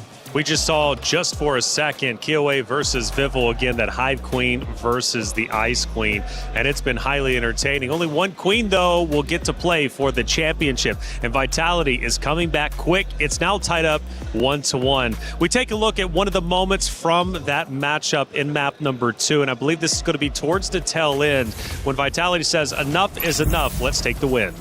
So this was an interesting, well, it was a big play by Fumi Echo, right? Because initially it looked like, before this we don't get to see it, but it felt like a botched Vivian play because she missed the Fatal Links, and Sonjika even emoted after that because she was able to deny that away from her. And you'd think in that moment, like, okay, Geltec is able to get the upper hand, they get a good team fight going for them, and then Fumi Echo just is 2 steps ahead. She waits at the back bush. We saw it in the replay there as well. She goes in, Thorn of Ruin, and catches so many, and everyone else was able to collapse over that. I gotta say, if we're talking about the story of MWI here, Fumi Echo has been getting highlight plays over highlight plays, no matter what hero she's been using, especially on that Alice, really setting up for her team for success. And my goodness, Fumi Echo this season of MWI is something different. Yeah. Unstoppable. I don't know if the Terminator is the right call. We'll get a name for Fumi Echo in just a little bit. Our commentators, though, are giving all their emotion and giving all the energy they can for this great series. Let's see how they looked during that map number 2. Vival just does it alone! Vival seals it all alone! There goes the real world and the Tempest of Blades, and Sonjik is nowhere to be found! What a macro play by Vitality! What was that? What was that? Wait, I'm pretty sure that Vival didn't even have the purple buff. Yeah, Vival doesn't have it. They didn't steal it. They decided, you know what? They're actually rushing it down. We're going to walk back over to the turtle and just take them out. Again, they're giving it their all. Always love it when they lose their minds. It's hard not to when you're casting over 2 great teams. No, especially, honestly, I was losing my mind as well because, honestly, at that point, Viva already gave up on the purple buff and then tried to go for the turtles. So I'm like, wait, that might be the bad decision. But then, Kioe as well, she didn't retreat at all that turtle. So that was... See, even Gino was still random. What was that? Right? They're still trying to figure it out, and we'll give them a little bit more time to figure it out because luckily Rose was on site and had a chance to speak to Zorn. All things meta-related. Rose, what did Zorn have to say? Hey guys, Zorn here all the way from Malaysia. How are you? Hello guys, I'm good. It's nice to see a familiar face here in Paris. So how has Paris been treating you so far? I feel like this is a very good atmosphere that I alami apa? Experience. Okay, now as you all know, Zorn is a pro player and not just a KOL. So I want to get your thoughts on, the meta that we have been seeing here at MWI. What are your thoughts on it? I feel like the meta is currently, I feel like it's similar to MSC, which is the boys, which is I feel like maybe because of the current patch is still on the same page, but I feel like there's some interesting heroes that they bring here, but I feel like there's so many heroes still not coming out. Oh, a lot of heroes have not come out, but you said a lot of interesting picks has been picked here. So do you foresee or do you perhaps think that some of these heroes will carry over to MSC? And if so, which ones? Do you mean which one? What hero? Ya, meta mana yang you rasa akan dibawa kepada MSC and kalau ada pun yang mana satu? So I guess the meta which is the utility tank jungler, I feel like this basic meta for now. So this is the same meta, I guess will be the same as MSC.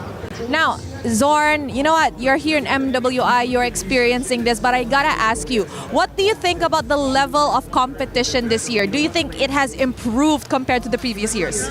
Definitely yes, I agree, because I've seen a lot of teams that competing at a higher level, which is the difference is the gap between those teams is becoming much smaller. So I feel like there's a good improvement for women's scene. I agree. I'm pretty sure all of us have been, surprised and disappointed with some of the games that has unfolded here at MWI. My last question, Zorn. We know that Malaysia is out of the contention for MWI, but who do you think is going to win it all? This is a very hard prediction for me, but I feel like it's either Navi or Vitality, those two. Either one? Either one. I cannot predict. Thank you very much, Zorn. It's good to have you here. That's it from us.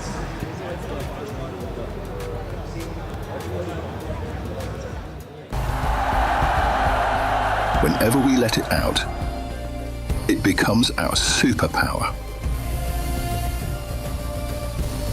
Now imagine an entire city being built to supercharge it. Kadir City, powered by Play. Thank you, Rose, for that interview with Zorn. His official predictions are in. Grand Finals, Navi versus Vitality. But who's he going to cheer for if they're both in the venue? I noticed he was sitting on the Vitality side. How could you not? They are the loudest in the venue. I got to say, he was pretty brave to be like, I don't know, could be Navi, could be... Honestly, for me, I would just say, oh yeah, Vitality. Woo, for sure. Well, we're going to the stage. The fans are getting hype, and the Vitality fans continue to jump. I don't know how they do it. How do they have so much energy? I guess they're not 34 like me. They're giving it their all, and they've been screaming at the top of their lungs, and one name has been coming to the attention. It's Vival, constantly chanting her name, and Vival is about to play once again. Now, I've got to pick your brain, LaFell, because we were talking about the hero selection from before. Correct me if I'm wrong, and please correct me if I'm wrong. I think you mentioned that Team Vitality did fall a little bit behind in the hero selection, yet they dominated that map too. So is this one of those rare moments where even though their heroes were a bit outpaced by Geltic's Cyber Team, their overall skill and experience ended up overdoing the hero pick from Geltic? Honestly, that's an amazing question, but I would actually say it was Geltic's mistake. They made such a big mistake where the best way to explain it is they lost focus, right? It looked like they were autopiloting. It looked like brain fog because they started doing things that doesn't make sense according to the draft. In fact, the very last play, Fumi Echo jumped in. That was great and all, but why didn't Geltec Cybertech check the bushes, right? Isn't that like a normal thing when we go into the late game? So it really looked like for that one, I apologize, but this is a true analysis. They were just autopiloting for that one. Which is why we were always talking about that window, that early game. The early game has been so important from game 1.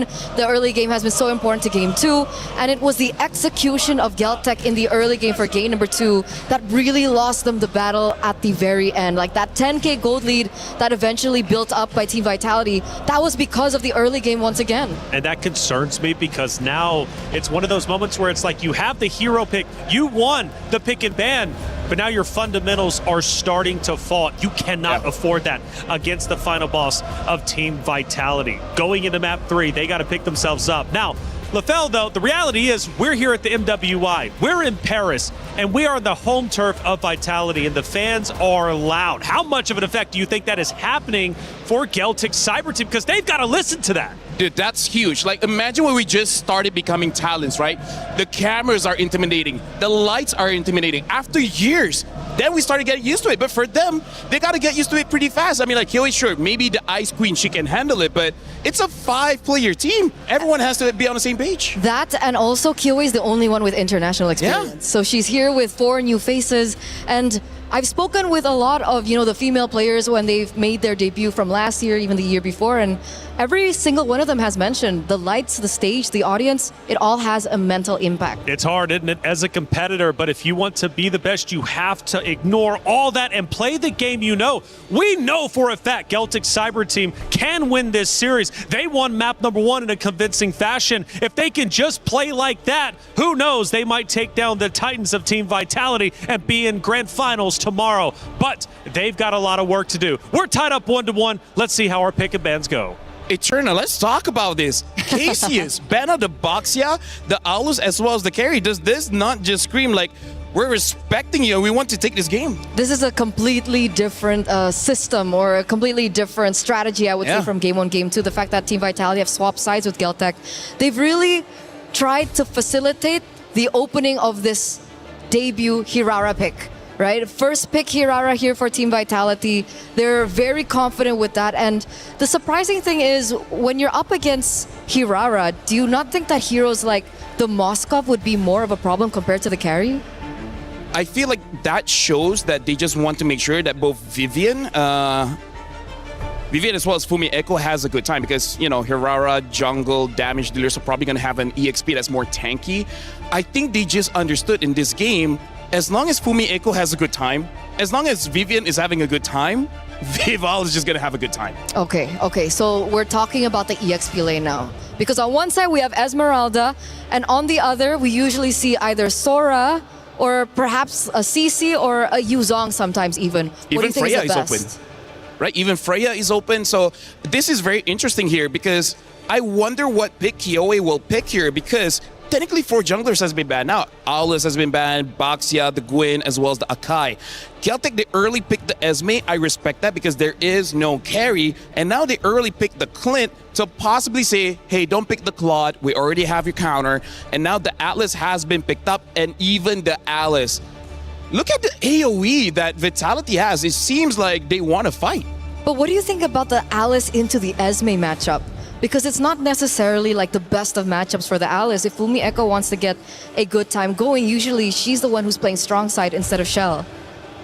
Just ignore the hater. Like, I'm not going to win against you, so I'm not going to fight against you, right? The way that you play Alice against Esme, you just try to freeze the lane on your side, get level 4, and then try to win the first turtle, and then after that, do the same thing at game number 2. Okay, so we're expecting that kind of mentality coming into game number 3, and technically it did work out for them in game number 2, so let's see if it crossovers to their 3rd game.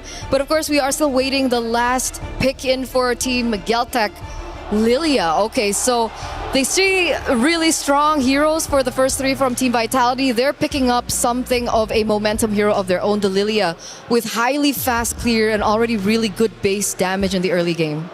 Very good against tanks like the Alice as well as the Atlas.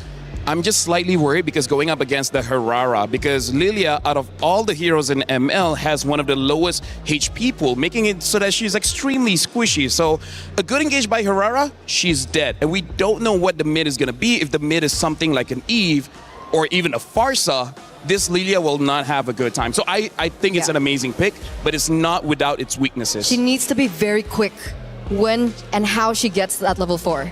Because that's the only saving grace that she has, her black shoes. The black shoes can take her out of really sticky situations, and she's going to be relying on that. So they need to be able to facilitate that with an equally strong roamer pick. The only question is what is up right now, right? Because now the Belleric is gone. I wonder if they want to go fight fire with fire and possibly pick up something like a Gatot, something like a High Loss, someone that can bring Revitalize so that they can stay in the fight for much longer. But if they do that, they need some kind of fighter in the jungle. Because when it comes to the tanks, yeah, it's just Bellman as well as the Barat. So I'm actually not entirely sure what their roamer is going to be. I agree. I think they need counter engage. And other than the Gatot Kacha, the one hero that has been trending so much with counter engage was the Belleric. So that is a really good ban coming in from Team Vitality. And the second one, which I'm kind of 50-50 with, but it has won games, is the Minotaur. Surprisingly so, it has gained popularity, and it also can bring out the Revitalize. Yeah, I feel like if Minotaur lasts after you see Vitality's pick in mid, it's fine. Because if they pick up an Eve, which they have not banned, if they pick up a Jushin, which they also have not banned, that might be very difficult. It looks like Vitality is on the same page as us. They're taking out the Belleric as well as the Gatot. Revitalized carriers, so now it's only Hylos, which there's multiple heroes that can deal with the Hylos. In fact, they can pick up a Gord, and the Gord might still work well here. Which is why I don't like the Hylos pick. I think they need a little bit more CC to work with, a little bit more tools to work with. I understand the Hylos still has that, point and click stun, which is really great, but it's not AoE. It's not groundbreaking like something like the like Fumi Echo has Alice, or the Fatal Links that, of course, Vivian has on her hands right now. It's not great for counter engage. It's like meh. It's meh. You walk fast a bit, and it's like, pop! Like, and then you're stunned. Because I would say Cho if they want. So it looks like they're setting up for either a Balman or a Barats. Most probably a Barats here, and I think it's going to be good. But this is high risk, high reward, Eterna, right? Because they have a lot of bursts. They can go in and out, but this is one of those drafts that requires high mechanical prowess and a lot of trust. If you don't trust your team, it's going to look very bad, very fast. And Matilda really has to be on point, I think, when she utilizes like all her resources. So with that in mind, carry was already banned by them. The gold lane is still wide open. They don't have any source of shred or burst just yet. So we're waiting on the next two picks. Without the carry, what would you utilize in the gold lane? Selena was not my first pick, but Claude still makes sense here. It sounds like Vitality is rushing to go back home here. Selena can just make the farm so fast, get Hirara moving, and then Geltec, they don't have a lot of HP. It's just the Esmeralda, even the Matilda, right? If she gets the Flash of the Oasis, sure, she's kind of tanky. But before that, I gotta say, both teams here, they're on the same page. High octane draft, we win fast, we lose fast. So, Barats? I think Barats is the choice. I can see a Balman. Barats if they go has crazy, anti-CC, right? Yes. So that's, I think, maybe one of the key factors that they're thinking about, because if they do go for tank jungle, they really need to work around these neutral objectives. But the choice is Balman, and Balman is highly sensitive to crowd control, which Team Vitality has a lot of. Win fast, lose fast. We'll see how it goes. Vitality also has a lot of wins, Eterna. So will they get another one? They're tied up 1-1, but Celtic Cyber Team refusing to bow the knee. They do not want to give up this match, and they are going to fight back. But the question is, who will be the first one on match point? It's a best of 5, and whoever wins will be up 2-1. It's Team Vitality once again going toe-to-toe with Celtic Cyber Team. Let's get Map 3 started with Regina and Gideon. We've seen two sides of the story. One where Geltec might overcome the defending champions, or of course Team Vitality holding on to the trophy all the way to the end. Only one spot in the Grand Finals to fill as we jump into the land of Dawn. The match score is 1-1. And we will be witnessing another Selena game from Cine to top off this draft that Vitality has decided to field, which I think came as a bit of surprise for both of us and even the panel, as they've decided to go for this instead of any other source of burst and or even shred. And I love the fact that they decided, you know what, the best way to deal with it from the side of GCT, we're just going to beat you up in lane. We've got a lot of pressure on every single one of these lanes if they play it well. I think EXP is probably the biggest sandbag, but mid lane is a decent amount of control. Yep, as we're seeing right now, where they do try and attempt to at least contest the Little Wanderer, but an Abyssal Arrow landing on Kuejo. The damage from Cine, the Rupture, and Lethal Ignition are starting to pay dividends, at least for now in the early game. Yeah, they got to make sure they time those concussive blasts. And more importantly, if they happen to, snag him with an arrow, catch him with a fatal links, even a simple stun, really. That's when you can follow it out with the Selena. So I'm looking at not just the Atlas, but I'm also looking at Vival and Fumieko if they could set things up for City too. Well, I think Geltic are very careful of those potential setups. I see multiple Purifies being picked up again. You're probably forced to, considering the amount of crowd control, which was also highlighted previously, that could be detrimental for even the Balmond of KOA. And how they are actually going to create an opening for this is something we're yet to see, because it's mostly been skirmishes in the mid lane just for now. Yep, 10 seconds left on the clock before we do see the very first turtle of this game, and immediately what's blaring alarms is where's the level 4s?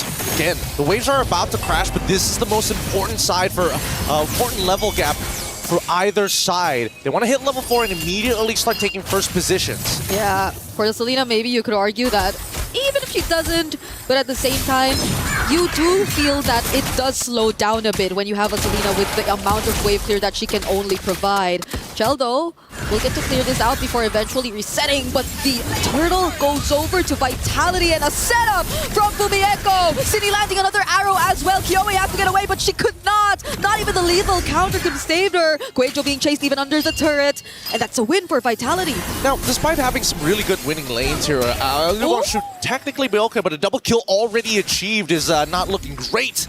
Vitality taking a 1.1k lead. We now look down towards that top side, and they're immediately taking away the gold. Vivon will try her absolute best to try and stop the bleeding, but now you see it very clearly that, hey, this Alice, it's going to be a really big problem. They have no way to actually stop the engagement. They just have to dodge it. Because they also have so many ways to start. Like, anyone from Vitality at this point, I feel, could just be confident enough to go in and catch GCT by surprise, which helps a lot in how the arrows eventually land, because the things get just so messy, similar to what you're seeing right now down bottom, but Tokyo at least will be safe from that. They're probably going to re-gank it at some point, right? Go for the recall for Vivian and then look to make it happen once again. Try to steal this camp away, but now really punishing KOA. Seriously, Fumieko all alone. Might just go for the solo kill. A bit of help there from Vival, but majority of the work was done there by Fumieko all alone. Now it's a potential punish that GCT are looking for, and Guejo will get the job done. Oh, a little frustrating, of course, but it's still worth taking out the enemy jungler. KOA is currently still level 4 to Vival's level 7. 3-level difference, and stealing away camps in front of their face. He's been doing this since game 2. Game 2, a lot of resources denied from KOA, and that still holds true for game number 3. Only difference is probably you get a bit more help from Fumieko as well. She's been always in the face of KOA on this Balmond. She's not afraid even if KOA is on this hero. Yeah, I'm a little shocked as well, but at this point of time, we're just going to have to wait and see, right? Mid-game is when we're expecting GCT to really start picking up the pace, especially since Tokyo has yet to get that first item down. And once that first item is down, it's only ramping upwards. Purify out early. Yeah, that was even before the first objective. Cine 2, the way that she's been landing these arrows have, I think, influenced so much of how this is not the usual aggressive Lilia early game that you're seeing from GCT. Ooh, little counter done right there. Cine, another arrow connecting onto KOA. The guiding wind might help, but Vivian will actually go for the setup. Will the follow-up be enough, though? It's going to be KOA targeted first, and they will actually find the kill. From behind, Vival goes into, and that's enough to complete this wipeout for GCT. That was so clean. That was like so unironically clean. Initially, it was just, okay, we got this big clip coming in from Vivian, but really was there enough space and time for the rest of the team to actually collapse? And they said, you know what? Yes, we'll just do it underneath the turret. Doesn't matter. Vivian's got all the big battle spells out, and because they have no Purify, there is no escape. Everything, all the skills that they threw, the sequence was just too perfect for Vitality in that gang. You mentioned it, they might go for another try, and that was the perfect time to do it up against Tokyo, who is clearly struggling in the gold lane matchup right now. Another arrow, the burst! The burst is just a bit too much. Guejo steps on another trap as well. now we're starting to feel the lack of sustained heroes in the hands of GCT. Yeah, but they need the Flask of Oasis. Another arrow connects into a Fatal Links, but still manages to pull out with the help of a buffered Guiding Winds. These are the little mechanics here, right? You're just buffering abilities upon abilities, praying that the Chain CC has a broken link. No, they see Vival. Vival trying to go after Sonchke. That's a lot of members of GCT you spot out there, but she's still not afraid to just make her presence felt. And they can't even sit deep in enemy territory, or at least move up into no man's land to pick up the minions. At this point, it's pretty impossible for Kyoe to try to go for a steal. She needs to close that level gap to make sure that her retribution is bigger. I'm going to assume probably close to level 10 would be most ideal. Oh, Tokyo! Purify already used! Still gonna be okay. Sonchke and Kyoe too show up from the sides, but the damage on Kyoe is no joke. Fumi Echo gets to get away from that turret, but there goes the Circling Eagle. They might not want to commit this though. Nah, this is a no contest. An easy no contest for Vitality. Going to deny the purple buff as well, and they're probably going to cut off the mid-tier 2 here just to make sure they secure mid-tier 1. Just how many resources have been stolen away from GCT at this point? Vival's movements across the map have been a bit too unpredictable for GCT, or maybe they just couldn't also keep up because of the pressure that she's been doing. Look at her up against Kyoe. Even using...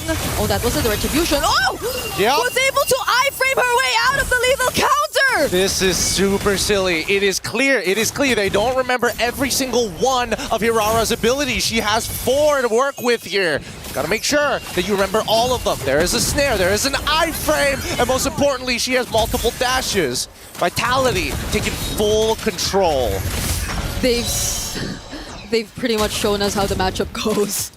Hirara being able to play around this matchup against the Balmond, but it's also just not the Hirara making all of this possible. It's everyone being able to just accomplish their laning phases successfully and not allowing GCT to do the rotations they want.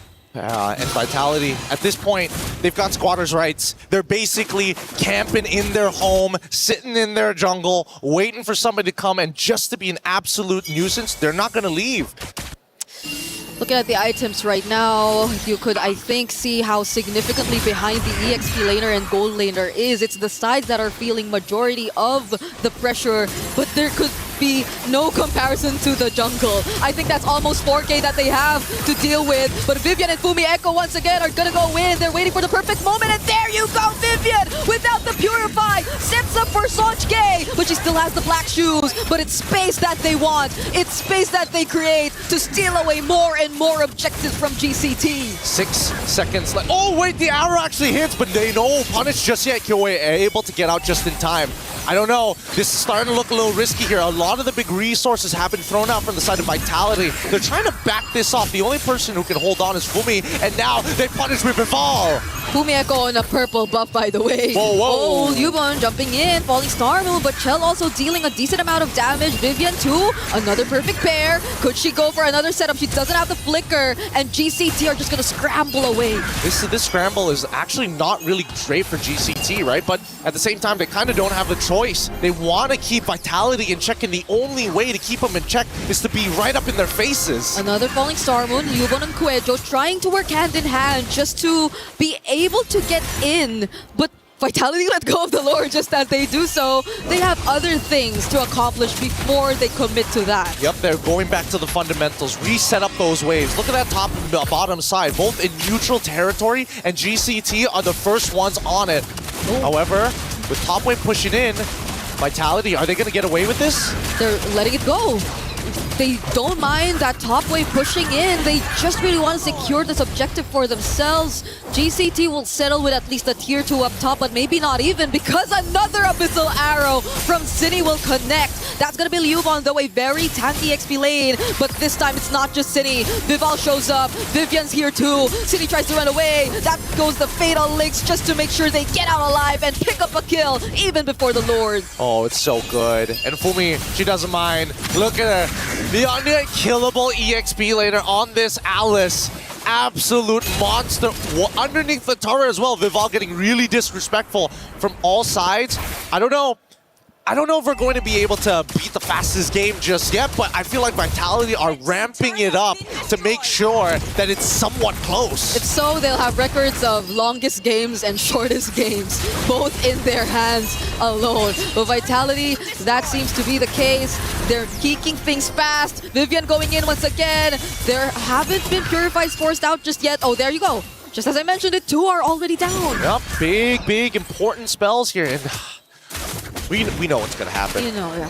How much you want to bet? It's either the Throne Ruin or the Fatal Links. Which do you think is going to hit more targets? Okay, maybe I might just go for Fumieko right here, but they will focus on the turrets for now. They want to create space. They want to go for the base turrets, and that's exactly what they need to keep the pressure going for GCT. Just letting it happen. No wait, the arrow. It hits on the correct target. They move backwards, yet still they maintain this pressure. I love the fact that Vitality plays textbook because they know they can guarantee the win if they just take their time. Yeah, they're not doing much of the risky plays. Everything seems very calculated from them. Even the moments where Vival does things like this or dives. Fumieko already showing up in the back lines, but there goes Vivian with a 2-man setup, and Vival is already godlike. It's a double kill, which she actually picks up, moving on to a triple and a maniac. Can she make it a savage? Yuba's the only target left, but they're gonna respect. They're gonna play it by the book.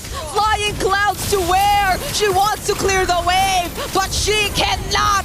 It's a savage for Vival as Vitality take match point. Insane game there. Vival coming out huge with a savage, making it look easy at the same time. At this point, it's Team Vivality at this point, right? Hirara has to make her way back to the bans. It's gotta be banned. After what happened here, I doubt GCT want to go through that. It's all over again. Ridiculous plays here coming in from game number 3 to turn it 2-1. We look at these plays and we see, yes, the Fatal Links hints into 2. Even the Throne Ruin to kind of make sure that they stay apart for half a second before we see the full combination from Vival. 10, 0, and 2. A literal perfect game coming out of this team. Oh my goodness, Liu won too. I think she desperately wanted to just utilize the flying clouds to clear whatever she could, but that was just not one wave, that was a lot. As I think it's about time we break down this game and throw it over to our panel after these messages.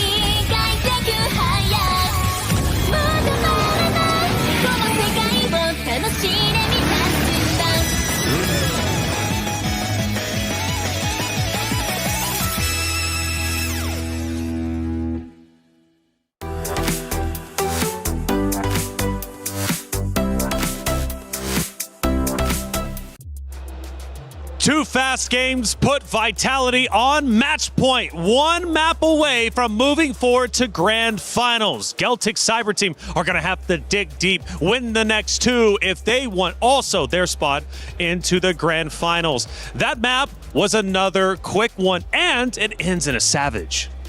Yeah, honestly, that was amazing, but here's the thing, you were asking about Vival, when are you going to use the assassin? And now we got to go back to Kyoe. Why does she keep using tanks? That's a question. That's a question because game 2, game 3, it was so clean, so fast by Team Vitality, and the main difference maker was Vival being able to pick up the assassin. So well, that's who will we everybody be keeps seeing screaming. an assassin v assassin next time? We need that, don't we? I think we need more assassins in our life. Spice things up for sure. Vival is getting all the attention out here in the crowd for sure. Let's take a look at our first action. It's towards the tail end. This is where things really start to fall apart for Celtic Cyber Team. And man, it is tough to watch at times. Or excuse me, we go back to the beginning, and this is going to be one of those fights now where Vitality truly starts to gain a foothold in the match. Allow me to rant just a little bit, right? Because here's the thing, Kyoe, she is moving away from her character. But here's the thing, what is character? Well, philosophers have said that character is defined by habits. What's habits is the thoughts and the activities that you do daily. And here's the thing, when you start to break character, when you move away from your natural routine, you will start to act without passion as well as perform or behave outside of your rational mind. So going from a damage dealer to a tank, we can definitely see Kyo is not moving as she is supposed to do. That, and also she wasn't set up for success, right? If she was on maybe a different kind of tank that like a Barrett has anti-CC, maybe it could have been different. But we already did mention in the drafts it would be either the Balman or the Barretts. But the fact that they chose the Balman is so susceptible to CC, and you could even see her in that particular clip being taken out by a trap. Let's go a little bit deeper into the match and look at around the 10-minute or so mark. And we have one of these incredible fights that ends up unfolding. Yeah, this was the make it or break it moment, and at this stage in time, man, if you don't expect a big play from Fumi Echo, make sure that you expect it from Vivian, because she's sure to get that fail links in, even under turret, and then the collapse after that was insane. This was the moment when the Maniac hit, and then she only had one more left. Leobon had no choice because she really needs to clear the minions, but she then technically gave it to Hirara, gave it to Viva on a silver platter, and that is one of the first savages that we've seen so far here at MWI. Yeah. Honestly, looking at that play, I really want to make sure, because right now is match point. Geltec Cyber Team, we've seen teams going back to comfort, and honestly, it hasn't worked out. But I feel like for them, they really have to, because here's the thing, Kyoe, you're not a meta player, right? You always play things that's outside of the meta, but it's something that you've practiced non-stop. And I also feel like KCS have seen that, right? That's why we see an unorthodox banning out the Baxia, banning out the Owls, and then eventually even the Yisun Shin. We were talking about if the Yisun Shin was there, maybe they would do well. So is this one of those cases, you go back to map 2, the Hero Select actually benefited Geltec. Did it benefit them this time around, or was it once again one of those factors of mechanics? No. Game 1, Game 2, it felt like Geltec still had a chance, an opportunity, because it looked like Team Vitality wasn't winning on the drafts per se. But in game number 3, KCS really set the team up for success, right? Winning lanes, they were able to facilitate that as well. I feel like going up against the very best, it comes back down again to the drafts. Taking a look at Vitality's dugout, they're in there, and you notice not a lot of really talking going on, strategizing, and I think because they're in their flow state, they just feel comfortable. They know they're in control, right? This would be a much different story if they had lost. They'd been down 2-1. I'm sure they would have been huddling up, but right now, nice and relaxed, calm, LaFell, they look good. This also shows that they have one thing in mind and they don't want to disrupt it, right? Because right now I feel like Cassius is having checkmate after checkmate when it comes to the bans. So I feel like the entire team, they're on the same page.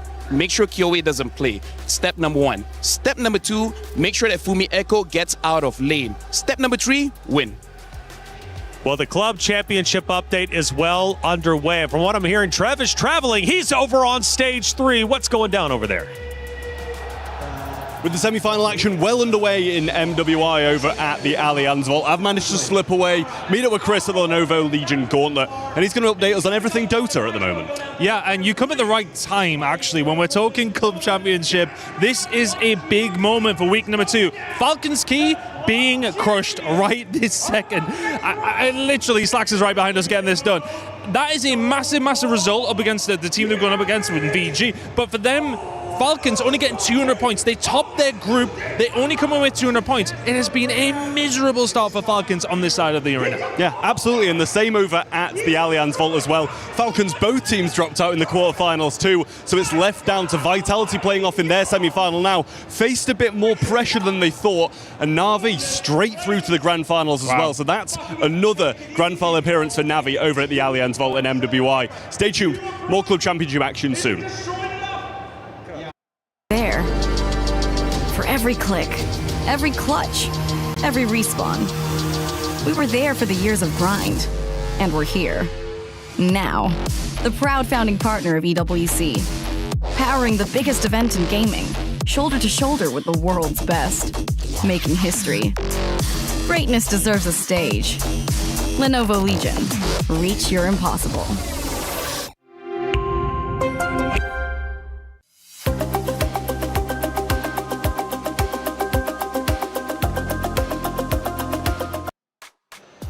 Thank you, Ton and Trev, for that club championship update. Vitality circled up. Let's get back on that stage. They're ready to go. Again, they're feeling confident. They're feeling comfortable. Just a touch, by the way, on that little interview that we had over on stage 3 with Trev and Ton. Falcons also getting eliminated early.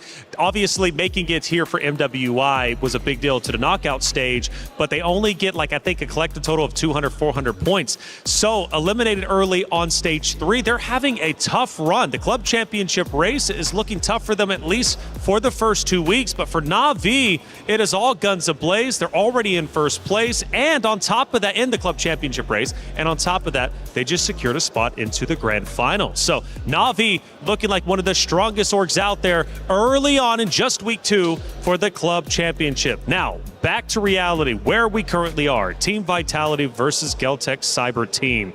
It is 2-1. Vitality is currently up, and Geltec needs to come back. The pressure is at a boiling point for the Geltec Cyber Team ladies. What's the game plan here? I'm going to go for Occam's Razor again. Do what's obvious, and I feel like in the first 3 pick, get KOA's hero. If not, it's just going to get banned out, and then you're going to be scratching your heads again, and then afterwards, you're just like, well, I guess we lose. Because game number 1, Vival got the Fredrin, not a great jungler, lost. And then game number 2 as well as 3, KOA got the Boxia as well as the Bellman, not really that great, and then lost. There seems to be a pattern. Break that pattern. So what's the hero select for KOA? What is the win condition for Geltec Cyber Team? I feel like there's plenty. When we're talking about KOA, she has so many unique picks under her belt, but obviously we're thinking about the assassins. She's picked up the Benedetta in the past, that's out meta. Fanny is something that should still find some success, but we haven't seen either. Lancelot, the Lings of the world. KOA is a highly mechanical player. That's the reason she was given the term Ice Queen yeah. in the first place, right? Everyone was really stunned with her exceptional gameplay. I would say top 3 in the league right now when it comes down to junglers. So give her a draft that allows her to perform at that level. I gotta say, even in 2024, one of the times she got a title Ice Queen, when she was willing to pick up a Julian when Julian was really not in the meta, and she still did well with it. Right now, we are jumping in the draft here. Geltec Cyber Team is gonna be first pick, blue side, Vitality, second pick, red side. We're playing Expanding Rivers, so this is gonna be a great opportunity for the teams to have very strong side laners. And now, banning out the Gwyn, banning out the Atlas for Geltec Cyber Team, for Vitality, banning out the Harara, banning out the Marcel, and now an Esmeralda gets banned up as well. So Geltec, based on what's happening in MWI, good early picks are that Belleric, that Carry. Harara has been banned out now. In terms of the junglers, I don't know. Actually, now I've noticed it, we also didn't see much Freya, which I feel a bit weird for, but hey, c'est la vie. It really depends on the team, I feel. Like some teams favor the Freya a little bit more than others. And in this particular matchup, we don't really see too much of Freya, but obviously still keep your eyes out for that. Geltec here, if they do want to set up for a assassin in the jungle, maybe pick up something that usually counters it. Like the Moskov is still open. That's something that they can go for in the early phase of the drafts. With the Paquito also banned out, it's opening up that possibility even more. Yeah, honestly, when you're playing Expanding Rivers, I feel like this is one of those maps, if you want to play double fighters, it's actually quite viable. But that does mean you have to pick up an early, either Kimi, Yusin Shin, or a Freya. Because I feel like Freya also enables quite a few double fighter matchups. You want to go Freya Aulus for Geltec? You know, fall back to the Aulus. I know it's not an assassin, but it is one of her priority heroes. If they want to go for an Aulus, they're going to pick up something like a carry. Because Aulus can deal with the front line-ish, but not really. He's kind of there more of a distraction rather than a true finisher. So I respect the carry pick and still opening up the possibility of, honestly, any picks on the jungle. Okay. I think they're going to leave the gold lane matchup for later. They can do it on red 3. What is a hero that is left open? Do they want to prioritize their mid lane here first? Do they want to go for something like the Yve that has found them success if they want to control River? I'm with Leo, honestly, where Leo said Eve is probably the strongest mid laner right now, and I do agree. Very tanky, a lot of damage, a lot of range. They pick up the Belleric first, as well as the Claude here. So this is very interesting. Not saying it's bad, but it is a losing matchup against the carry. So why do they pick up the Claude early? What are they hiding? That's why I thought it would be red 3, because when it comes down to matchups, I would say, early game, like 1 to 3, carry definitely dominates the lane, but Claude, in the longer scheme of things, especially when he already has his ult, it can still favor the Claude in moments like that. So, are they waiting for the mid matchup first in order for them to choose? Like, are they choosing between the Lilia and the Yve? Or maybe they found success on the Selena earlier on. It turns out the Selena is one of Cini's power picks. Maybe they want to see if there's an opportunity to pick that up again. Well, Geltec has an opportunity to pick up a jungler right now, and they do. They pick up the Owlus as well as the Lapu Lapu. Good news, bad news. Good news, they get strong picks. Bad news, they're showing their hand. There's no deception in this kind of draft. So now, Cassius should not fumble the ball here. They know the matchups. They don't know mid, but who cares? Cini's pretty good. What's the counter to the Owlus? Do they want to go for something like assassin heavy? But I feel like the window becomes very limited because the Owlus gets strong very quickly in the mid game. Honestly, Baxia wouldn't be a bad pick here. You want to go Baxia? Because you already have the Belleric. The Belleric can change CC a little bit for the Owlus, especially if you wait for Owlus to use the first kill. And then the Baxia is there just to reduce the healing from Owlus as well as Lapu. Because so far, Vitality has won early just because they keep winning those trades. Baxia is a trade winner. But for now, they do pick up the Eve. So I feel like Vitality, they're keeping their options open. Because Baxia is one answer. The other answer is if you want to be fast, you can pick up something like a Suyo. Hasn't done well here. And honestly, going up against Carry, Lapu, and Owlus, I'm actually quite okay to pick up a Ling. I feel like this is one of those games, you're looking at this matchup, Ling doesn't get punished that hard. Yeah, there's no lockdown potential so far, right? With the Lapu Lapu being picked and the carry. That's why I thought that maybe they want to prioritize something like the Moskov. But obviously, they chose the carry to set up for their own Owlus pick. I want something a little crazier though, you know? I want something like maybe an X-Borg jungle. Again, it's still something that I really do enjoy seeing in this current meta. Or maybe even something crazier like the Assassins of the world. But obviously, they are trying to set up for it. You do see the Kaja being banned out, so they are opening up more options for Viva. Oh, okay, well, there he goes. Yeah, because Galtech see this coming. They don't have crowd control, right? At most, they have slows. And Lapu's stun, it's very predictable. Sure, Eve might have difficulty avoiding it, same as Belleric, but a very fast assassin. Honestly, I'm looking at the draft even more. There's a lot of assassins that can really do well here, even the Hayabusa. So Galtech, I don't think they will have enough bans to really shut down Vival, and that's kind of scary. Vival has a lot of heroes.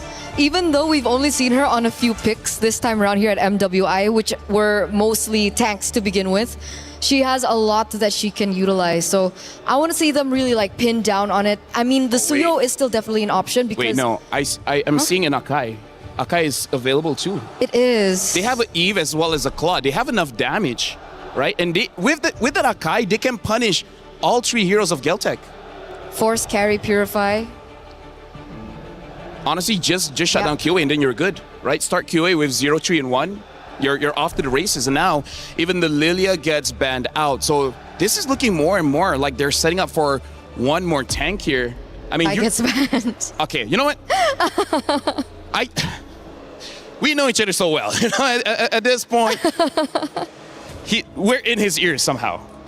Somehow, some way, the Akai gets banned. So again, Suyo is an option, which is why maybe they banned out the Lilia, right? Lilia, heavy burst, heavy damage in the early stage of the game. Suyo, very susceptible to that early game magic damage. So they set up for the Arlet first. That would have been a perfect Akai pick in if they were able to combo it with the Arlet as well, but it's not going to be available to them right now. Yeah, I actually feel like maybe even Belleric is enough-ish for this Arlet as an activator. Because other than that, I really don't think there's too many more junglers that can really activate for the Arlet. So now for Geltech, they need a very heavy front line here because Lapu can dive, Aulus can stay in the front, but not alone. He needs a friend. So what is going to be a good friend here? I think a Gatot would be quite well. Other than that, am I missing something here? Atlas is banned, Belleric has already been picked. I don't think there's room for Minotaur. They go for the... Okay, listen. I know there's a lot of NT tanks from the side of Vitality, but the glorious pathway negates the slows coming in from the RWM. So maybe. And here's the thing, Geltec, they want to play how they usually play, which is force fights. I move forward, you fight me back.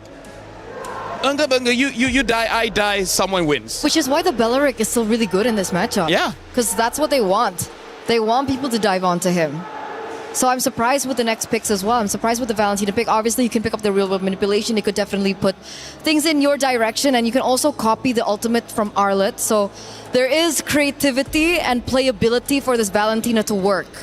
Yeah, and now the Nolan gets picked up. So again, the story of the entire series here, win fast, lose fast.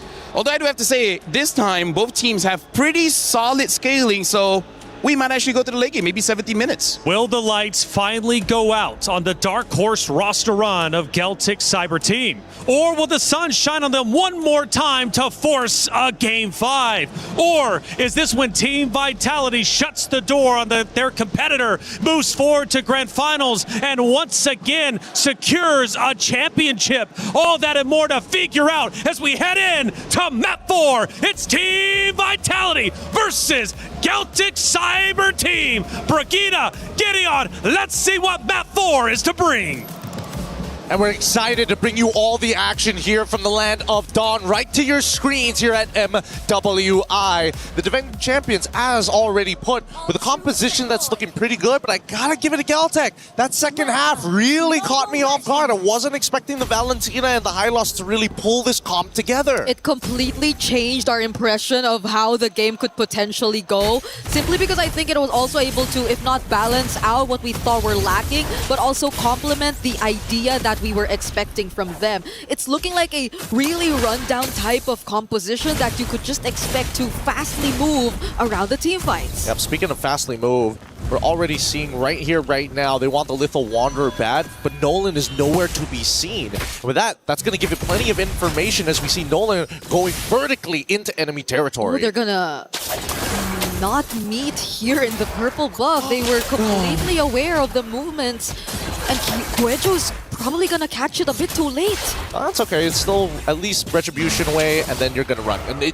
there's nothing you can do. Yeah. Nolan's particularly hard to catch in the early stages of the game, and now that he has purple buff, even more so. But now we start looking towards Fumiko's lane. A really nice freeze and a good call by Liu Leon to say, hey, you know what? Get your boy, get everybody here. We're expecting another engagement. Help me get this wave out, and then we can go back to neutral states. Yeah, they're playing it both aggressively on the sides, but they are not overstaying for too long enough to get punished, because GCT, seemingly with the rotations that we've been discussing or with the lineup that they have, could be quick to do just that in order to provide some respo. We're seeing once again another attempt potentially up top, but Vival has different plans in mind. Vivian and Vival are just trying to scout out Kyoe. Yep, I mean, for the longest time, Kyoe was already revealed on the map, and Vival right now has some decent damage, but needs to catch Kyoe without her cooldowns. It's the only way they're going to be able to make this work. That's what I'm thinking. Does Vival actually burst down Kyoe, especially if they catch them off guard as the Nolan? Because I feel like that could be one of the go-to plans for Vitality if they want to make things a bit more simpler on their end. They absolutely can, but they need Vival to have a lead first. Damage reduction is a really powerful stat, and only very few heroes actually have access to them. Luckily, we got two of them already in the Lapu Lapu and the Aulus, making it a really big difference in how long these fights are going to go. Man, that Concussive Blast is doing a lot of damage. Yeah, they poked down Cindy to half HP, forcing her to recall even before this objective. I think at least Chell has been able to double lane to a certain extent, so Vitality are just really focusing on the farm, at least for now. But oh, wait, Vival might find Tokyo here, but at least Tokyo does get to find a way out with a flicker. Oh, luckily, denied that second wave, and this will mean that the grab does go over into Claude's hands. Now the next fight begins. Liubo, bravest fighter, Vival's actually very low. Vitality have very little ways to contest this, but do they actually find a way around it? It's a no. Kyoe still secures it with the retribution. Vivian has to flicker out, but Liubon and Kyoe are actually going for the chase. That's gonna be first blood for GCT. Okay, not bad. At least they get one into Vivian. Not exactly ideal to lose one of your team members, but at least Vivian hit 4 before she went down. Timers are still very low. 4 seconds, she's already back up, and now attacking on the bottom side. Guess what? Claude ain't that easy, especially with fighter emblems. So much sustain. But I think that was a huge advantage, really, that GCT got to make out of that simple poke they got to do onto Cine and even the reaction from Vival. So now they've somewhat gotten a bit more control across the map, but Kyoei looking very low. Still not enough to take her down.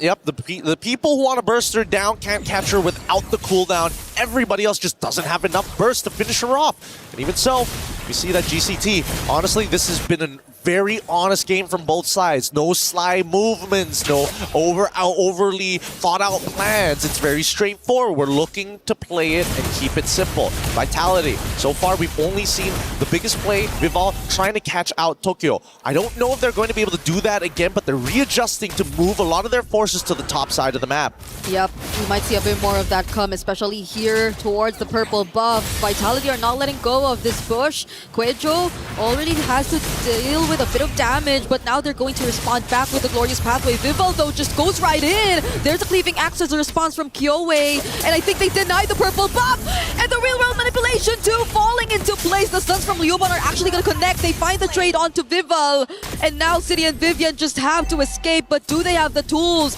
This is Liuban going for the chase. The stun lands, and that's another kill over to GCT. Beautifully played by both sides, but most impressively, Liuban was able to respond in time to catch all three of the members into the Raging Slash after the Bravest Fighter, and now they look for turrets. Oh, Fumieko does use the final slash, will get away safely, but is very low on HP. Might not be able to set up for this turtle, and even Vival doesn't seem to be ready for this just yet.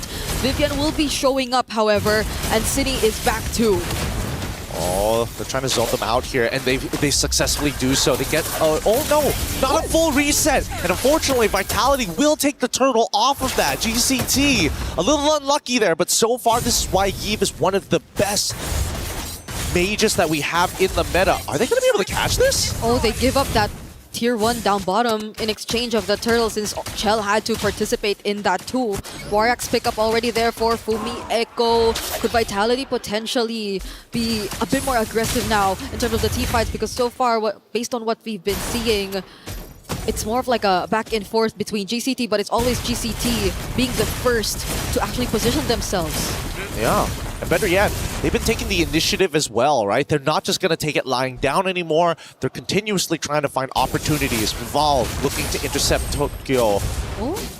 Rest of them zoning them out. Vivian has Flicker, so she's going to be fine, but that's a pretty big battle spell to lose. His top side, they find it. Great patience from Vival. Vivian did burn the flicker there, but I think her passing through that route eventually allowed Vitality to get away safely too, but that was a much more favorable trade for them. They definitely got a kill and turret up top, which probably could hand back the lead towards Vitality this time, but Wrath of Dryad already forced out of Vivian! Fracture coming in from Vival, and now they just focus on Kyoei! The strength of the real-world manipulation is something you're really seeing when Vitality decides to punish. Yeah, but GCT, they gotta make sure that they do their due diligence, right? They gotta remember, if Vitality's making like a, oh, if we think this person is solo, would a solo player be walking up this far up? Never at this level of play, never in high level, unless they're trying to get into your head. Then there's another layer to add. This is currently a lead that's already back in Vitality's hands. It's just continuously going to grow from this point onwards as we look at Chell already prioritizing the DHS on the Claude. So you could really expect that they might be prioritizing a bit more of the fights early on rather than just scaling in a bit more of the macro. Oh, but the Glorious Pathway is already used by Quejo here. They just want to make sure they get out of this safely, right? They don't, it looks like they're not going to go for the contest because they don't have the first position. Neither do they have enough information about whether or not they can walk through Tribe Rush or maybe through mid lane. It's just not worth the risk, especially after what Tokyo had to go through. Down by bot side, it is going to be a upward spiral for Kyoei, right? Just going to have to farm as much as she can. Unfortunately for a hero like Aulus, the jungle just isn't enough. Similarly like Nolan, you got to go into the wave every once in a while. But this Nolan also picked up the Malefic gun just now. So you could expect a lot more damage. It's currently being surrounded though, but there will be help. Vivian too, coming from behind! That's Wrath of Dryad! The final slash did not connect, but I think it's gonna be enough to at least take down Quejo. GCT did not expect that quick rotation to come in from Vitality, and they still want more. Vivian going for the chase. Fumi Echo dashing in with a vengeance. Chell and the Blazing Duet. Fractures from Vitality. Damages everywhere to take down 3 from GCT. Real unfortunate here. Oh, hey, Luon, they're going to make a try, but unfortunately, if you're not going to commit the flicker, it's just not enough. Oh, Tokyo too, trying to find a trade cheat. Does find Fumi Echo, but they lose out on too much. I mean, at this point, Vitality understand they've all the early game heroes who've hit their power spikes, they're ready to go. But even better, if we pull up the item list, I'm fairly confident that Vival is already like 2, maybe 2.5 items, arguably 3 items at this point. Yep, we get to check that later on as Quajo just tries her best to clear this minion wave in mid, and there you have it. 2.5 items, now slowly building up. Oh, whoa, Chell, let's calm down here. Yeah, it'd be a really bad time to give over a shutdown over to GCT at this point of time, because we look at GCT's items, right? Lubon is kind of the only one who can really compete with some of the members of Vitality. It really depends on the advantages. On the opposite end, Kyoe, 2 items, but not enough attack speed to really start benefiting off of all the extra benefits from all this. Not to mention that it's going to go for the endless battle. Just need a little bit more burst to sustain through the power, sustain through the pain. Yep. So at this point, it's really Lubon who you probably expect to lead the charge, if any, for GCT. But do they really want to risk it at this point? Because they get spotted out in mid. There goes the real final slash, already committed onto Quejo, but that's just space. That's just time that Vitality are able to buy. And they move away. 3.4, 3.6 now as it continues to skyrocket for Vitality. I'm expecting it to end up closer towards 6 to 7k. The 7k depends on whether or not a fight breaks out, but 6k if they get all the outer turrets from this point onwards. Yeah. And I think that Vival, very happy with everything that has happened. Nobody can stop him, right? There is only one Kyoe. Nobody else has a point-and-click stun. And even Versailles still needs to apply the Terrify 2 times to trigger it to happen with a Shadow Strike. So, I don't know. Vitality, the way that they're going in and out of these fights, it's just too much to deal with.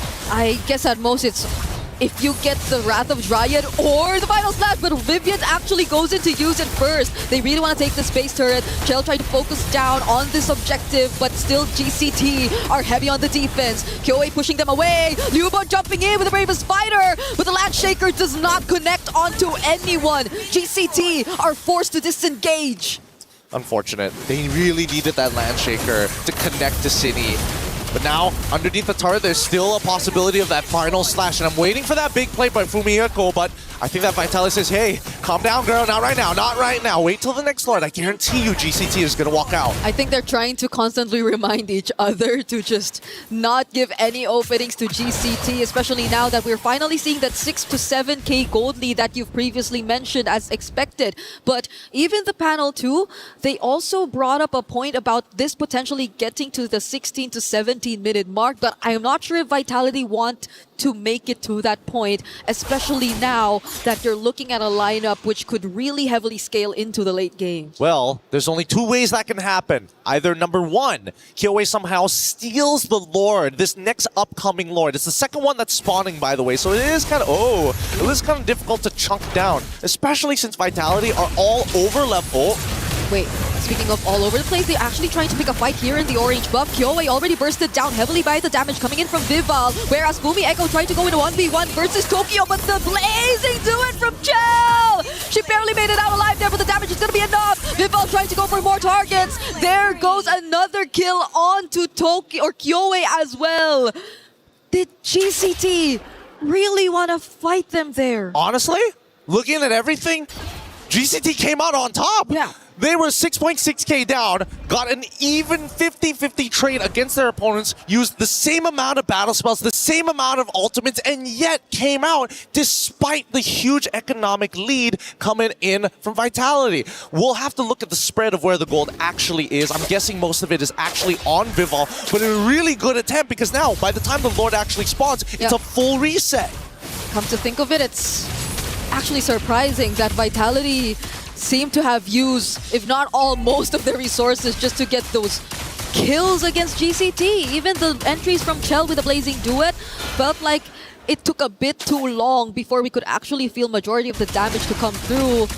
but at least Vitality still get the advantage in terms of the Allure. The Lord was inevitable. I would have liked to see GCT actually do the exact same move, but just maintaining that distance constantly, playing the footsies against Vitality just to make sure, hey, you may get first position, but at least we know all of your first positions. Okay. I think somehow the damage is a bit more expected to come through. That the Lightning Trencher already locked in for Sonj, and Tokyo's already completed the Trinity as well for this carry.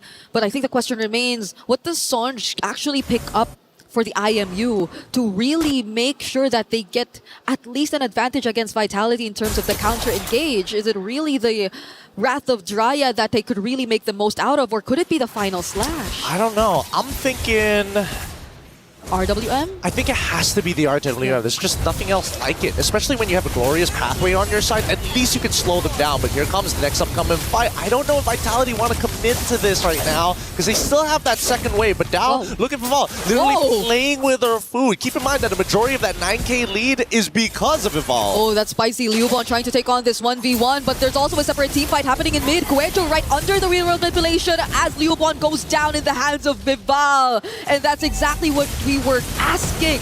This is such a brave decision to come in from Liubon, but at least they get to defend the base. This is disgusting. Disgusting stuff coming out from Vival right now. And the rest of the team is working like a well-oiled machine, denying space, making sure that nothing feels safe. It feels like GCT, every time they open up a bush, it's a minefield out there. Yeah, who do you actually send to do that? It's mostly supposed to be Guejo, right? Already having to pick up the immortality as well, but even then the burst damage might be a bit too much to handle. The final slash gets touched somehow here by Kyoei, but even as she just tried to clear, you could see how difficult she had to how the difficulty she had to deal with in terms of surviving the damage from Vitality. Yeah, but now Vitality, they crack their knuckles, they sit back. We got the 9k lead, guys. The next Lord is where we must end it. First, we need to make sure that GCT doesn't get to the 42k mark comfortably, right? They're going to eventually hit it. There's no going around that, but we can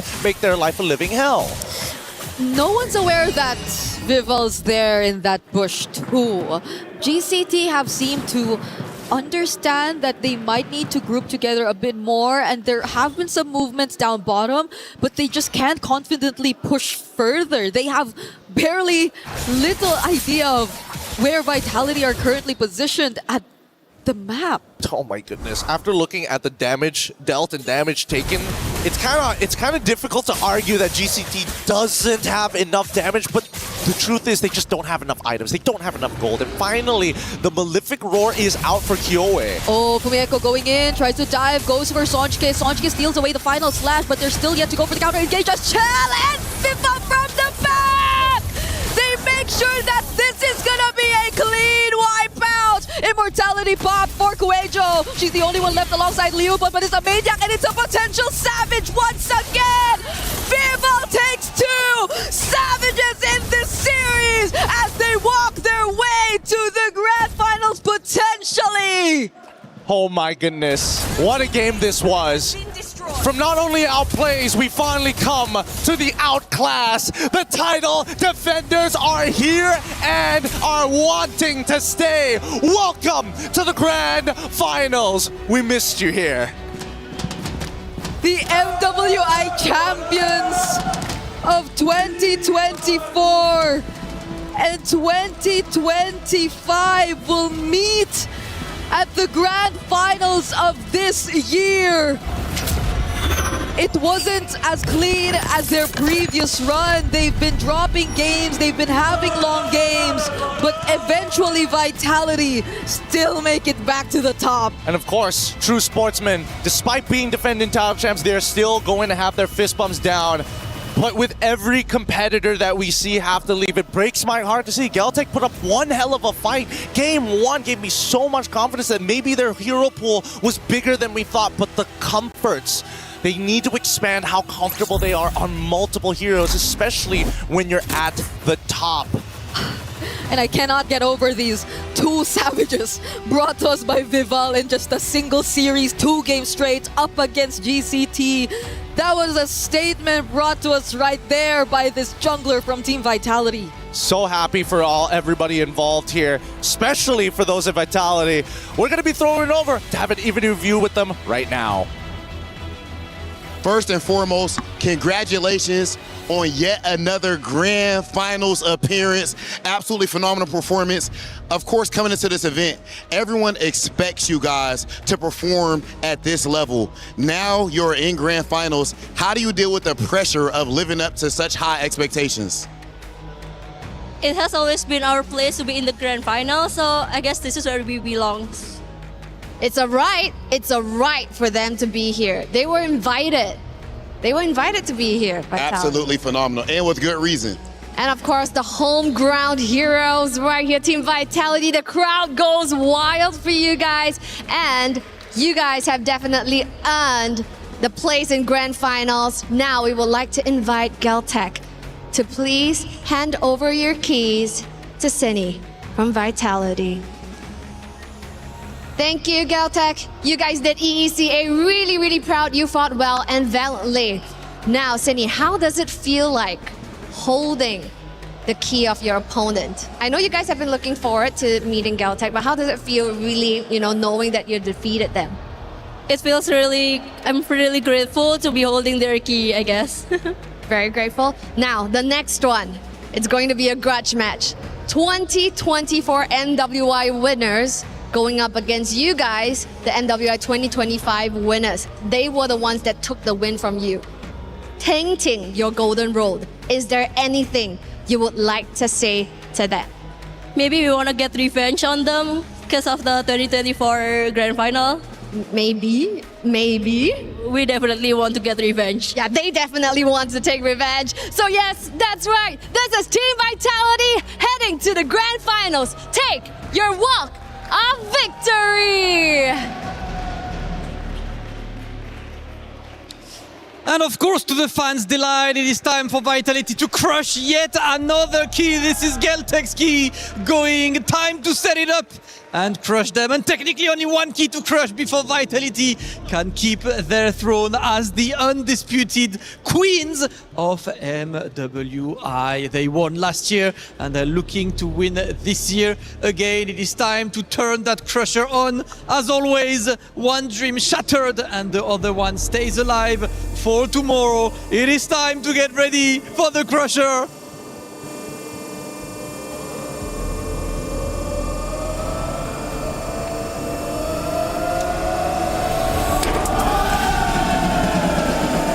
Vitality making it to Grand Finals. Obviously the fans will be there and back. These guys are ridiculous. The vibes are looking incredible. The vibes are immaculate at the MWI, and you know Vitality will be celebrating because these guys, they will be back tomorrow for Grand Finals in style. So make sure you're there tuning in for this. That's gonna be ridiculous. Looking forward to the Grand Finals. Without further ado, let's enjoy the vibe and take a look at the highlights.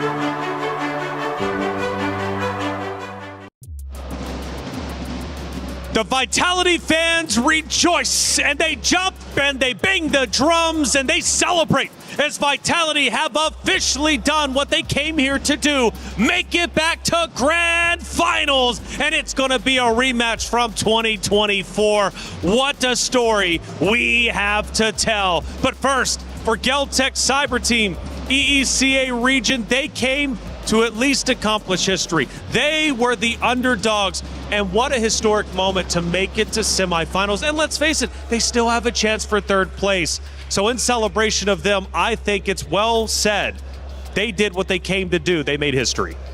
Oh yeah, for sure. I gotta say, based on today, I'm really looking forward to see how they bounce back for tomorrow, because it looks like today they had a strategy, it didn't work out. I'm pretty sure it will hurt their spirits just a little bit because they were quite close getting to the Grand Finals. And that really hurts. But some people just generate that hurt into more skill for tomorrow. Sure. Well, there were two losers today, so they're both going to have that good mentality coming in to the matchup. Let's take a look at one of our actions from that last match, and we'll break it down for you, of course. Here we're at the 16-minute mark. Yeah, at this point in time, very similar to the one before, you can see that there should have been a possibility of a great opening coming in from Sonjika. But I don't know, the final slash just really didn't hit or land the way that it did. And because they were already so far behind, it was very easily for the rest of the members for Team Vitality to find their moment, find their place. And we get the second Savage from the previous game. Woo! And then here, and it just really highlights that when you take a look at Team Vitality, it's not just about Vivian, it's also about Vival. Can I just say it feels very validating to call the draft one thing, calling the time that is going to end. I mean, sure, 4 seconds, but come on, that's basically 17 minutes. I would give it to you. No, right? That's not accurate. You know what? 2-1, you're outnumbered. I'm giving it to him. It turned out the philosopher has spoken. Game number 2, game number 3, I told you early end, 70 minutes. Hey, come on. Round up. If it was a 4, okay, I could see you rounding down. Let's round up to 17. LaFell can do better. Do you feel like 4 seconds is a long time? Yes. Oh, see? And you know what? Honestly, for some it is. 15 or 60 minutes, 56 seconds to round ends. Vitality takes the win. Might have been a rocky start. Let's face it. They looked a bit choppy, but they snapped back, winning 3 in a row. And again, a historic grand final setup before us between two incredible organizations, both doing incredibly well so far in week 2 for the club championship race. It's Na'Vi and Vitality. We take a look at some of the emotions on the stage, and even the coaches were feeling the pressure. You know what? I'm just going to start just a little bit early on the story because I just want to make sure one thing does not happen, which has been happening year after year after year after year. Grand Finals is a sweep, right? Somehow, some way in the MLBB scene, doesn't matter if the women's division or the men's division, it happens in a sweep. I hope because this is a revenge story, it goes all the way. Which is why I think momentum is so important, especially when we get to the Grand Finals, because of how high pressure everything is. Just losing one game can really affect your mentality. Now, I'm hoping that since Na'Vi PH and BTR Vitality have been in the same position before, they have the mentality to bounce back even after a loss in the first game. I'm hoping so. Vitality, look at the smile on their faces as they're just playing and having a good time, and you could really tell they were super comfortable when we headed into their locker room. Obviously, they were just going in there instead of meeting up, talking strategy. They all just got on their phone, got on social media, made their celebration post early. Feeling comfortable, and of course even their CIO going out there, which big news to him. He actually did a championship update earlier with Trev, and he commented on how much Vitality is committing to the club championship race this year. So having these ladies do as well as they are is a big boon for Team Vitality. I mean, honestly, looking at how Vitality performed just now, talk about momentum. Talk about having a statement, having 2 Savages back-to-back in both games. I kind of feel like if Na'Vi was watching that, they're like, oh boy. Not Ayanami can do it. She's my GOAT. She is the GOAT. She is her, as we've been saying. It is, in fact, set up to be an incredible final day of MWI, but we're going to have to wait at least one more day until we get to that point. But even though we're waiting for the grand finals for tomorrow, you can get involved now when it comes to MLBB because it's Rhino Day. Yay! Brand new interactive effect for Rhino Day is available now. Check it out and join the celebration. Plenty of things to get involved in, and look who's excited. Eterna, you're feeling good about Rhino Day. I love rhinos. Yes. I love rhinos. I'm just a few games away from becoming a dragon. Ooh, dragon. Which is mythic. Ah, okay. You've hit that once. Rhinos. 50 stars. Congrats. Well, Congrats. Thank you. Unfortunately, it's not Dragon Day. It is Rhino Day. Rhino Day. Rhino Day. Hey, check it out. Trev, he's got the club championship updates, and we need one because we're nearing the final day of the MWI.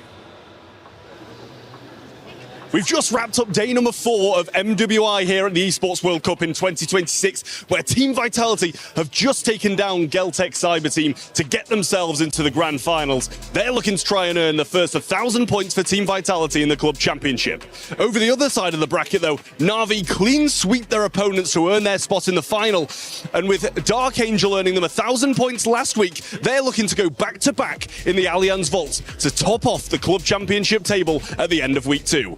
Stay tuned, because there's still so much more to come in the Club Championship.